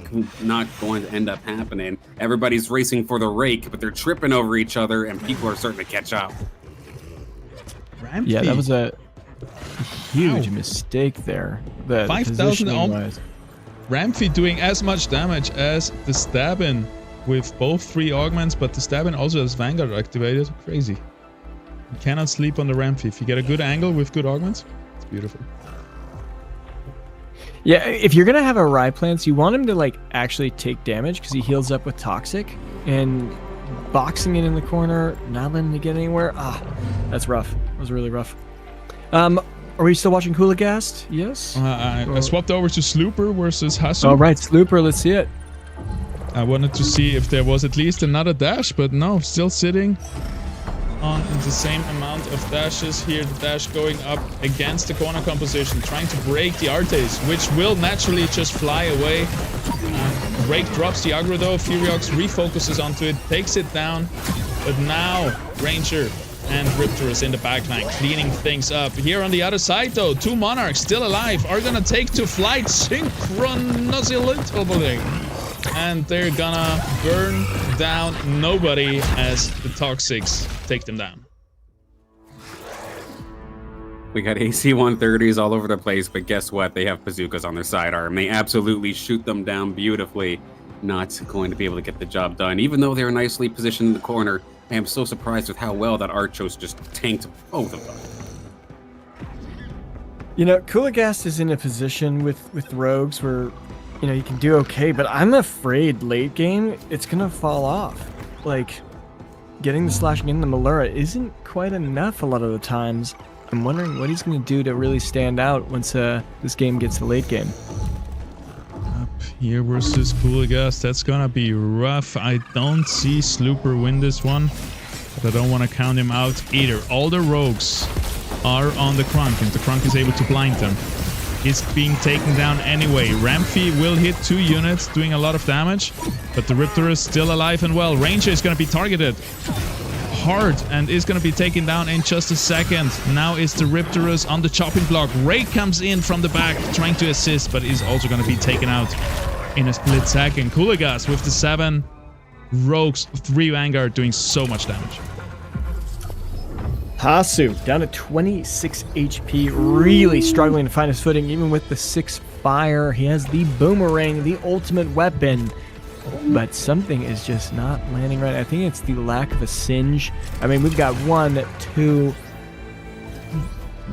The only person. Slicks by far has the best economy, by the way, still above 70. Everyone else, the next one is Nefer with 40, and then 30 on Cooligas, and then everybody else is broke, it feels like. Well, we do have quite a few people at level 8 already, and Slicks is level 7, so maybe a lot of that comes from him still being at level 7. That is fair. He held out on that, and he's gonna rake a lot of money in with that extra income coming in the PvE rounds.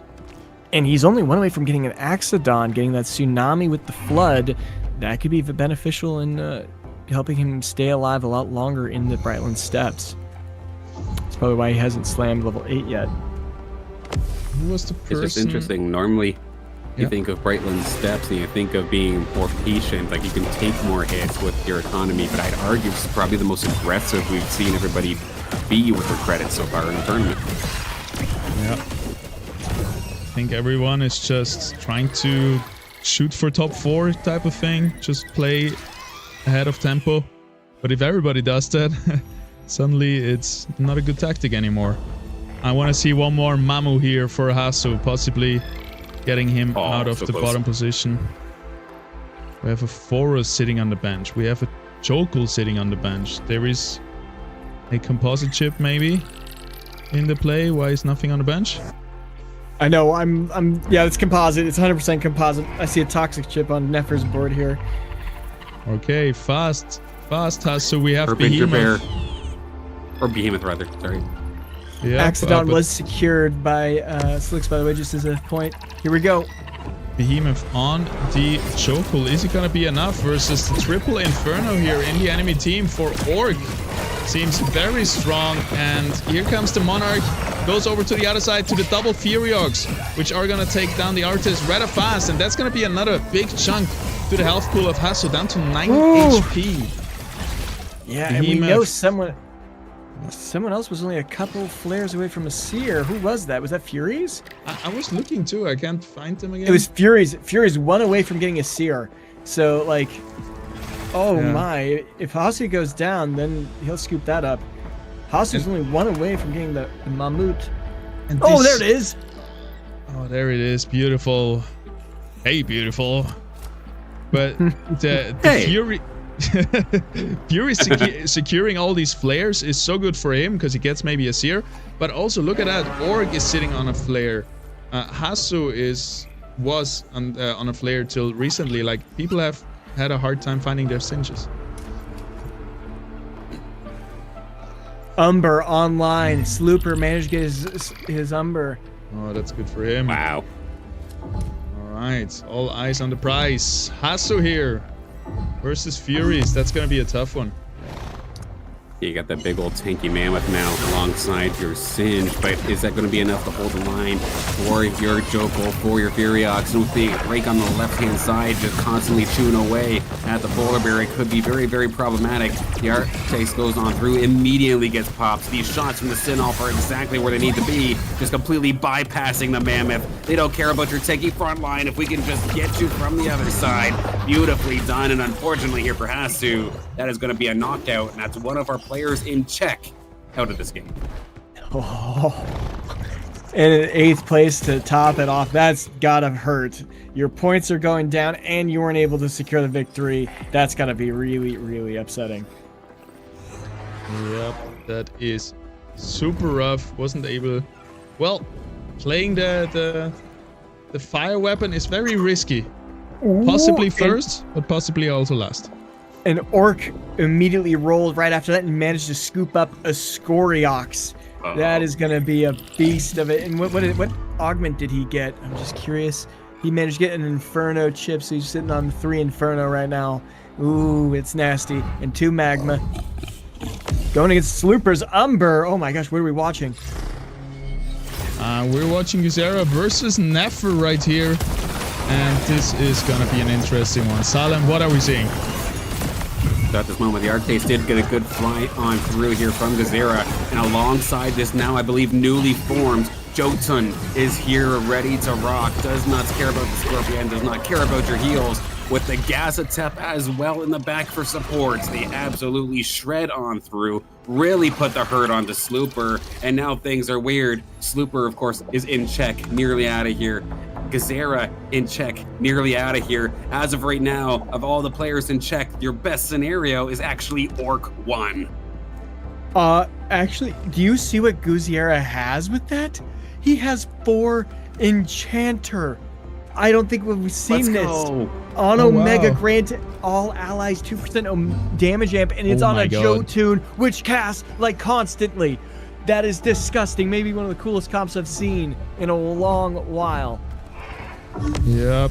I'm trying to watch Slooper here with the Umber at a possible elimination. He's going up versus the Ghost of Nefer. I think that should be good enough for Slooper to take the victory. This Umber, I don't know how he won, how he lost last round. Maybe the Toxic chip is just not impactful enough for Toxic. Not the best, but this Umber looks scary. It doesn't have a lot of damage though. So it might be able that the red team out-sustains Nefer here, but no, that's not gonna be the case. Umber is gonna finish off Nefer. I want to swap over to Nefer. In the meantime, Guzera with 4 Enchanter taking a hit. Nefer survives another day. Furious takes a hit down to 9 HP. Oh my god, this is as close as it gets. We have 4th till 7th place in a range of 3 points. Oh no! He's gonna lose in overtime! What? Oh, what? I already swapped away! Slooper lost! Oh my gosh, he lost. How? How? To who? What? There was like an Adorius, some other unit, or an Adorito. It was able to hold it off for just a little bit longer. It was the Adorius and the Crunk. The Crunk would not die. He was stuck on the Crunk forever once he got to it. And it was like the Adorito, the Crunk, and there was one other unit. The 3 of those units just stayed alive. So right now I'm swapping away, right? Like, I don't blame you. This looked done. This looked like a traditional Umber cleanup. Oh my god. That Crunk just never died. I was watching. Never count out Nefer. Oh baby. Seriously, eh? I'm sorry. I don't blame you for switching. That looked like it was it. That looked like it was done. I don't blame you. But that is actually insanity. That's 2 of our players now in check. Eliminated. And I'd like to point out Kuligas got 4 Vanguard. We have Slicks with 4 Invoker. We got some disgusting comps coming out, and it is Brightland Steps. This is just busted.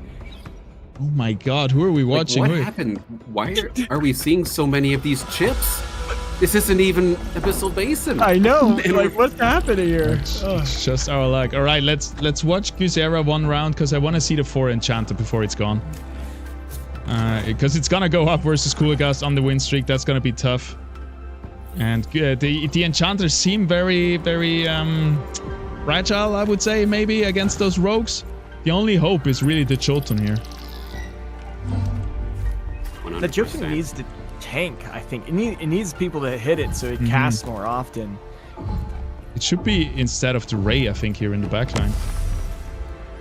Well, let's see. I mean, they're at least going to go right after this Gnarl right off the rip, so it should be able to at least charge up and kill this thing rather quickly. They're going to make very, very short work of it. Oh, didn't we get coming for assistance. And with all these, you see those flashes of pink, that's the Enchanter, that's damage, that's healing, and it's keeping them alive for at least a little bit longer. Rampite is on to the Penguin. Is Death Pangu going to carry? It looks like it damn well is going to. Just by a thread. Arctace is not going to be able to finish a job because Zera's done.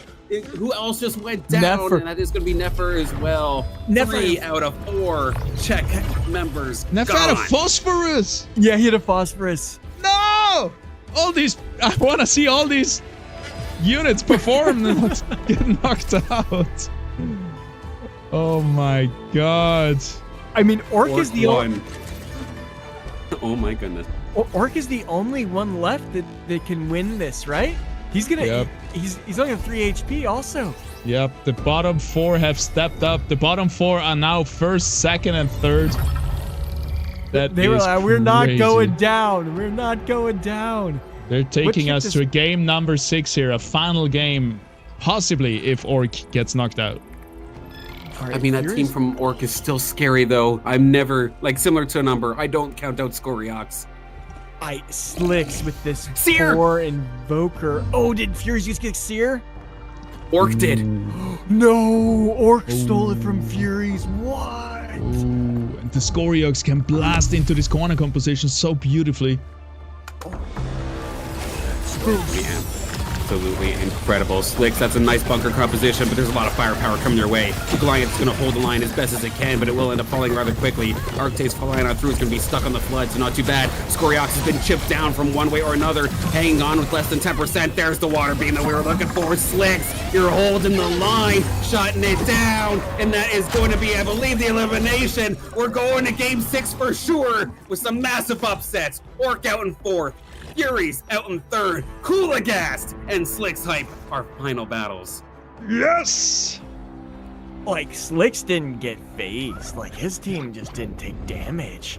What happened there? I'm really interested to see that he put the Invoker chip on Nablato. Because 4 Invoker gains a shield of 300% of energy cost. Oh. And his energy is 240. So he's gaining over almost 900 shield. Wow. That's like 40% of his health. That's a 40% shield. And it does do a lot of damage as well. All right, let's see it here. Coolagast versus Slicks. Coolagast still above 100 HP on a big win streak here. Everybody is stuck on the Goliath and the Blotto. Nothing is getting in, and those 4 Invokers are just demolishing the enemy team. Nothing is standing after 15 seconds. Half of the enemy team is dead. And after 20 seconds, the game is already over. Here comes the finishing blow. Coolagast is going to take a big hit, and he better get used to it because Slicks is not done yet. And I don't know how Coolagast is supposed to pop this. I do not think that there's a way to make this bigger. A Ram Fire won't even hurt because the Invokers will have shields from their cast. This is going to be really tough to puncture. Yep. I don't see a way here for Coolagast to win, actually. I think Slicks has found yet again the Exodia build, which has been Invokers many times today. I think it's a Phosphorus. I think he's going to Phosphorus Vanguard. That is the potential. Let's see it. He's got a good amount of health. How much credits does he have? He's got 28 credits, so he's okay with credits. I think it's the Phosphorus, because then you get the Bloom, you snipe through the pack, and then the Vanguard, you heal 15% of the damage you deal. You can frontline that and potentially survive.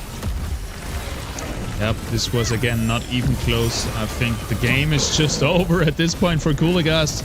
But that means the game still goes on, right? We're gonna go to a game number 6 as these players have been upsetting the lobby very strongly. I mean, there is still potential for human error here. Like, that Axodon was trapped on the right-hand side. It did not get into the fight. I mean, it might have been our Atlas from earlier coming to make a second appearance, but it was stuck. It didn't get into the fight at all for a good 20 seconds, it felt like. And there was a threat that Penguin could have popped off. So Slicks does have to be extremely careful. Heck, oddly enough, even, I don't know if, have you guys lost to this NPC round yet? I definitely have. It's embarrassing, but yeah, I lost once too. Really hard. Yeah. If you position like, just me. If you have like a corner position in the bottom left and the dual left with the Invoker, like, if you bad positioning, actually this PvE round can be pretty bad. I want to point out that Slicks is also only 1 away from a Duelith. What?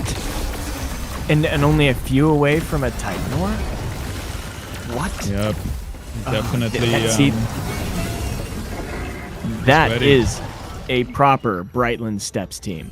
This is the comp. And he got it. Dulifa's online. Oh my gosh. With those augments as well, it's gonna be such a devastating first laser.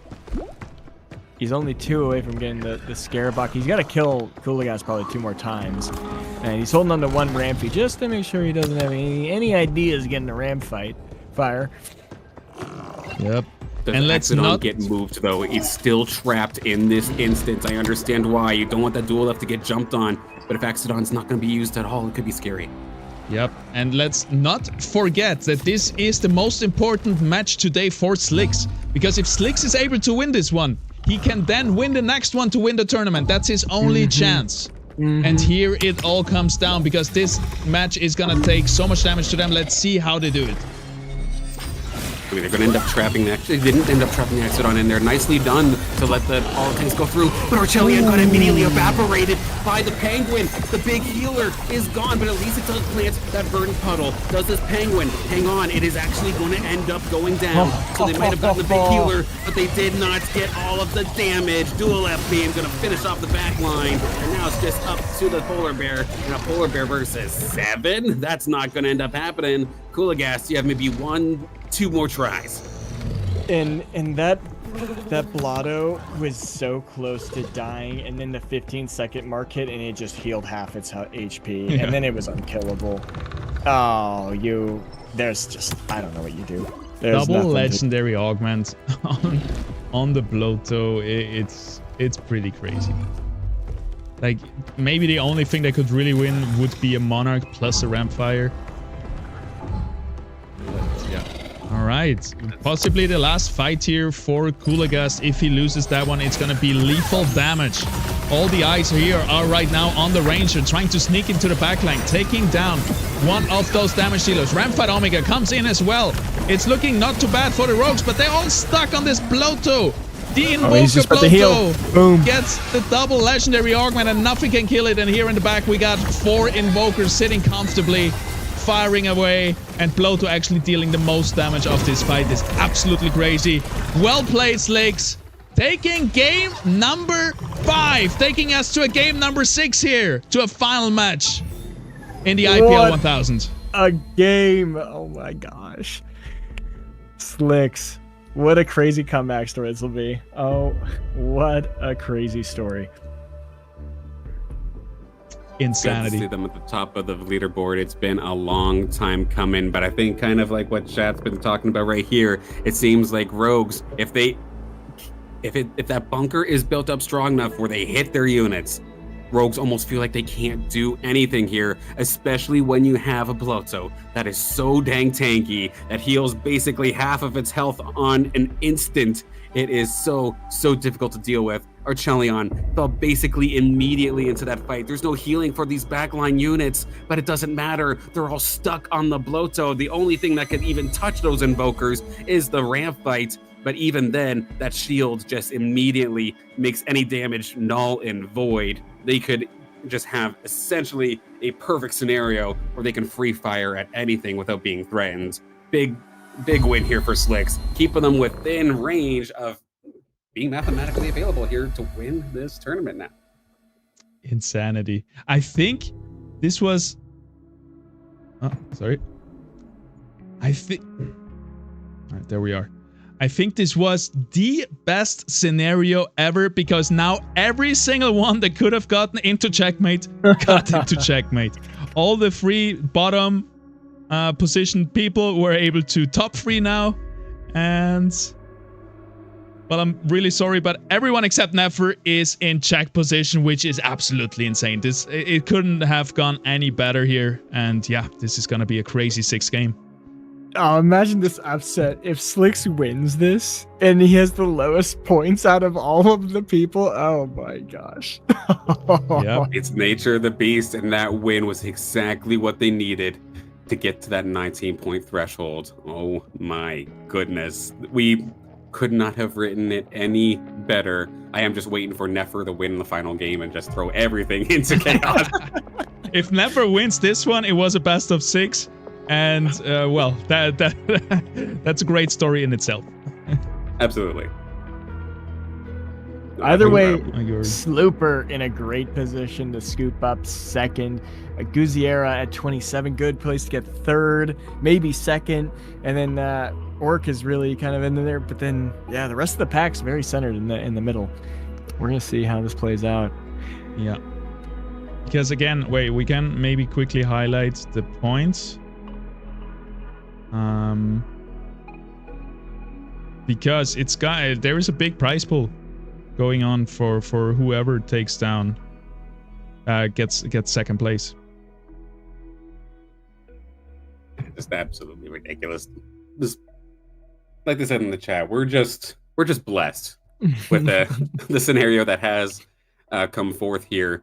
And again, real quick with a prize pool here, that was the first time Slooper dropped out of the top 3 this entire tournament, I think. And that hurts. Yep. So yeah, I just want to quickly remind everyone: first place gets $7,000, second place 3,000, third place 2,000, fourth place 1,500, fifth place 1,000. Right? So it is very important, even if you cannot win today, that you still not end up that you still like fight for every single positioning, because there is big jumps in pay and in compensation and in prize pool. And even if Slicks doesn't win this, getting that last win put him in range to compete with everyone for a higher position, because he was sitting really low there for a second, and that he needed that win. Yeah, definitely. So yeah, Slooper, even if he doesn't get first, he wants at least to get second, and I'm rooting for him. He has been performing so well, and as you say, first, third, second, and then seventh all of a sudden, right? Otherwise, he would have such a huge gap to the second place. He still has 3 points advantage. But everybody was kind of choking here. Was Slooper the one that wakes up and then just goes in, doesn't even eat breakfast? Because he might be feeling it. Or was that Haas? No, that was Guziera. It was Guziera, yeah. Yeah. They might be fading. They might be fading. Hey, Loki, I'm fading a little bit here, and I'm not even a competitor in this instance. But it's just the nature of the beast here, going into Game 6 very, very shortly, I'm sure. Oh. Okay, yeah, the next game 11. starts in 2 minutes, I believe. So we have... Is there a quick break? Yeah, let's jump into a quick break. We're going to be back in literally 2 minutes. Don't go anywhere. Game number 6, the final game here in the IPL 1000 is coming up. I cannot believe it. We'll see you in a second.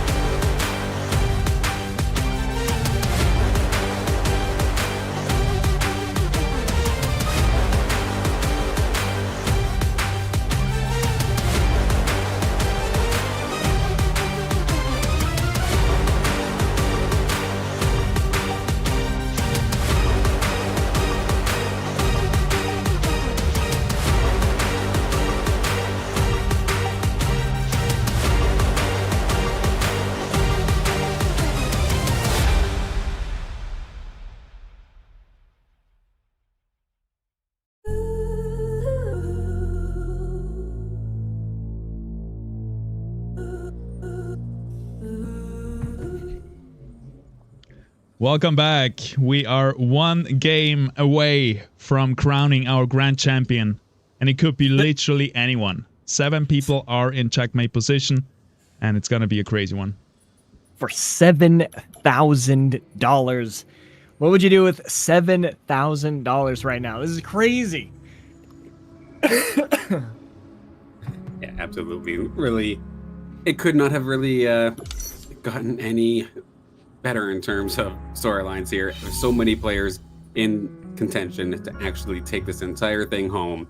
And the first time we try this checkmate format, which is definitely damn well entertaining. There is areas, though, of course, people are going to talk about it. That's like, oh, say if Slooper did not end up winning this, had the most points. How is that fair to them? But of course, that's why these are professional gamers at the end of the day, right? You have to perform regardless of what the format throws at you. Yes, this one's a little bit more entertaining, but you have to adapt. And from what it looks like here in the chat, it seems like everybody's having a good time. Well, for the most part. Yes, sir. Many times, sadly in esports, it's also about the viewers, the stream, and the entertainment factor, not only about choosing always the most competitive format. And I wouldn't want to have it any other way, as we are here in the final match. We're loading in. Oh, we have a remake. The one that you have is a remake, so we'll bring it on back here for just a moment. Yes, sir. Yeah, I mean, we had Sharplove there. I'm really sad this is a remake with the legendary augment. I'm sure the players aren't.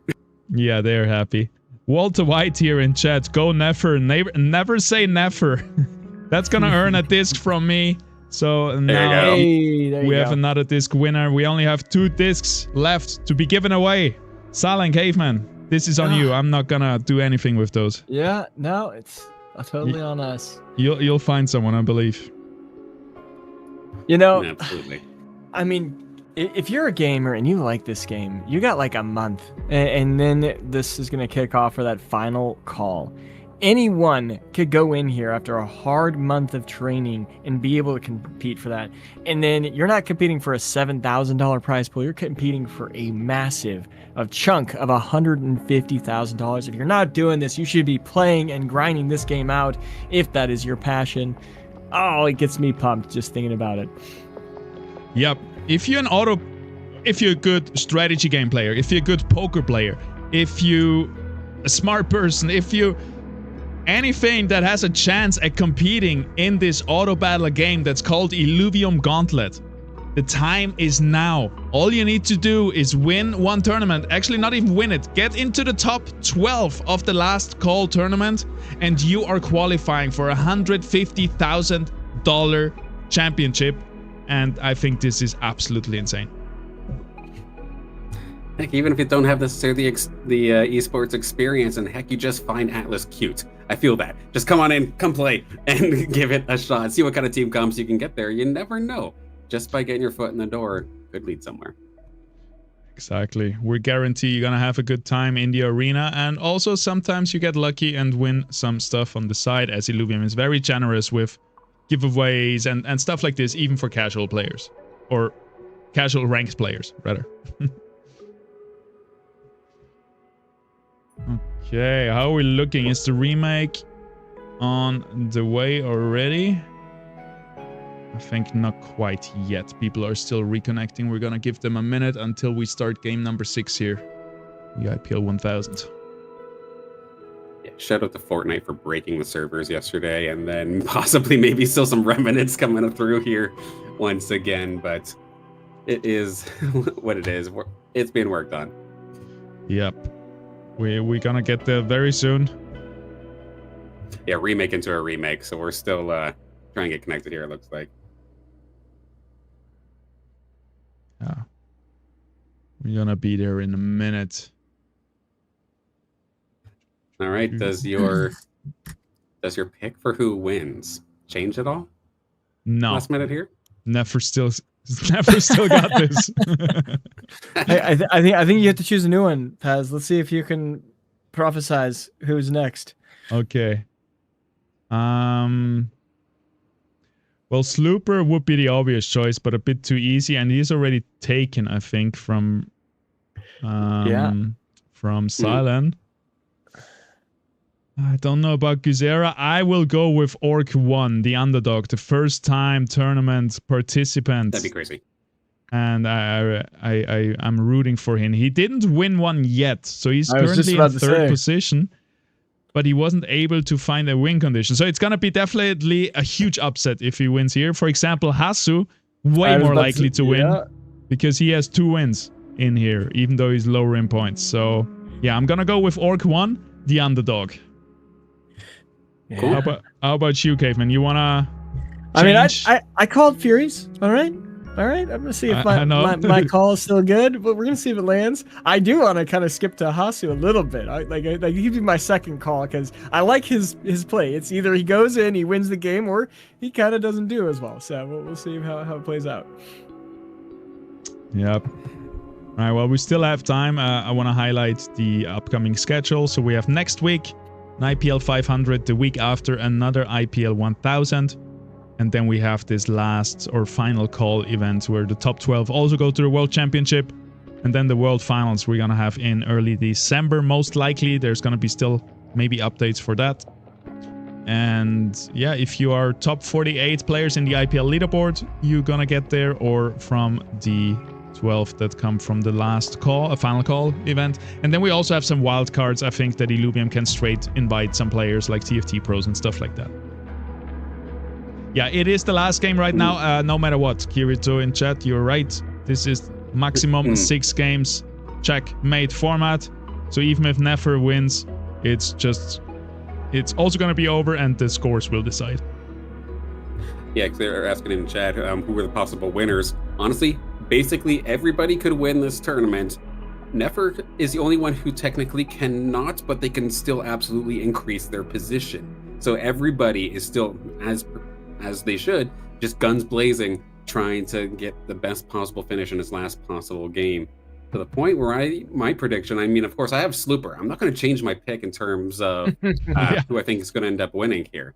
But what I think is going to happen, just for the sake of chaos, what I would love to see, Slooper will win the tournament because Nefer wins this last game. Nefer is going to get the comeback. Never say never. I absolutely love that. I want to see it. I want to see this one where they break out and have a very, very huge final game. But by doing so, Slooper points in as the winner. That is a true prophet calling that there. If it happens, I do want to. It would be. Game is live. We are ready. And unfortunately, we went from a very cool region to a cold, barren one. The Lonely Taiga. Yeah, that's all right. Can't wait to explore that place, though, in an MMO, though. Cannot wait. Oh, I've been waiting for that since I first bought my ILV. Yep, because Tiger Boreal was the next one to release, I believe. So we have been waiting on that one, haven't we? Hey, we'll get there soon enough. Oh, and we've had so much fun with these composite chips. It's gonna feel weird not having them in this round. Yeah, was that in the bug report, or not the bug report? The changes for this patch? Did they add a few more?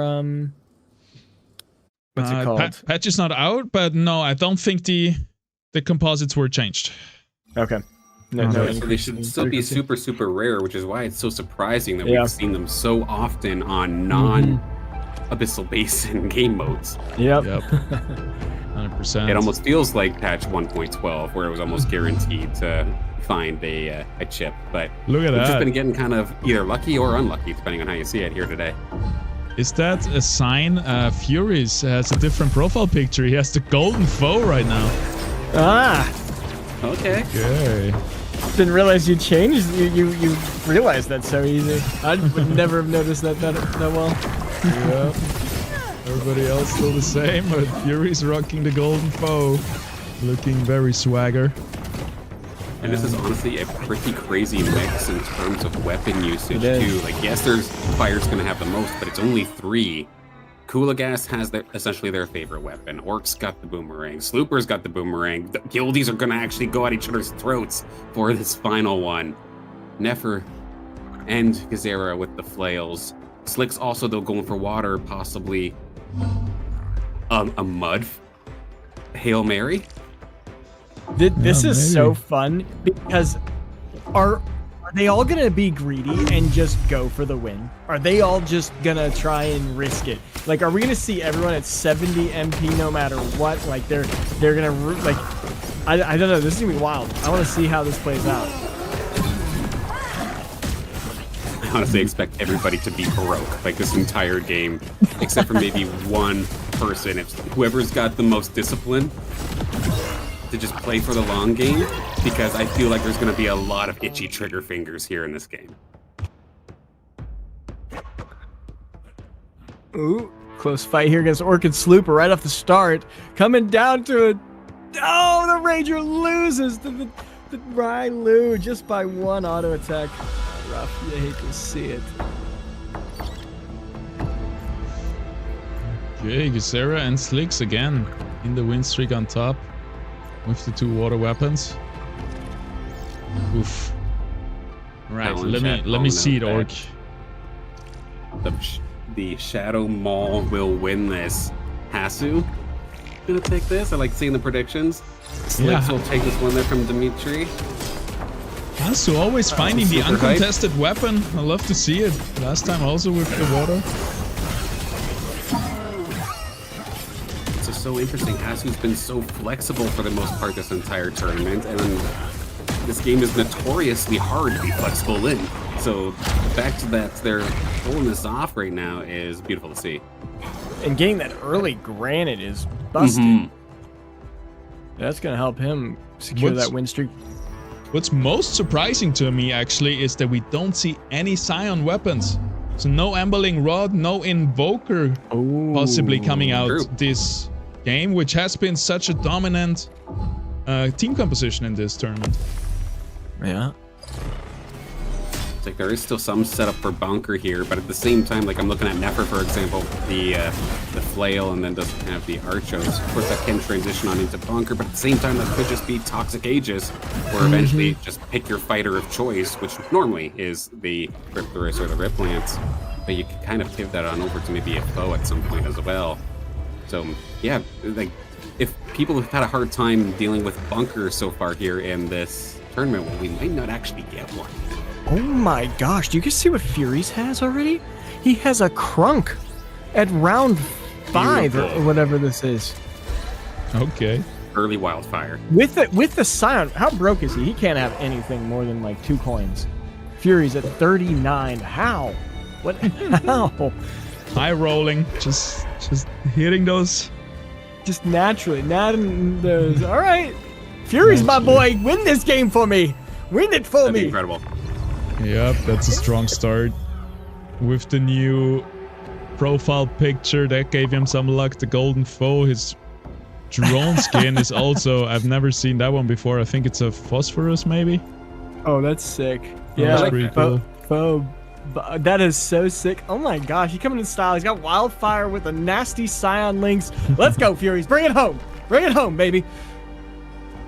This might be the equivalent of Furies going Super Saiyan. Maybe they finally gotten to, what is it, like SSJ3 or whatever, fully loaded Goku or something. But it can all start off with the front line of that Crunk and the firepower, which is this Arcane Lynx.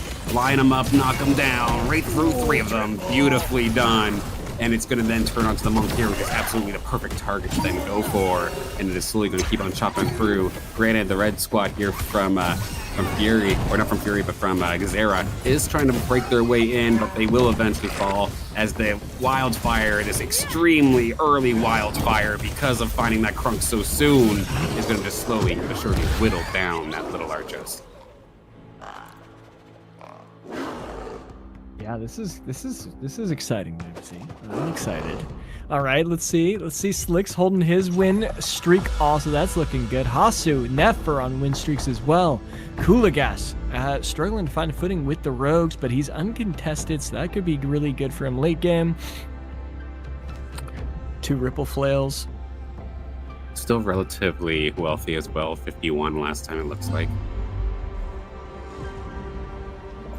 Yep.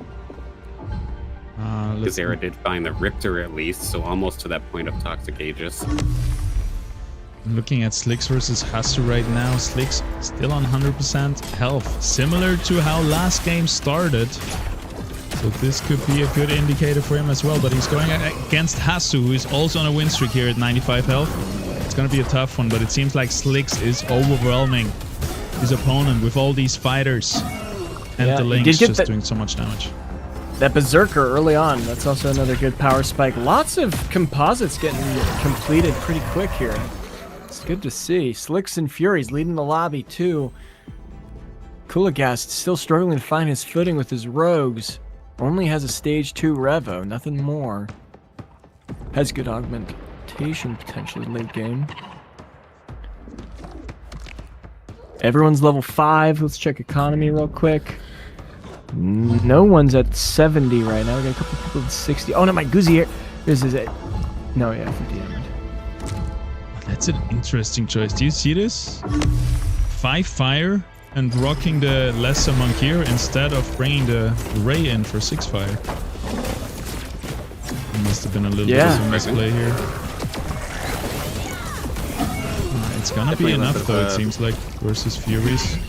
All depends on the next Arcane Links cast. Here it is. That's a good lineup. Gosh. Oh. Goodbye. That was able. Gonna power him through, but yeah, it's gonna be the end of it there. Good shot from that Lynx. Okay, it looks much more top heavy again, except Slicks being in there with kind of having such a weak performance in the first 3 games. Suddenly he has come alive, woken up, dominating again this lobby early on. Like, what is he going for though? Like, I first saw the setup and it was sounding like mud or looking like mud, but the bench does not look like someone who is rolling heavily for mud. It's just kind of like casually picking them up, but not actually hard rolling for them. Yep. We also have some early level 6s from Guziera and from Nefer. Both are on the Ripple Flail. Interesting. Yep. Also early level 6 from Kulagast with the rogues. Well, actually with fire. Doesn't play many rogues. But used to be rogues. Yep. Slicks versus Looper here. Can he hold his win streak? He definitely can. A little bit ahead of everyone else, it seems like, but I'm not gonna swap away just yet. Oh, but that's gonna be it though. Down to the bottom. Let's see Kulagast versus Orc. Kulagast lost that. Oh, what a crazy comeback from the Ranger on the other. No, I'm just kidding. Fury is holding on to his too. Guziera, is he gonna hold on to his? Yeah, he got 1 too. Slooper lost the win streak.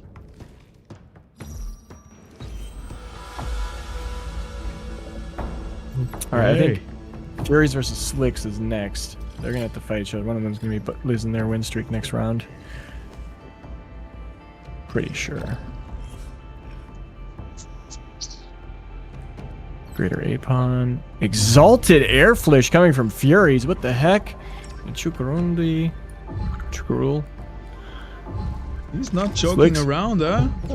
That's a lot of damage. Slicks just got the Gorilla, Cardalo. Slicks is rolling. I think they both know they're about to fight each other, so they're just dumping their money here. That's another Greater Apon on over. Potentially. Oh, there's another one looking for the... Is that Exalted? I think it is Exalted. Yeah, he's got the Exalted Apon. It'll combine right after this. Yep. All right, so there's one mud. Oh, and a chip. Synergy chip. Oh, there's going to be a lot to do in this next turn. Oh, he's going against Nefer, not Furies. Oh, they dodged each other. It's Furies versus Kulagast on the other side. That is so crazy. Level 5 mud in first position rolling down. I've never seen that before. Usually you always the very bottom. I was gonna say, this can't last for much longer though. This they're gonna eventually run out of steam. Everybody else is gonna catch up and surpass them unless they hit. Getting the Chicondi is a nice little buff there. Now you at least got the super predators essentially online here that don't say that out of context. But with the two big DPS units here with this one, that Chicondi is going to go absolutely nuts. The Archos is going to end up being the victim. Nice stun coming out here from the Exalted Adbon. But now there goes the healer. Now they're on to this monk here. The Chicondi needs to kind of get out of dodge though. That monk here is just absolutely wailing away at it. Now it gets the one-on-ones. It gets the backstabs that it's kind of looking for, and it will eventually snowball her.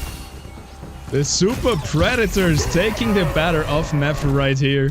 He was not ready for that one. He shouldn't have accepted the candy, and they are, I swear to God, gonna be good. Fury's also on a win streak, and finally they match up against each other. Here we go. This is cool. I want them both. Fury's managed to finish his Arcane Emberlings and that Exalted Air Fleece. That's what is this comp? Yo. Oh, it's really beautiful, isn't it? That is a hollowed out one on top of that. Wow. That is incredible looking. I guess we were talking about how no one goes for the stage 3 links as well. We've seen it here. Look at that. You know what? Caradulo Toxic has fire eyes.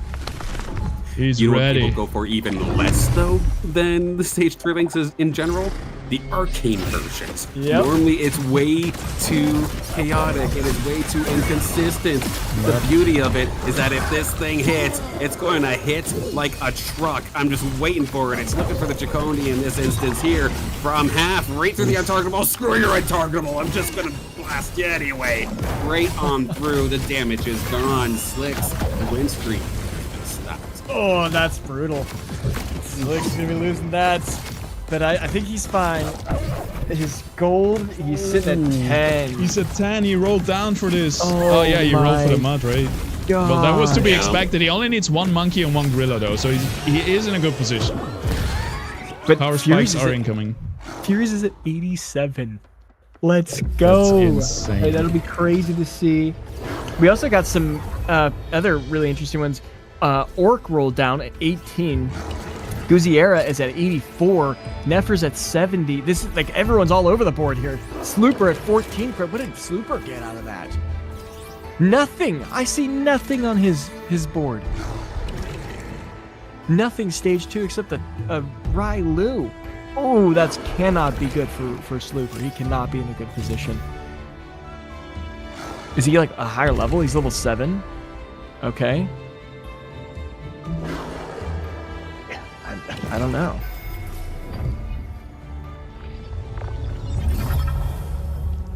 Kulagast at 28. Exalted Gorilla for Slicks. Oh, Found baby. one of them. Yeah, he's just missing one. He's pulling all his units off for that chip now. That's another thing. He didn't have his synergy activated. That was another thing that I think Fury's had on him. Potentially. Who are we watching? Oh, Fury's. Fury's versus Fury and Slooper for this one. Well, look at that. There's so many stage 1 units on the enemy team, and Fury's looks like he's ready to end this game already. No chance here. Big lasers coming out. The fire is trying its best. Ramp features does do a lot of damage, but in the end, it's gonna not be enough to win against Fury's right here. He's trying his best, so oh my god, that was close. That boomerang, if you had seen it at the beginning, how much damage did it do? I want to see. Was it too slow? Yeah, it was too slow. Because the ranger had that teleport at the beginning, and the boomerang literally like almost deleted the Axon before it teleported back. It's easily like 1,800 damage the first 5 seconds. It's crazy. And it's definitely also surprising too. Like Slicks had a ton of cash and rolled down heavily, and with Monk Ears being in the pool, still missed it. But there's a reason why. Like I would basically call this a lottery comp, because you hit it, you are in Disneyland. You're absolutely tearing on through, but it is not guaranteed. You can play the odds, but sometimes the odds still go against you. And that is just unfortunately here for Slicks. I think just barely going to hold them back. But in this battle here, we're seeing Furies looking fantastic. Just tearing on through that shot from the Arcane Links, taking care of both of the fighters. Now it's just a matter of dealing with his Archos, and it will slowly but surely once again be burning cinders. Slicks got his 4th mud. He got it. It's locked in. So he's in a good position now too. Next up on the chopping block, get to level 7 and then slow roll for right plants, I guess. Yeah. How's everyone else looking? Let's see it. Nefer at 32. What happened? Oh no. That was so fast. He's got 64 credits. He's chilling. All right, it's all on at purpose. 77. With the addition of that flare, Steam could be on the menu, but you would lose Aegis if you did that. What else would you need? Well, Steam is actually activated right now. Yeah, he's actually not even doing Aegis at the moment. We would need a fire empath, which you can only get for an Atipo. Or a Fire Lynx. Yeah. Yeah. Mm-hmm. Yeah, that's tough. That's a tough one. Yeah. Oh, we got a Monarch! Monarch from Orc. That's huge. It's our first tier 3, stage 3. Monarch and a ramp fight on that team. That's scary. Phantom. That's going to be a good thing that could bust Furies once he comes through, if he ever goes against level him soon. 8. Never's level 8 and he's still wealthy? No, I think that 45. was where his wealth went to. Okay. Let's see if level 8 can break Furies here, who is level 7 as well. I don't think Nefer, that's gonna be tough to break this corner composition. Maybe a little bit positioning away from the corner to break them up. He runs out of time. But Arcos in the front is actually pretty good. He can get one cast off maybe. Well, a little bit too much. Other than that, it's not too bad. Here comes the root actually came through and the Arcane Lynx did not get its cast out. The Rake is slowly but surely going into the backline, gets a huge shield here, takes down the Flish with one more auto attack, but that's gonna be it for Nefer here, down to 16 HP. I'm curious going into the late game too, because of course the Umbers have essentially just kind of been running over and like taking control in certain instances. But if there is one extra benefit, we kind of saw it a little bit earlier, for Furies to have an Arcane Lynx as one of their carries, as long as it's already in the motion of firing the shot, if it goes untargetable, it does not matter. So it could actually be an answer to an Umber. So Nefer got a second Rake on the board. That's what he's doing, double Rake. Final stand. Will he survive against Slooper here? Slooper is not going to make it easy for him. Both jump to the back line. Yep. We got the Rake diving on through some decent damage across the board. Dealing with the Polar Bear to start things off will be able to do so. All loaded up with Steam as well. Going to take care of this Ranger, but we have the DPSs from afar. The Untargetable is going to make this difficult. Dark Days is going to try and fly on through for a last-ditch Hail Mary effort. Untargetable comes through, but the fire on the ground is not enough to get the job done. It wasn't by much, but that's all that mattered, was the fact that Nefer is still in this game.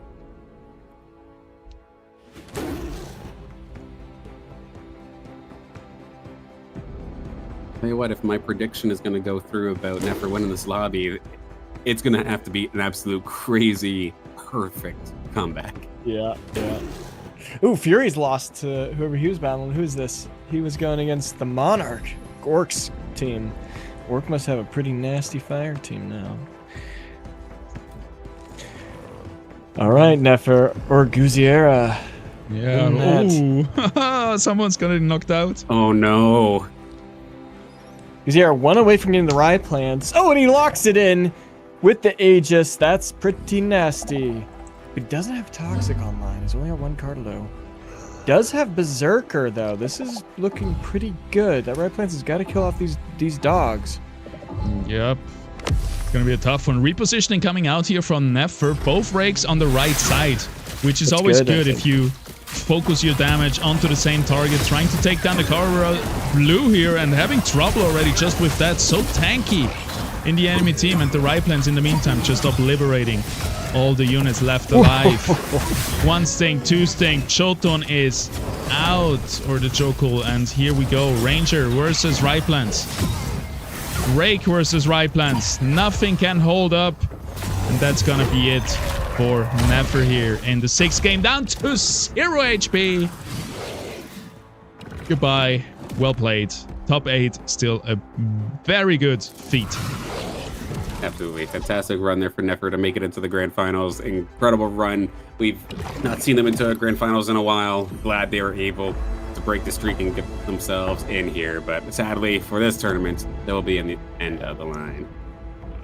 That's a lot of dashes back in the pot. Who's going to go for him? Uh-oh. Is anyone? I don't see anyone having one right now, but I could see Slicks doing that maybe potentially. Slicks is still level 6. What the heck? I guess that's the consequences of doing that. Yep. Furious has 101 credits. What was Furious waiting for? Is he just going to roll for the dog now? That would be crazy if he just did a massive roll down for the dog. Yep. Well, Slicks was able to get back his economy again after hitting his power spike. And we're gonna watch Guzero versus Slooper here, though. And they could absolutely be eliminated if it does not go their way. All eyes on that big old green scorpion tearing through the front line, and they're damn well making it look easy so far. Chopping through everything. Slooper is in a hard place here, but they do shoot down the Riplance. It is not all completely done, but you've got an Alfie, you've got a Fernite all just shooting at you now, while they have the backup of the Archos on top of that, and that's going to be Gazera taking that one. Yeah, but Slicks would love to for Guzera to get knocked out, because then the Ryplans is up for grabs. I guess that's what Slicks is waiting for at this point. Yep. But so is Orc, might also straight be gunning for that once Guzera goes down. We got a lot of vultures ready to pick the bones clean. Orc is broke, though. If that instance does happen, it would actually be, obviously not a guarantee, but it would be a slight advantage here for Slicks to have more chances at getting it. Yep. So what is Fury's gonna roll for? He has all the money in the world. Really cool setup. Just levels and try to get some late game Scions, maybe? Yeah. Going for a Blotto, it looks 5 like. Scion? Maybe Ophisto, Blotto, like just getting big tanks and then tier 5 stage 3 as a win condition, maybe? Slicks lost that last round, so he was starting to fade and needs to level up, catch up on levels. Slooper only level 7. I'm curious who's going to get the Seer, because there's a lot of Singes on the field right now, so I don't think anyone's going to be going for that. Yep, it's probably too many. We got 1, 2, 3. I'm also very interested to see Kuligas in particular. They have Slash and Malura. The Rogue Vanguards are here, ready, uncontested, with a ramp fight too. This is basically like the best case scenario here for a Rogue player. Pretty well uncontested for everything except the Rake, but if you just ignore the Rake and have your Slash and be the carry instead, you're in a great position. But we could also lose Gazera here into this battle, so I might want to see that one. Alright, let's check out Guzero versus Slicks. It's not gonna be easy. And Slicks slam level and got a Force online. Oh my god, big power spike here for Slicks. Ryplans is stuck. That is rough. Gorilla makes it a bit easier though by jumping back into the backline. Almost gets executed. Will shortly fall. And the Ryplans just one by one taking them down. Next up, Monkey here on the chopping block. Is it gonna be enough though? The Mud transfers all his stats to the other units. And Slicks takes down Guzera in 7th place. Oh, and now Slicks has all of the Riptors, so you can scoop them up. That's gotta feel good. I feel for Gazera, though, for the tournament to end off of Riplance getting stuck by positioning. Yep. Oh. I mean, we see it right here, right? It looks like there's a lot of space, but this Riplance can't fit here, can't fit through here, and is stuck. Maybe it was almost intentional because he knows the Gorilla will jump back here to the Sinalf, but if that was the case, it would have been super risky play. Ooh, I'm looking at Hasu, 6 HP, managed to get a Blaze Knight on the board, but he doesn't And even again have a versus crunk. Slicks. Is he gonna knock out another one? Oh, Slicks is on a rampage. Definitely possible, but the Blazonite did not have enough time to actually get any sort of augments, so it's just essentially, he's got the Bulwark imprint, but that's basically it. And they're going to fire away here. The tank's doing a fantastic job so far here for Hasu, keeping majority of the DPS kind of stuck up onto the top side of the field, allowing them to deal with these rogues. But I feel like they're actually having a really hard time here with these rogues, to the point where it's looking like Slicks is going to find themselves another one. Can we get 2 eliminations within back-to-back fights? We absolutely will. Oh, Double kill! And Slooper got knocked out too! Oh my Slooper goodness. is gone. Oh, Your points leader in this tournament is out of here. and all of the Singes are back in the pot for Furies to scoop him up, for Orc to scoop him up. Who's gonna get the Seer? Who's doing it? Orc got one flare on the bench right now. Furies has got 1 flare and another crunk. What's like Can we economy's see looking Kuligas like? here in this one? Yeah. Ripple Lance online for Slicks now too. The Berserker portion of the mud is now ready. But we have ourselves a battle here. Kuligas fighting for their life. Yep. Slick's gonna kill. Oh no, this is Kuligas.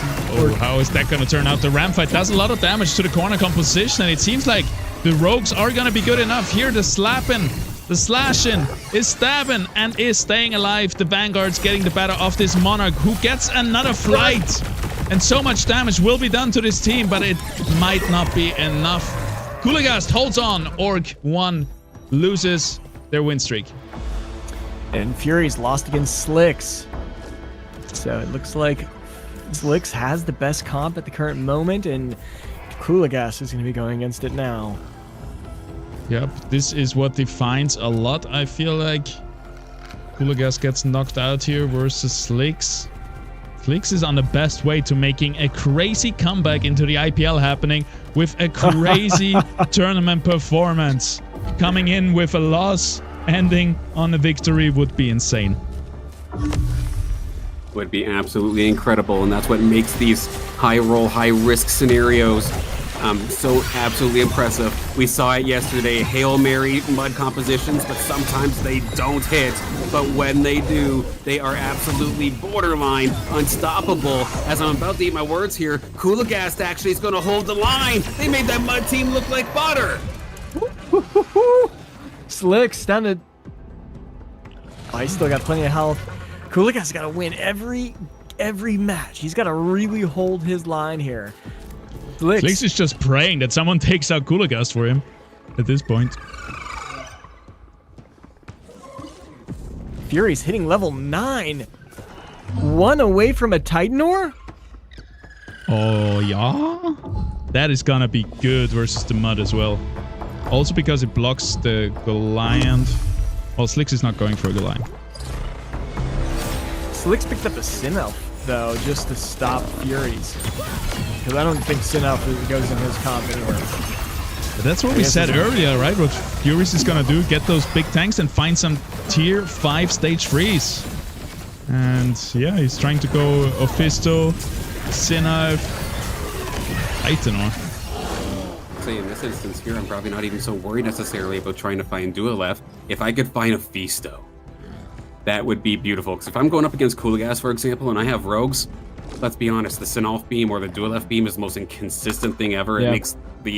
It makes the Titanor! Arcane Lynx look like a fantastic sniper, but the Titanor is here. So regardless of which Scion they go for, Jotun. that is a lot of a huge front line. Jotun is here, Scoriox is here.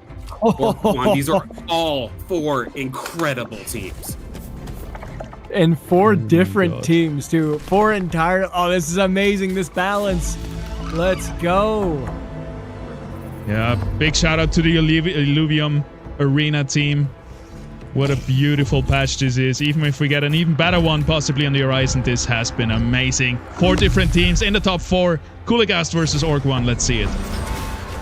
Orc 1 in a fantastic spot. Plenty of firepower, but at the same time they have to deal with all these rogues. Slashing has just went for a Sunday stroll. Things off, but here come the ramp fights. Just diving on each side, synchronized, but it's going to end up now being a good spot here for the Rogues. It looks like the target will come out here from the ramp fight, though. Could have that final little bit of burst damage to maybe deal with the slashing. No, it falls beforehand. Monarch, can you get the job done? You have the unturnable, you have the carpet bomb, easy 130 above! Takes care of it, and that is it for Coolagast.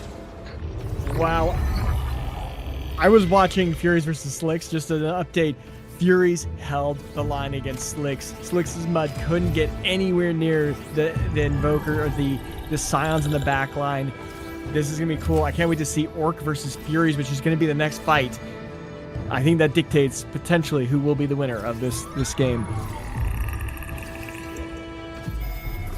Gosh, this is so cool. All three of the players potentially able to win, I'd argue, have not had the best tournament so far in terms of a grand final. Like, thirds through 6, and then Slicks had that big win at the last one. But they came up clutch when they needed it. Bunch of different team compositions to get the job done as well. It's just so exciting. I love this. All right. One away from an Mephisto.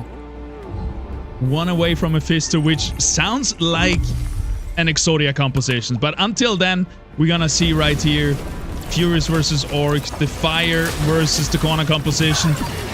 Can Fire burst down this corner composition fast enough? Here comes a ramp fight Omega doing a lot of damage.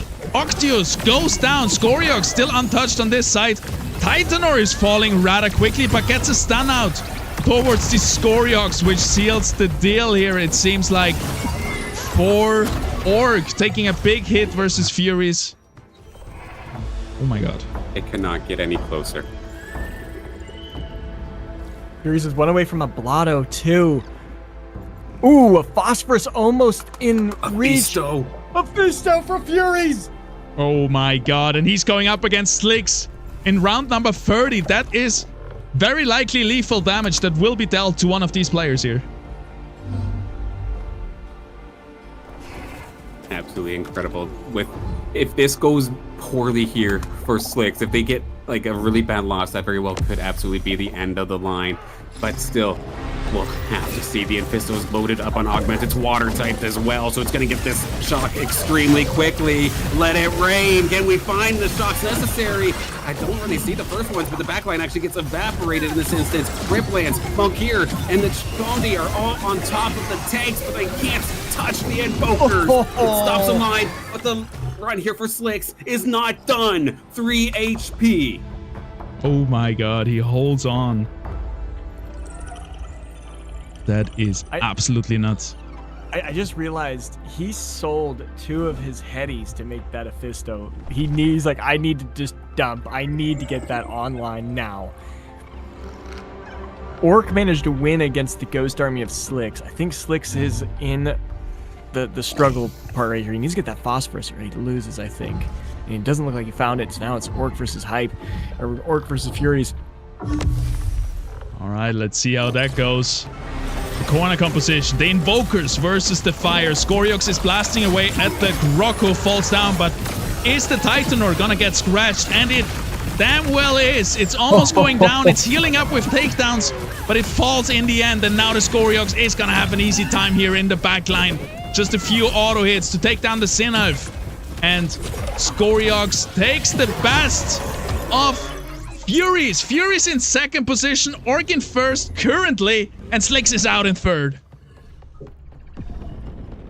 Oh, what a phenomenal my run here gosh. for Slicks, though, at the end of it. The fact they're even in contention just speaks volumes to how crazy good of a player they are. So, hate to see them run out here, hate to see the run die, but third in this game is absolutely fantastic. We'll have to see how the points go later, but here we are.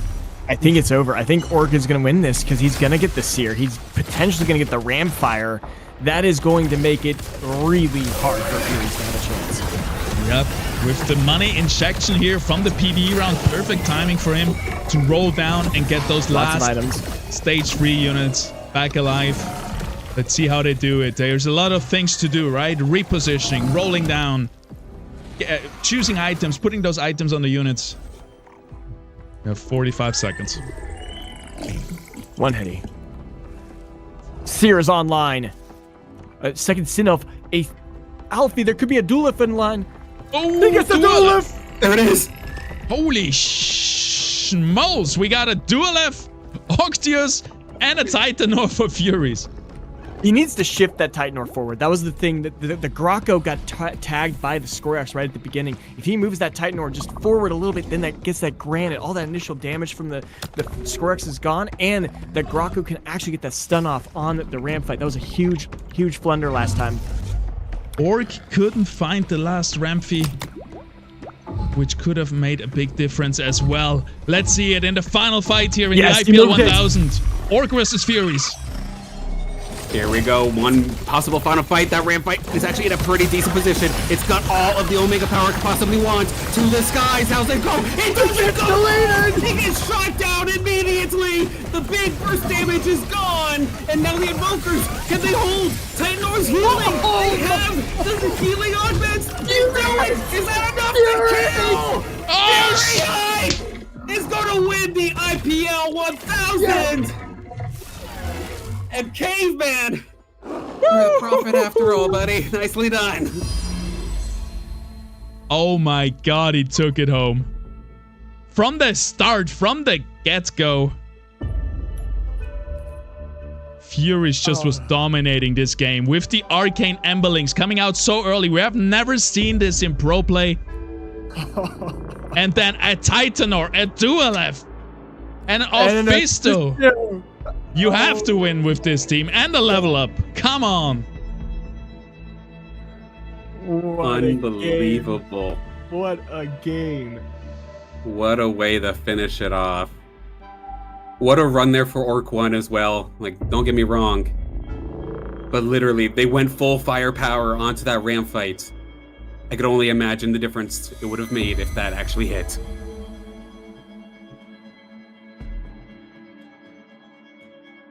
Taking a look at it one more time. I love also the addition. Having what used to be the Mendo skeleton, the one where you, on takedown you get healed. Normally you save that for a fist spider of some sort. Normally you save that for like your penguin. But they put it on the Titanor to just make it absolutely unkillable. Healing 8% of your health on a Titanor times 2?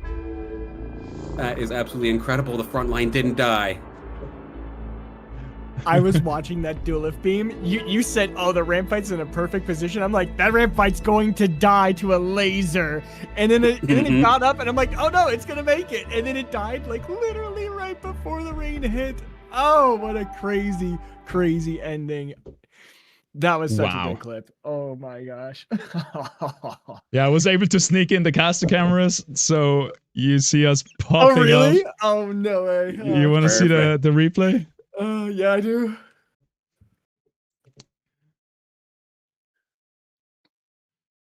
Because I stood up at some point. I was just like, oh my gosh, is what is gonna happen? Absolutely incredible.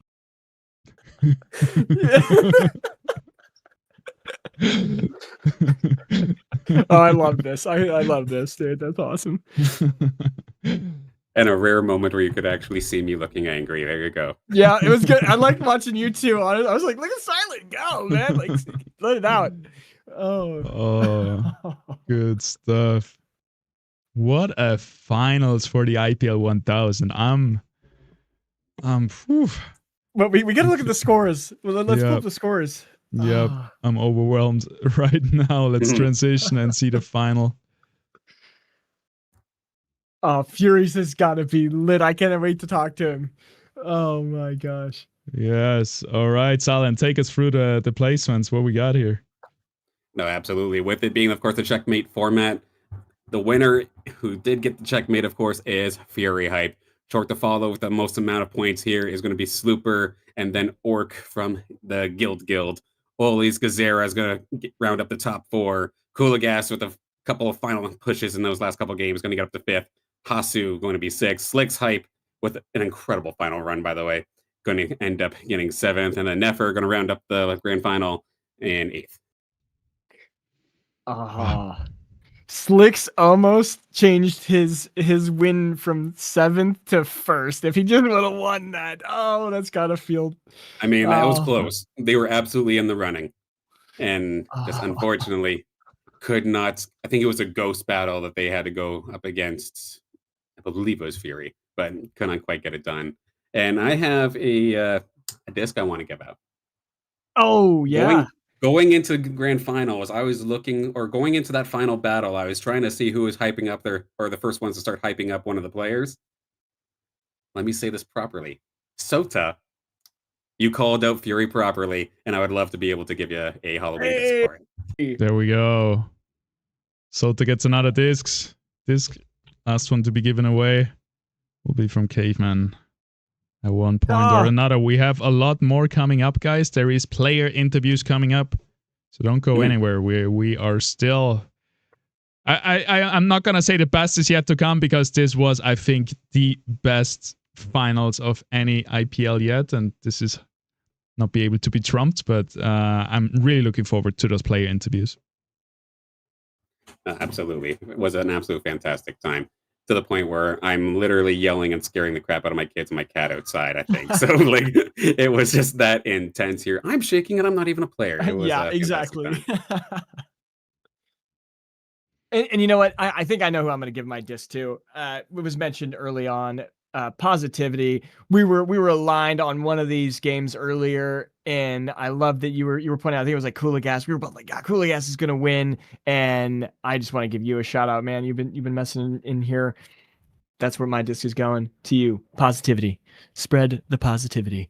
Perfect. Wonderful. Very nice. All right. This was fun. First time actually getting to experience this, and I worry about certain like formats. Like you'll sometimes even see in like traditional sports where things just feel manufactured. Well, at the end of the day, like this didn't feel manufactured to me. This was exciting. We had plenty of people, all very, very strong and capable of winning this tournament. And I love that we had ourselves a decider on the final game. 100%. That was so cool. We're going to set up the player interviews. We're trying to get the top 4 in here. And Caveman is likely going to interview them. But first, we're going to go into a 2-minute break. And then we're going to be right back with that. See you in a second, guys.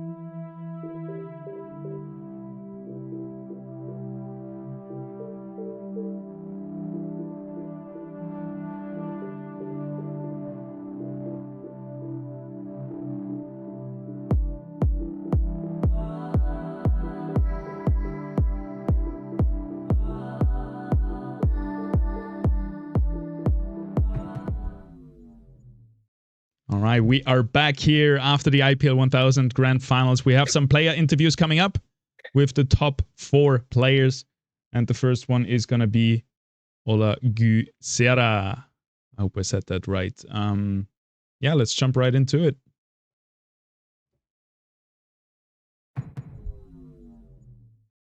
Righty. Hey, Guzera, you there? Hello, hello.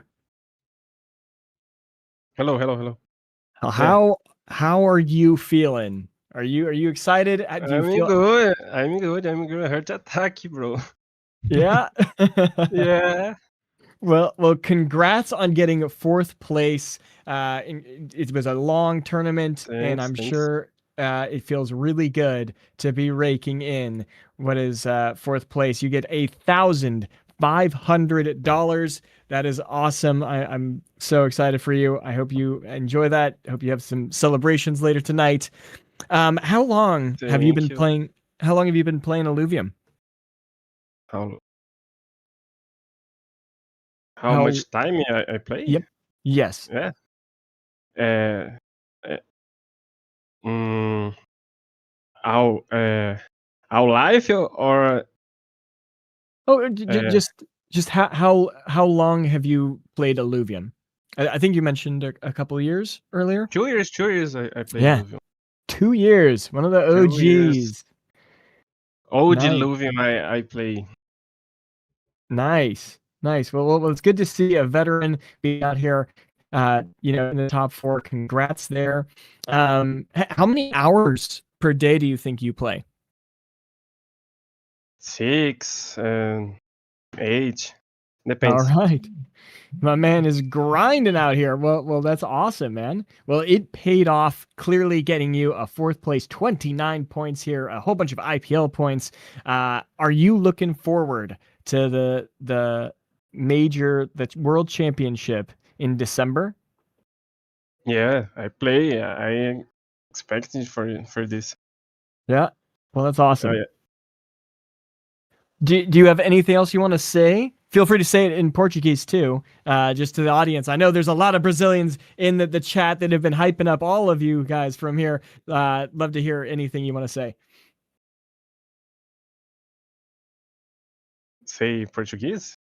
Feel free, whatever you want to say. Is there anything you want to say to the audience? Agradecer aí todo mundo aí que tá assistindo nós aí. Top 4. Eu nem sabia que o último jogo era cheque. Eu tava comemorando no 5º já, eu nem tinha conferido. Mas tá bom, top 4 muito bom. Thanks, guys. Sorry. Woo! There we go. All right. Well, Guzira, you have a great day. We're going to hop out and get the next one in. See you, man. Thanks, bro.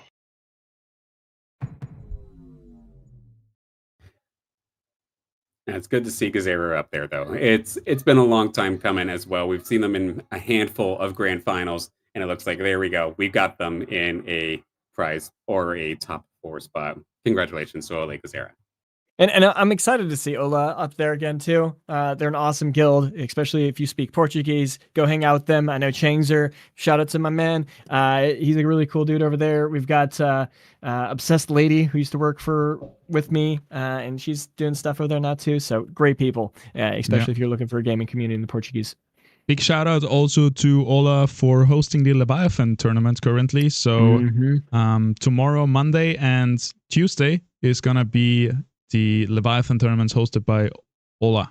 Leviathan, if you didn't know, is where you bring your own Illuviums that you caught that have stats and everything. All right, but without further ado, we have the 3rd place finisher here, Orc from Guild, I think in his first ever Grand Finals appearance in the IPL. Let's go. Orc, how are we doing? Hi, I'm fine. Representing the pro scene, coming in from TFT, right? No, okay. But first, my English is terrible, so I'll probably say very little. Okay. And maybe I didn't understand some No worries. questions. So I play TFT for fun. too little, and I'm came to play Illuvium. May I'm nervous. No worries. I mean, hey, if I would have just won $2,000, I'd be a little bit excited too. Congrats on taking third place in this IPL. And give this interview in another language is so hard. Oh yeah, exactly. But I would like to thank to my teammates, guild team. They helped me so much since I started in the game.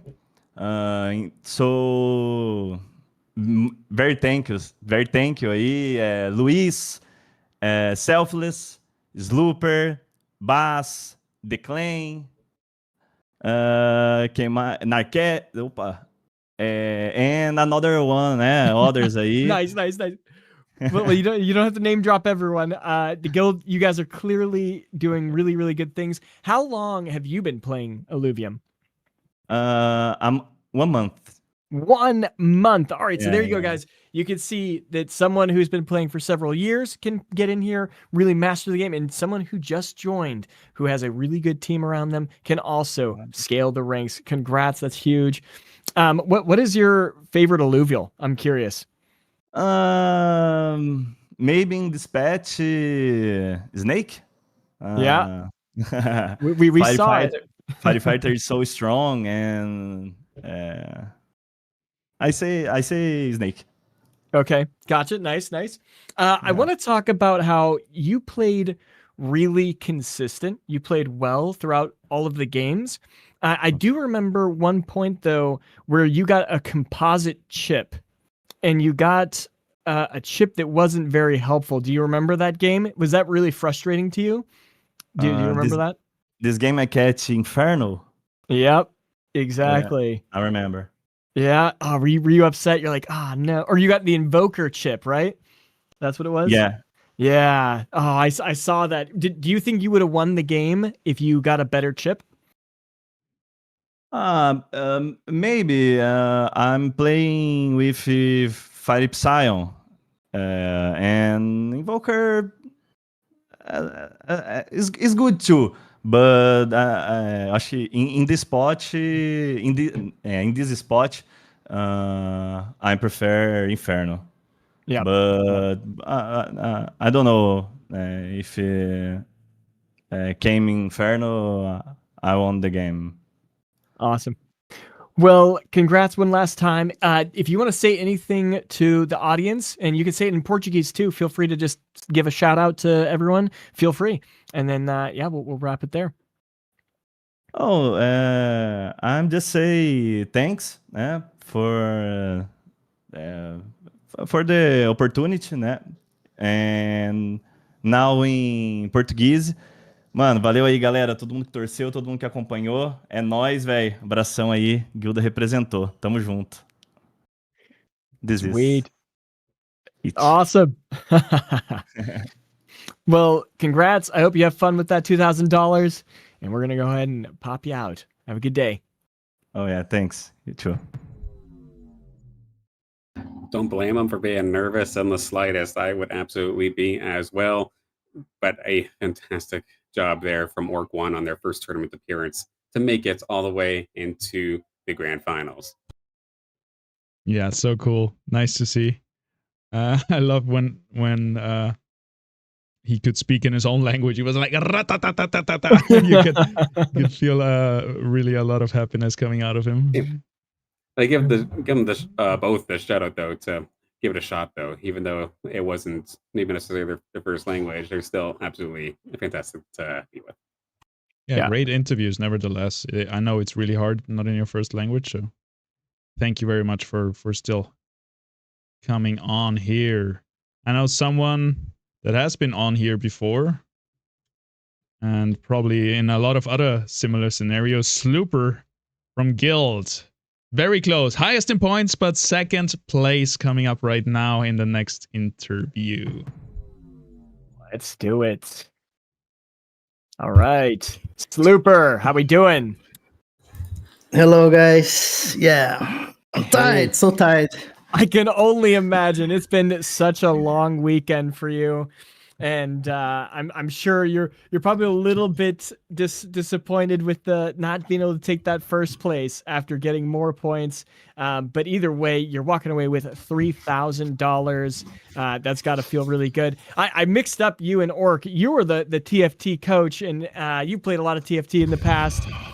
How are you feeling about Illuvium compared to TFT? Was this as enjoyable or more enjoyable than the other elements of TFT that you've been playing? Yeah, it's been really fun. Everyone from Guild, I think, played TFT before, so it's a lot of.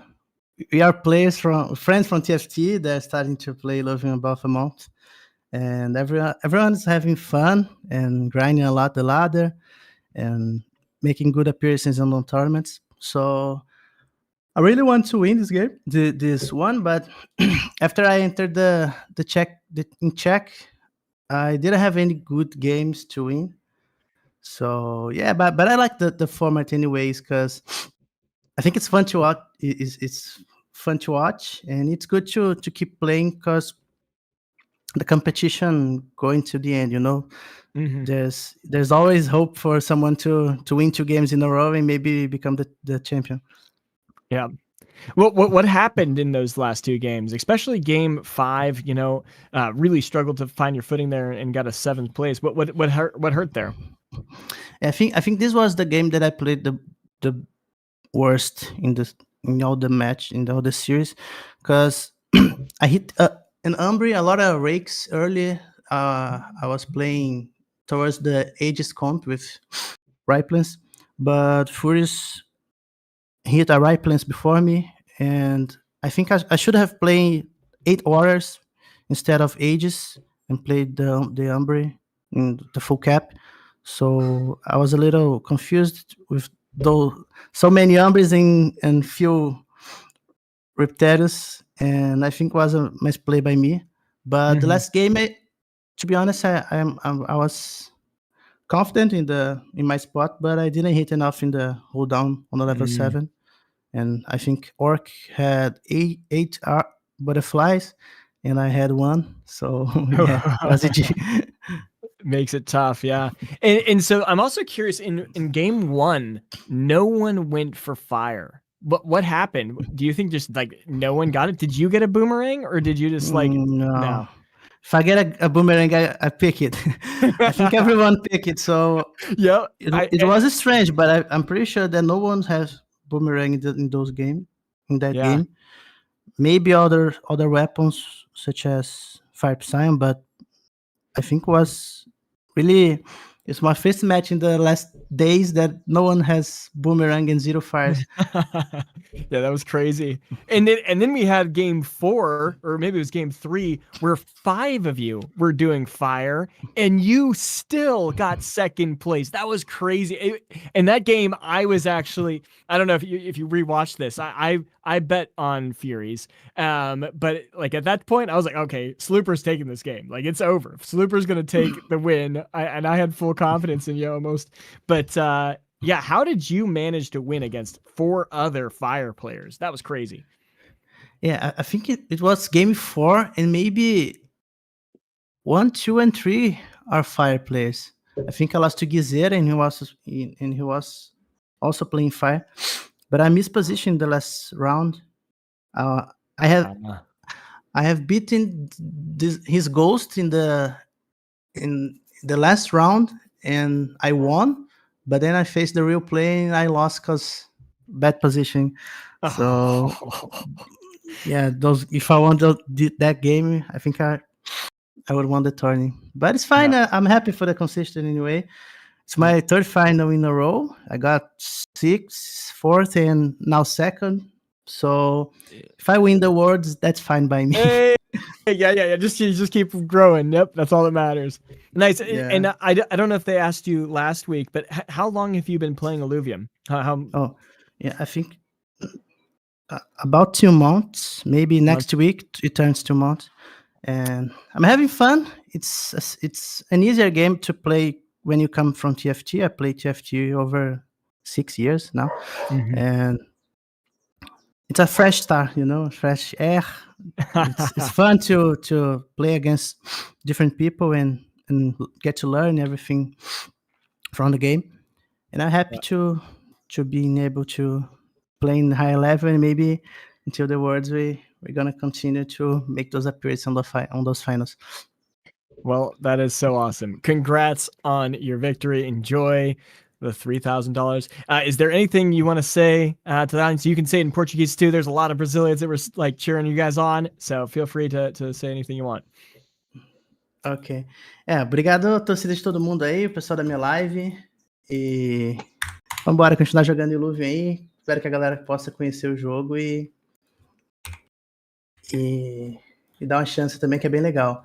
Yeah, I was thanking everyone for my stream and inviting the people from TFT to learn Illuvium. It's a fun game, and it's fun to everyone that played TFT before to maybe know the game.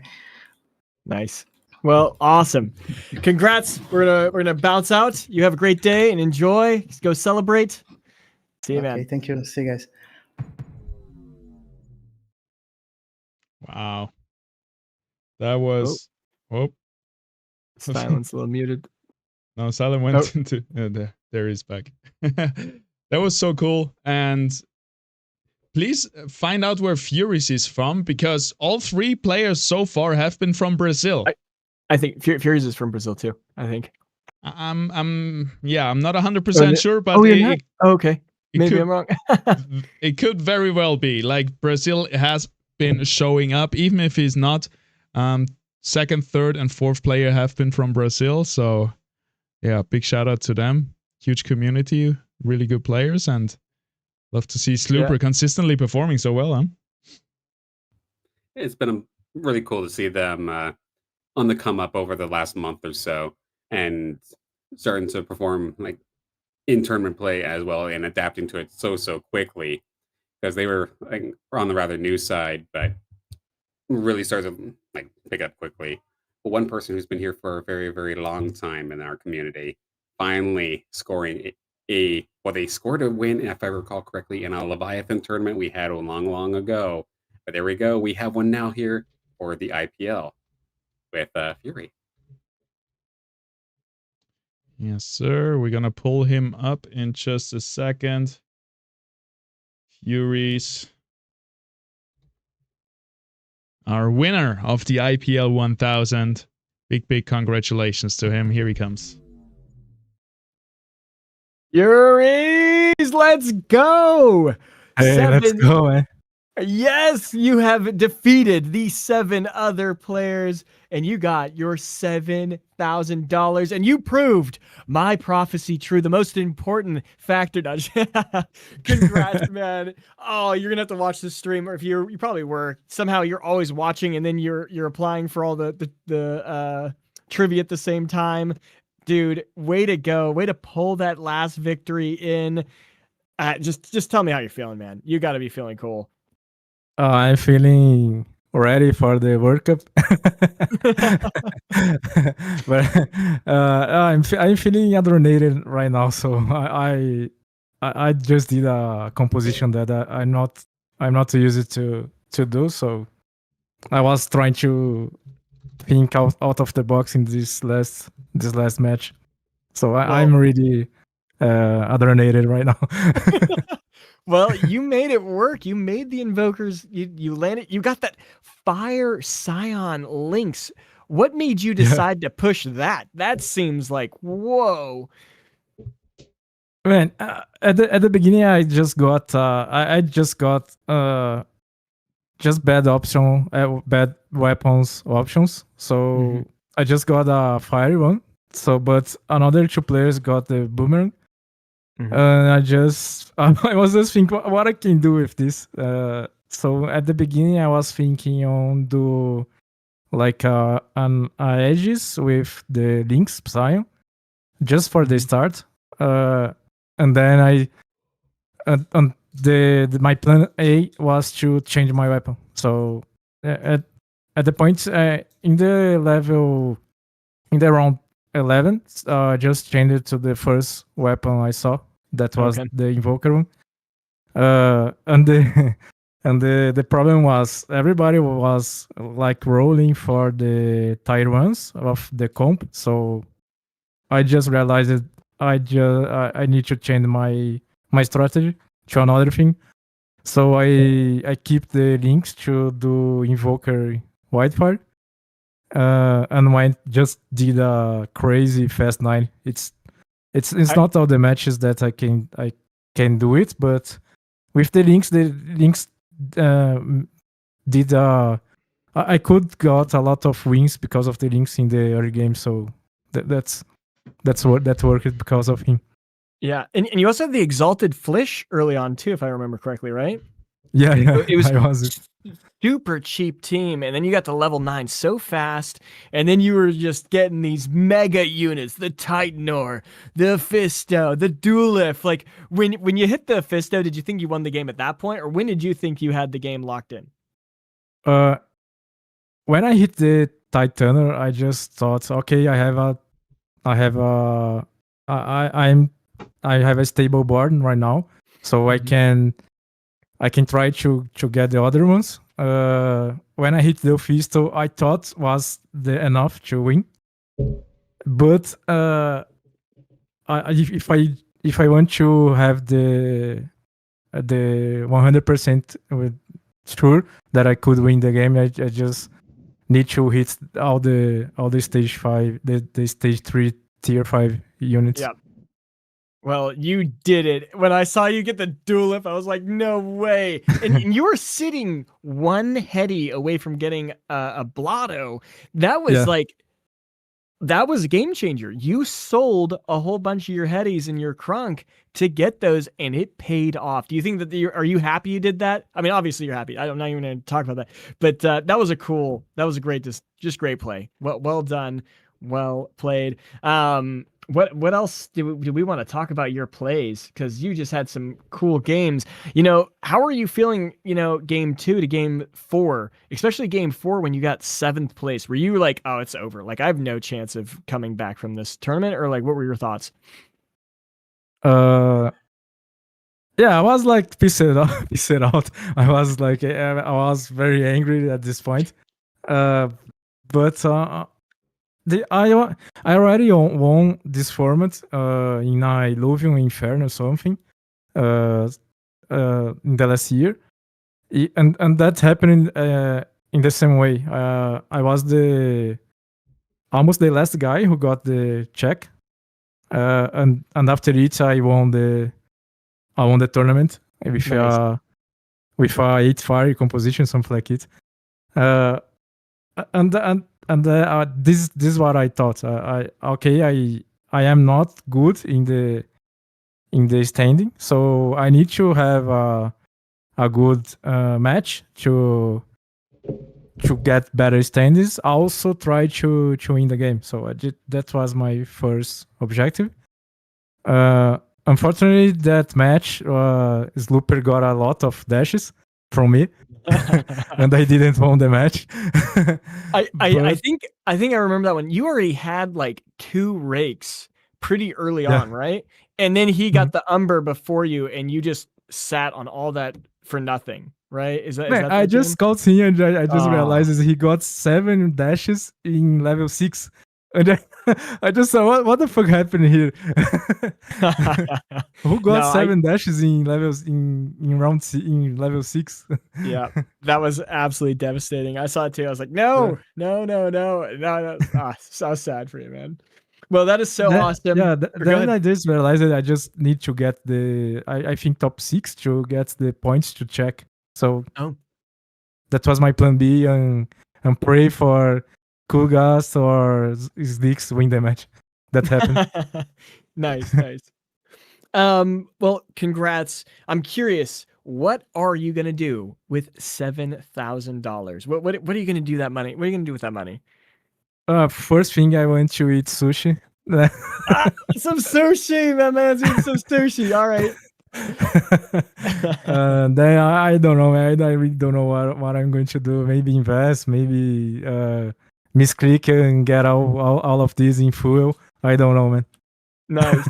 Well, congrats, man. I hope you have a good time with it. Have some sushi, yeah, that's awesome. If you have anything else that you want to say to the audience, and you can also say it in Portuguese too, let's hear you send it, and then we'll pop you off.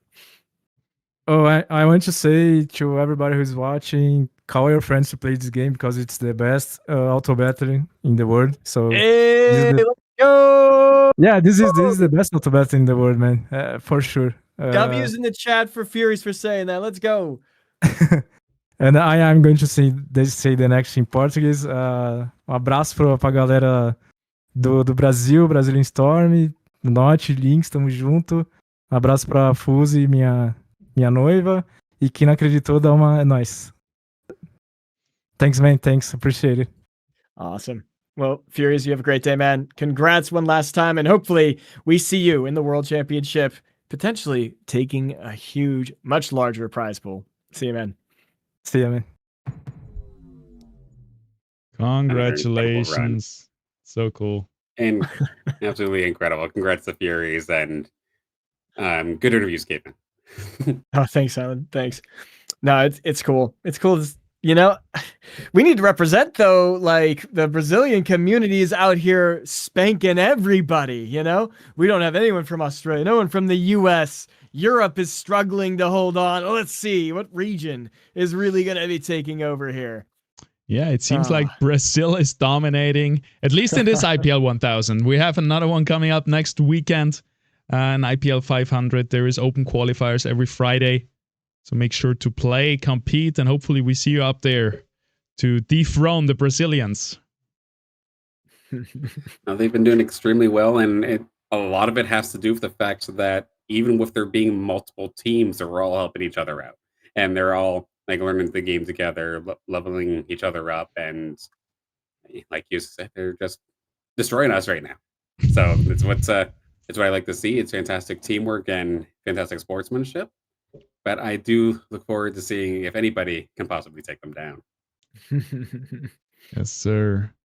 Well played, everyone. That's going to be it from us from the IPL 1000 here. I hope you enjoyed the show. Make sure to follow, subscribe on all our social media platforms. We're going to upload some highlights from this, so that's going to be very exciting. We're going to see you back again next week on Saturday with another tournament here on the IPL. And big shout out to the team. I think we have all seen today how good this game is. There was almost no crashes. The balance was really good. In the final game, 4 different compositions in the top 4, stuff like this, really good. So thank you, Illuvium, for the great game. Thank you to all the viewers tuning in today, to all the chatters, and to all the players making all of this possible. Thank you to Silent, Caveman, and the backend team, Erica, Quant, and Tholki, as always, carrying us in the backend. Thank you very much, and we see you next week. I'm gonna go get some sushi as well. Hey, sushi, baby! Have a good one, guys. You guys.